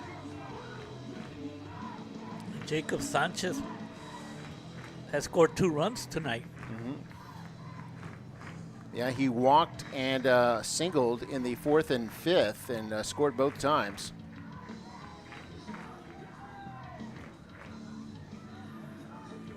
And he's been on base 3 of his 4 plate appearances.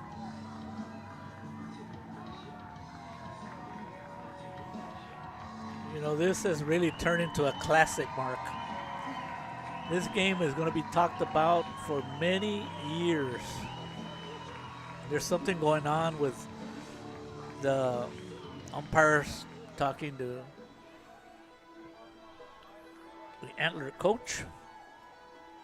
Yeah, the Memorial first base coach is over there as well.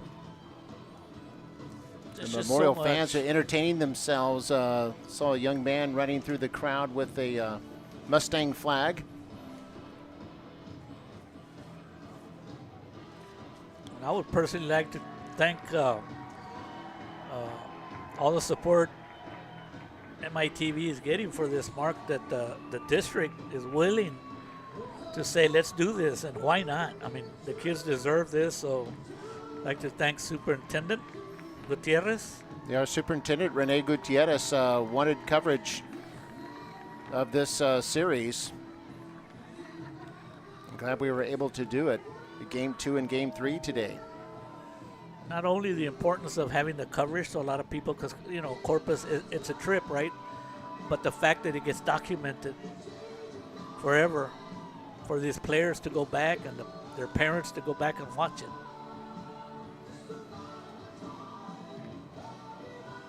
Two teams that refuse to lose. Now, one thing I did notice, Mark, as I mean, I don't know why the long inning, but I did notice that the Tivy kids, I mean, they look tired, Mark. They came out, a lot of them, when you come out of your dugout, you usually go to warm up and get into your defensive position, and they were walking. You have the center fielder on his knee, the left fielder on his knee. I don't blame them. I mean, it has been a long day. The first game went a little over 3 hours. The second game was started at about 9 o'clock, is now approaching 4 hours. And now there's a lot of conversation going on. They're bringing in Coach Martinez. They're also bringing in Coach Russ. Could they be talking about a postponement? It could be. I mean, the players look tired, but I don't know what the rules are.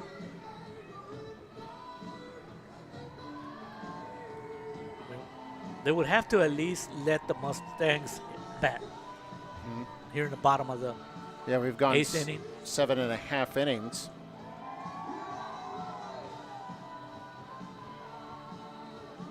So this game has had a lot of drama.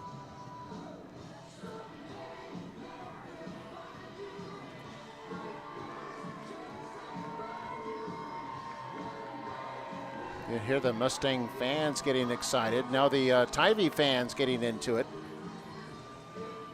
there's been a long delay, and I don't know if they're doing it to give the kids an opportunity to just catch their breath, but I don't.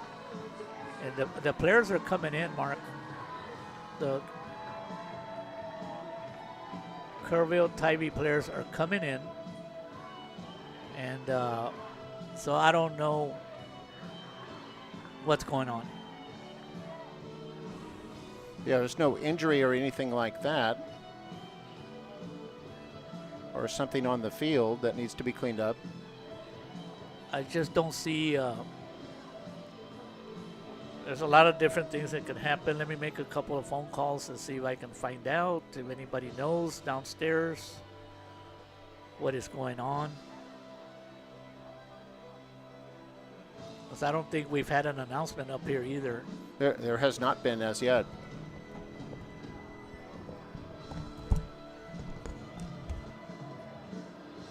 So score 7-7 as we are set for the bottom of the 8th inning.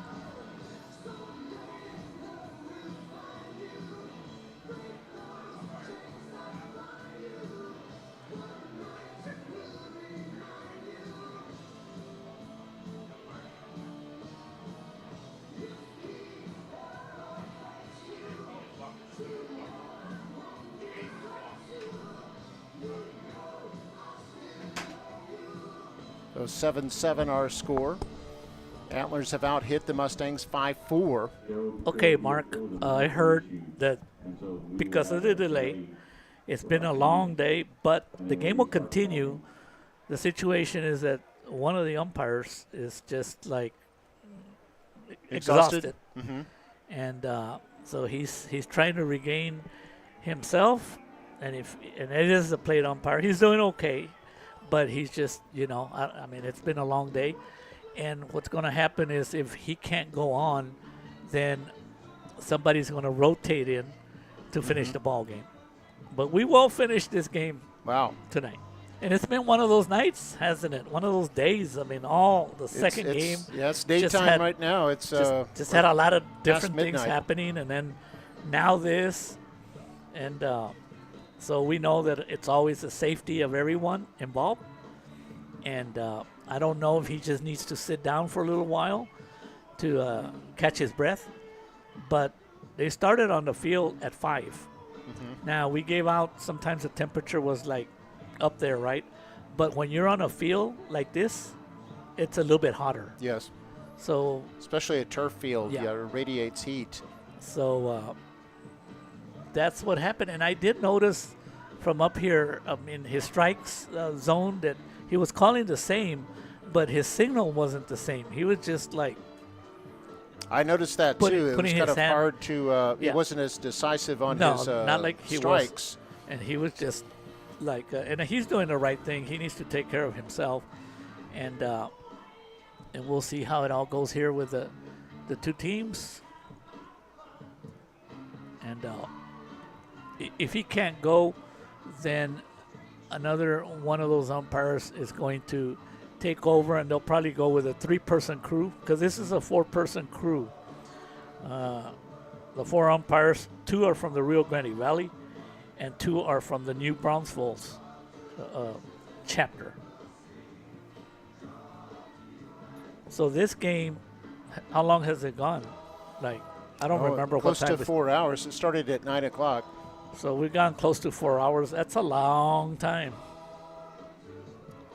And that's coming in from another 3-hour ball game, right? Mm-hmm. So you and I were up here in the press box in air condition. Oh, yes. So they were out there in the heat. They were out there in the heat. So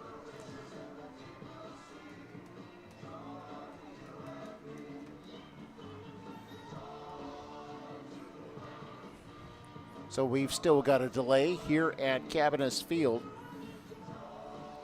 And the next few minutes should be playing the Mustangs half of the 8th inning.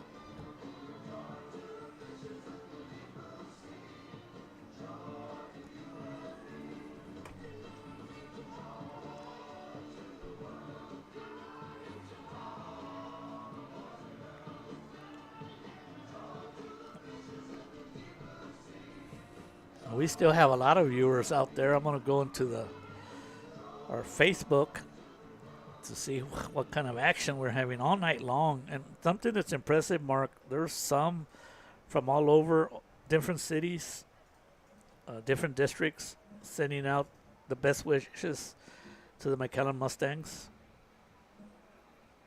McAllen Memorial, I should say, Mustangs.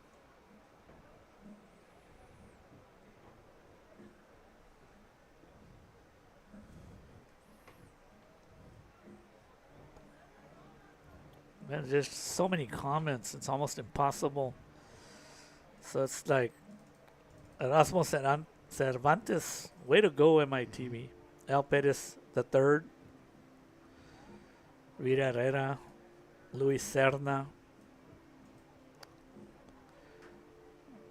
He wants to know how long the longest game.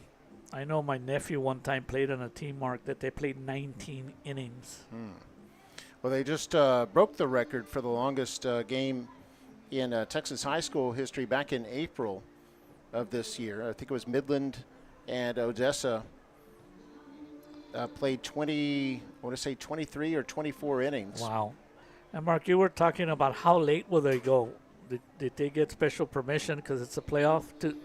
You got to go yes, until you finish? Special permission from the Coach, UIL. where are you from? We have another coach up here. You're Veterans Memorial.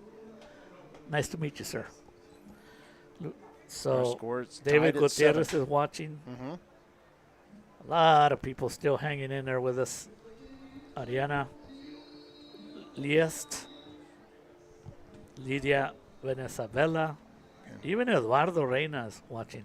All right, good deal. And we're going to take a little break here. And as soon as the players hit the field, we'll come right back. Just stay with us.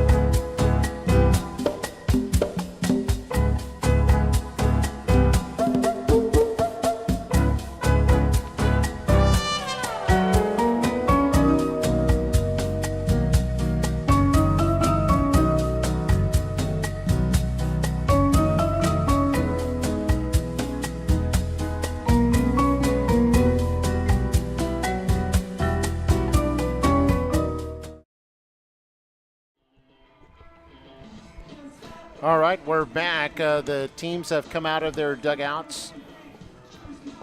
And I think the umpires have made some adjustments, and we're ready to continue here in just a moment with the bottom of the 8th inning here at Cavadas Field, all tied up at 7 runs apiece.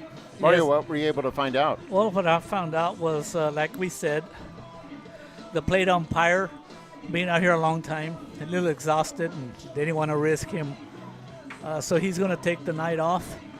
And since he was representing the New Brownsville's chapter, which is where Kerrville Tivy plays, that means that they have the right to the home plate. So the first umpire that was behind the plate from New Brownsville is back again behind the plate. All right, so yeah, I see 3 umpires out there now. One at first base, one at third base, no one at second base, and of course the plate umpire. We're ready to play ball now, and here's Jacob Sanchez. It's 1 in the morning, Mark. Had a delay of about 15 minutes there. Rhodes is still the pitcher. And usually when you go into extra innings, they say that the home team is the one with the advantage, and we'll find out. It's actually Daniel Flores leading off the inning, the second baseman.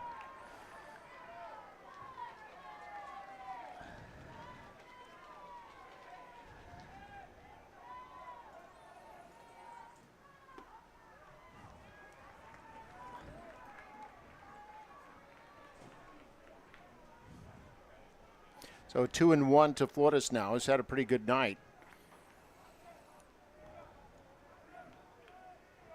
It's 2 for 2. Flores has to do anything possible, Mark, to get on base. And more than likely, Coach Cortines will bunt him over and see what happens. Or correction, he's 2 for 3. He had that strikeout, but it was a drop third strike, allowed him to connect. And now here on a 3-1 pitch, he's able to send this one high, deep fly ball to left field, and it's caught for out number 1. And Flores had the green light at 3-1, and that's happened several times tonight for several Mustangs that have 3 balls. And the coach is back. And I think that's it, because maybe he's already reached his pitch count. And they're going to bring Rhodes out as a pitcher. I'm sure his bat will stay in the lineup. Oh, you bet it will. And they'll bring out another pitcher now.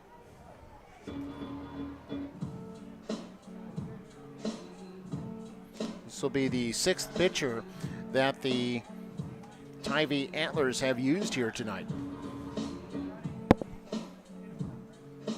That's a lot of pressure for a 6th pitcher to come in.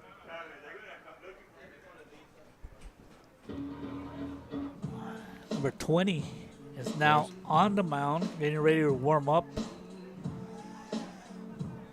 And can you make sure, Mark, with your binoculars, that that's number 20? Oh, yeah, it's number 20. Okay, but we don't even have him on the roster. Yeah, 20, James Riley. James the name. Riley. And he's the pitcher.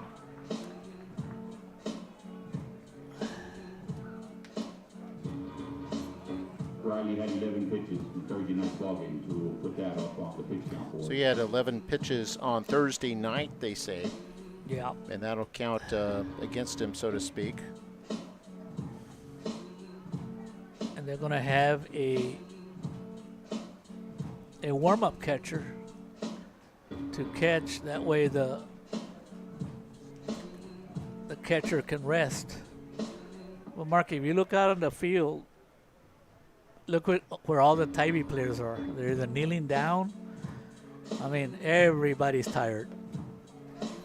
Yeah, and I haven't really seen any fans leave. It looks like about the same amount of fans as when the Game 2 started. Yeah. Back at 5 o'clock this afternoon, or actually yesterday afternoon. Yes, sir. Compliments to them.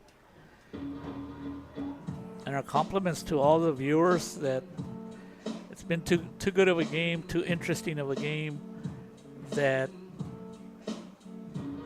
they want to know the outcome.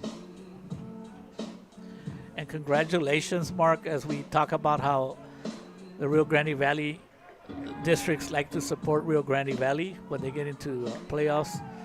And I also understand that the Harlingen South softball team, they're going to the Final Four, along with the Westlaco girls softball team. So how about that for Rio Grande Valley softball?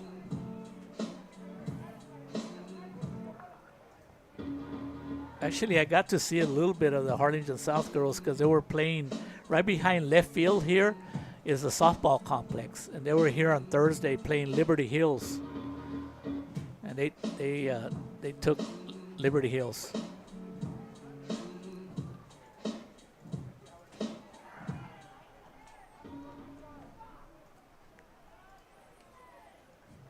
So, all right, pitcher James Riley's warmed up. And Lucas Cabrera is the next man up. He's the catcher for the Mustangs. Now batting, number 12, Lucas Cabrera. So 0 for 2 tonight, but does have a couple of walks. Scored a run back in the 5th inning, which was the big inning for the Mustangs. Had 5 runs that inning. Antlers countered with 4 runs in the 6th to regain the lead at 7-6, but the Mustangs tied it up with a run in the bottom of the 7th to force extra innings. That's where we are now in the bottom of the 8th. This game now more than 4 hours old. And I got to give this umpire Chapa credit, Mark, because he didn't expect to be behind the plate today, because he did that on Thursday. But as any good official or any good umpire, you come prepared because you never know. So he had his equipment in his car. So here's the pitch from Riley. That's going to be outside for a ball. Riley, a right-hander. Another fastball outside, and it's 2-0. Remember, he went 3 balls and 1 strike on the last batter.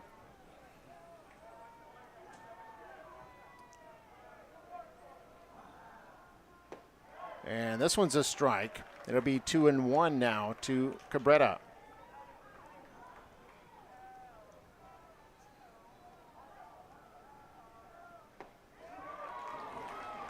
That caught the outside corner. It's 2-2 now on Cabrera.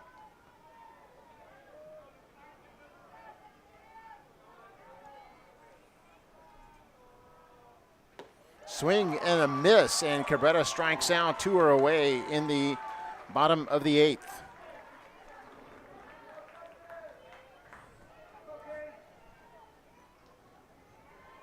And you know, Mark, as a batter, when you're facing many different pitchers, they all have different styles of throwing. It's not easy for batters. And the first pitch swung on, hit by Coy, picked up by the shortstop. Had trouble fishing the ball out of his glove, can't get it there in time. And Coy is safe at first with 2 out in the Mustang 8th. And once the shortstop wasn't able to get a good grip on the ball, and he had to, he wasted an extra step in his throw. There's no way that he was going to be able to get Kane Coy. So the Mustangs have a runner aboard with 2 out in the 8th. They're at the bottom of the order with Etziel Gonzalez.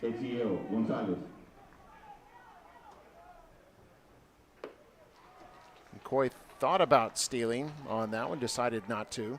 And it's a good thing he didn't, because that was an outside fastball and the catcher was in position to throw. 1-0 now to Gonzalez. Throw to first, and Coy dives back in time.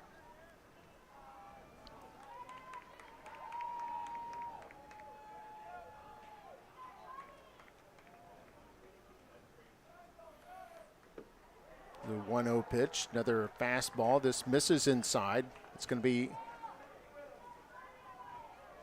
2-0.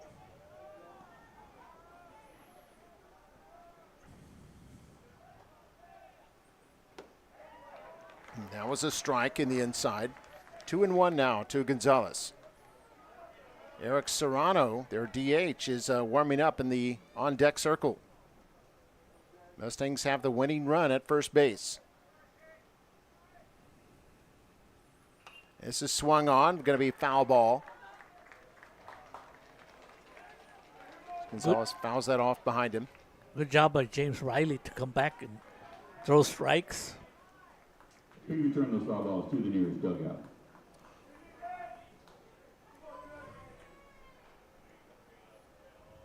So all the fans hanging on with bated There goes breath. Coy. Runner is going. Here's the throw over to second base. Coy dives in there, is safe with the stolen base, and the Mustangs have the winning run in scoring position.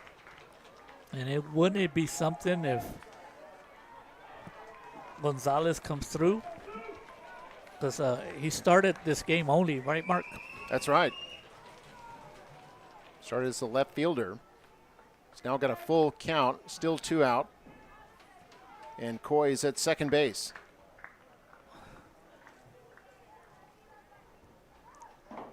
And you bet if there's a base hit, you know Cortines, he's gonna send Kane Coy home.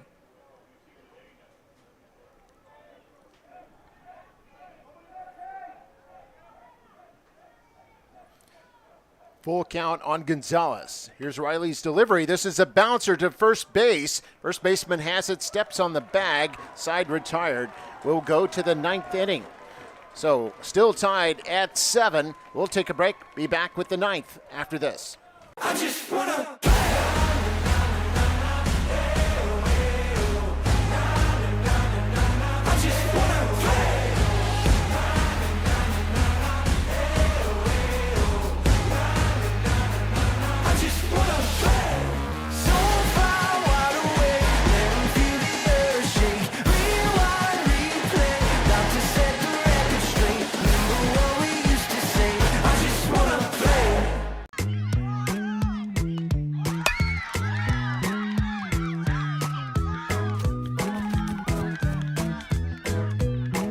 Who's on one? Attendance today, success tomorrow.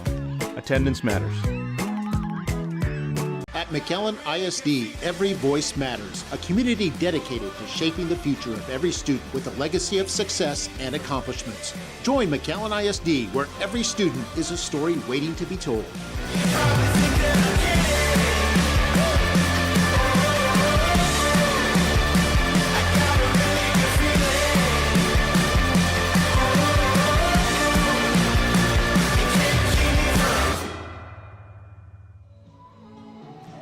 And welcome back. We're going to start the 9th inning now. We're in extra innings here at Cabinets Field. Game 3, the Region 4 semifinal in Class 5A. Winner will play Leander next week.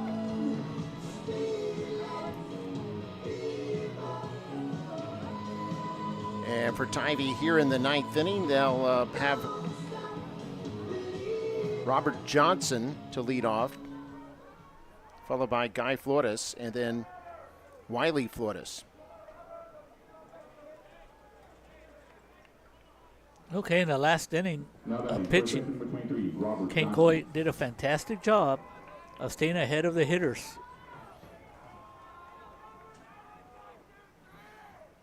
This is a swung on hit toward shortstop.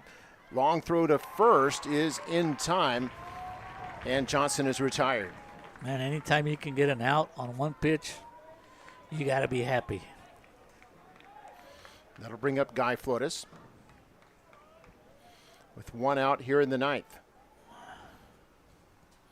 Actually, I think we're going to see a different batter. This is number 20. That's Riley, isn't it? That's right.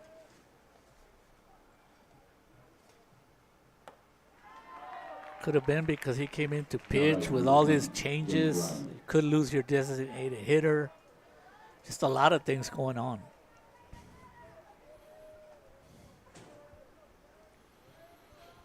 So it's the pitcher, Riley. Looks at ball 1, or actually strike 1. And now it's ball 1, so 1-1.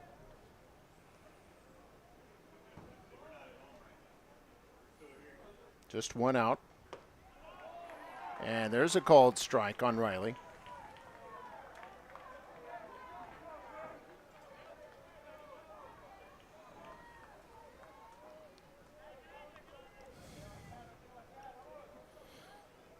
There's the 1-2 to Riley. Swung on and strikes out. Riley goes down swinging. There's 2 out in the inning here in the 9th. 7-7, we're tied. Solid pitching. Wiley Flores will come up. Flores has walked 3 times today, struck out once.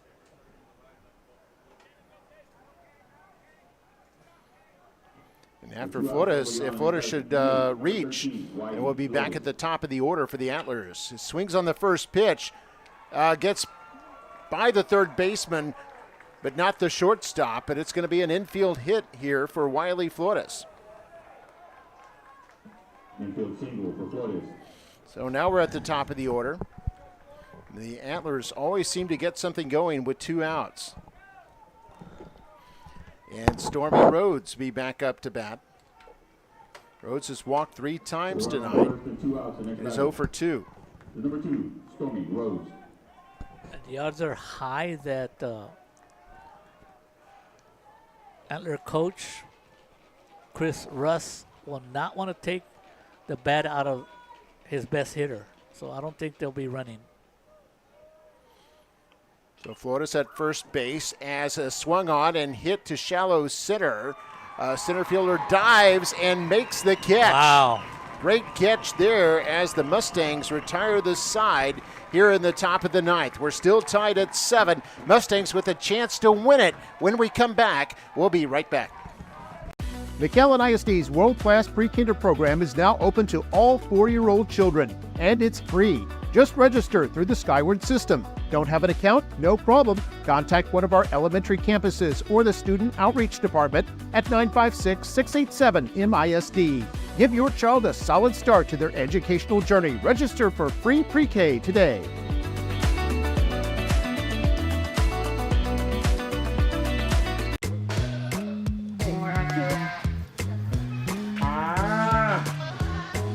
Wasn't Mike supposed to close the gate? Mike's not here today. Attendance today, success tomorrow. Attendance matters. McAllen ISD has teamed up with the Hidalgo County Head Start to offer a free program. It's the perfect opportunity for 3-year-olds. This all-day program will place them with a certified teacher. Other advantages include high-quality instruction, dual language lessons in English and Spanish, around-the-clock supervision, and it's free. Children not only learn academics, but their social development will skyrocket too. This fall, the program will be offered at 6 elementary schools. Restrictions apply, so call this number or visit the website and apply today. And welcome back here in Corpus Christi's Cavanis Field.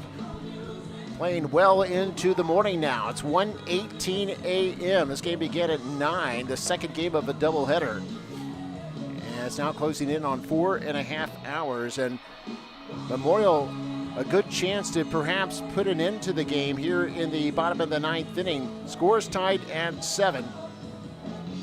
And the Mustangs are at the top of their order. So it'll be Serrano, followed by Rivera, followed by Presa. If anybody reaches, Lozano will come up to bat. This is a golden opportunity for the Mustangs. With your top hitters coming up to bat, where they can get the leadoff man on base. He's got great speed. Man, what a job by Kane Coy coming in there under this extreme pressure situation on putting up a couple of goose eggs on the Antlers. Leading off from McAllen Memorial. Bottom half of the 9th inning. The designated number 23, Eric Serrano. Been such a long game, I've filled up my score sheet. I have to start on a fresh page again. Serrano up to bat. What the Mustangs want to do, Mark, is make this pitcher throw strikes. Riley. That's 2 balls. Serrano 0 for 5 tonight. It won't make a difference if he can score that winning run.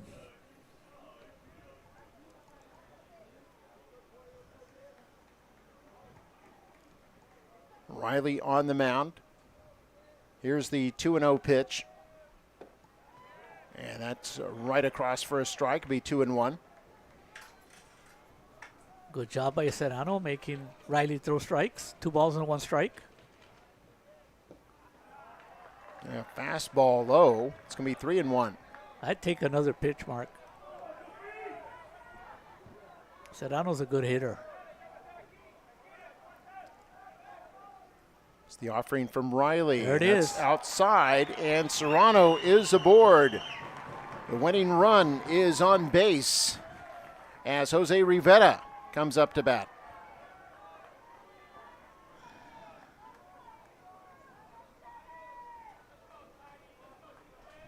Runner on first, no outs, next batter. Shortstop number 22, Jose Rivera.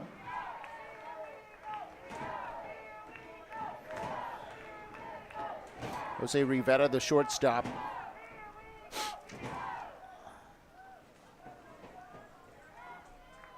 He's 0 for 2 tonight. Has walked 3 times, though. Good job by Rivera. Usually good hitters, they try to win the game for you, but he's been patient.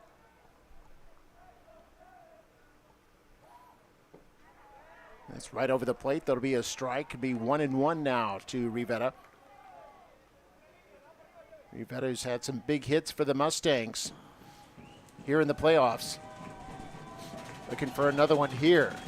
Could propel the Mustangs all the way to the 5th round. Swung on, foul Mark. ball. You barely missed that one, Mark. Please return those foul balls to the nearest dugout. I do want to report that the plate umpire has texted me to let me know that they're checking on him and that he's doing okay. So I wish plate umpire Jared Higdon the best. It's 1-2 now. Now I feel bad that I was giving him a hard time, Mark. And you're a fellow umpire. He did a solid job. He's got a real tight strike zone, but he was consistent. That's all you can ask for.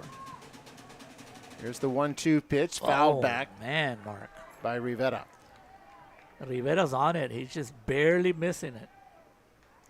And I'm surprised that some of the outfielders are not playing deeper, like trying to keep any doubles in front of them.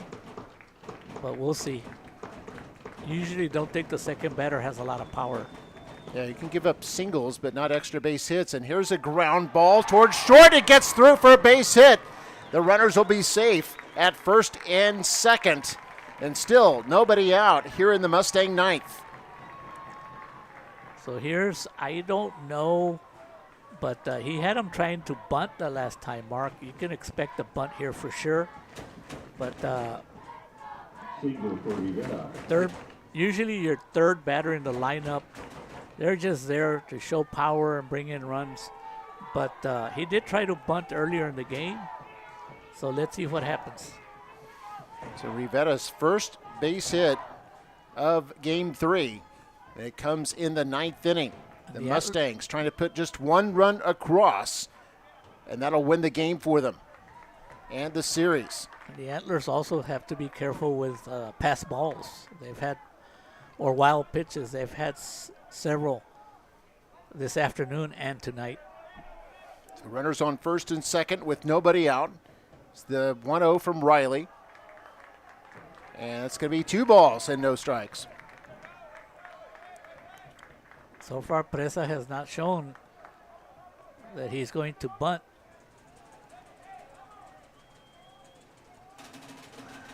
Yeah, Presa looks like he wants to hit one as deep as he can.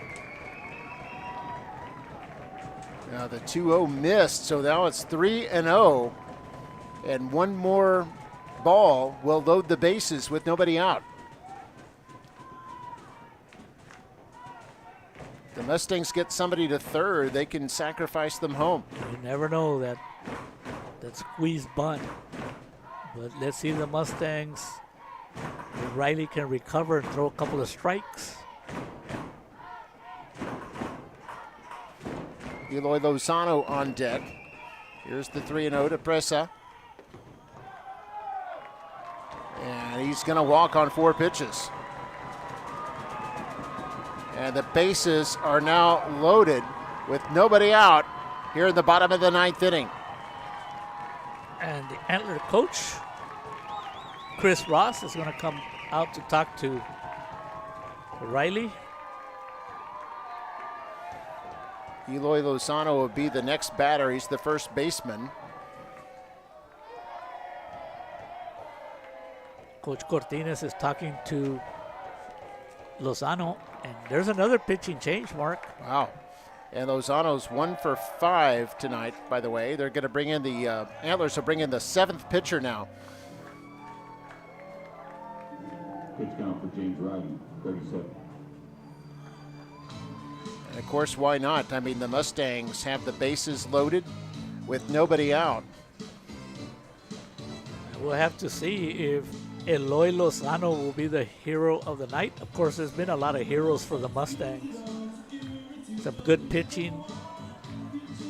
RJ Rios did good, and then he just got a little wild and had several walks, but he did certain things, got some key outs from keeping this game from getting out of hand.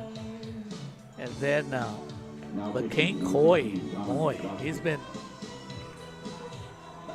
come in there and put a couple of goose eggs on the Antlers. A couple of key hits, big plays. 16 is Dominic Vasquez, warming up right now, right-hander. Wonder what's going through his mind. He's a junior. There's no margin for error. Can't walk anybody, can't throw a wild pitch, can't have a pass ball, can't have an error. Yeah, this has got to be the toughest situation to ever ask a pitcher to come in on. I wouldn't want to be in this situation.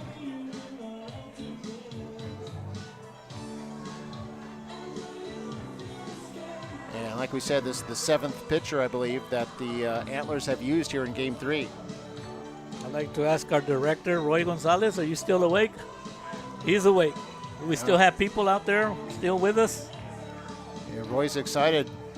Big baseball fan. Who's our cameraman? That's Sammy. Sam Juarez Jr. Oh, Sam. I know his dad. And then our photographer down below, Tori Alvarado. I'd like to send a shout out to Mr. Roy Gonzalez Sr. You think he's with us, little Roy? Or I hope so. Yeah, longtime coach in McAllen ISD. And so for Kerrville Tivy, they are in the toughest spot one can imagine. Their season on the line. Maybe this could be my last shutout if the Mustangs can win it. But how about Adrian Saavedra? He's still up. And Joe Ramos. So here's the new pitcher, Vasquez, pitching to Eloy Lozano, the first baseman. A chance for Lozano to be a hero. Lets this one go. It's going to be a ball. Bases loaded. So a walk, like you said, Mario, a pass ball, a wild pitch. Anything that goes wrong would cost Tivy the game and propel the Mustangs into the 5th round. That's high for ball 2. The Mustangs fans really getting loud now. The pitcher's struggling, Mark. It's a tough situation. Mustangs 2 balls away from winning this game. Shout out to Andy from the Boys and Girls Club. And here we go, pitch to Lozano. Oh, that's boy. A ball, ball 3. And now the Mustangs 1 pitch away from winning this. And the fans are on their feet, Mark. Lozano showing a bunt. Trying to get the pitcher nervous. Infield is in. That's a strike. That went No! No, it's a ball. The game is over. The Mustangs have won it. The Mustangs win it. Can you believe it? Can you believe it? The dream season continues. Walked on 4 pitches, and they win the game by a score of 8-7 in 9 innings. And look at the excitement, Mark. I don't blame them. Nobody expected them, Mark, to even be at this level. In a game that went 4.5 hours, ends at 1:30 in the morning. and new life in the players. Everyone was getting a little sleepy-eyed, but now it's going to be a wild bus ride back to McAllen as the Mustangs are going to the regional final and are among the final 8 teams in the state of Texas. I do want to give Kerrville Tivy props. Yes, they came here to play. They never gave up, and they gave it everything they had, I'm sure. The team's shaking hands right now at midfield, and a lot of class there on both of these programs. And the dream season for the Mustangs, they go a little further into uncharted territory. And they win this game 8-7. The thing about this Mustangs, Mark, is that it's different players all the time. And when their stars don't produce, the bottom of the order produces. It's just you don't know what's going to happen. And things didn't look good when they gave up those 4 runs. And here they are. All right, that'll do it for Mario Reyna. I'm Mark May and the rest of our MITV crew. Thank you for staying up with us. Hope you enjoyed it. It couldn't have gotten any more dramatic as the Mustangs win it. By the way, Serrano scoring the winning run from third base after the base on balls drawn by Lozano. Final score 8-7 Mustangs. They win the series 2-1. Congratulations to Mustang Nation. And we're signing off. Good night from Corpus Christi.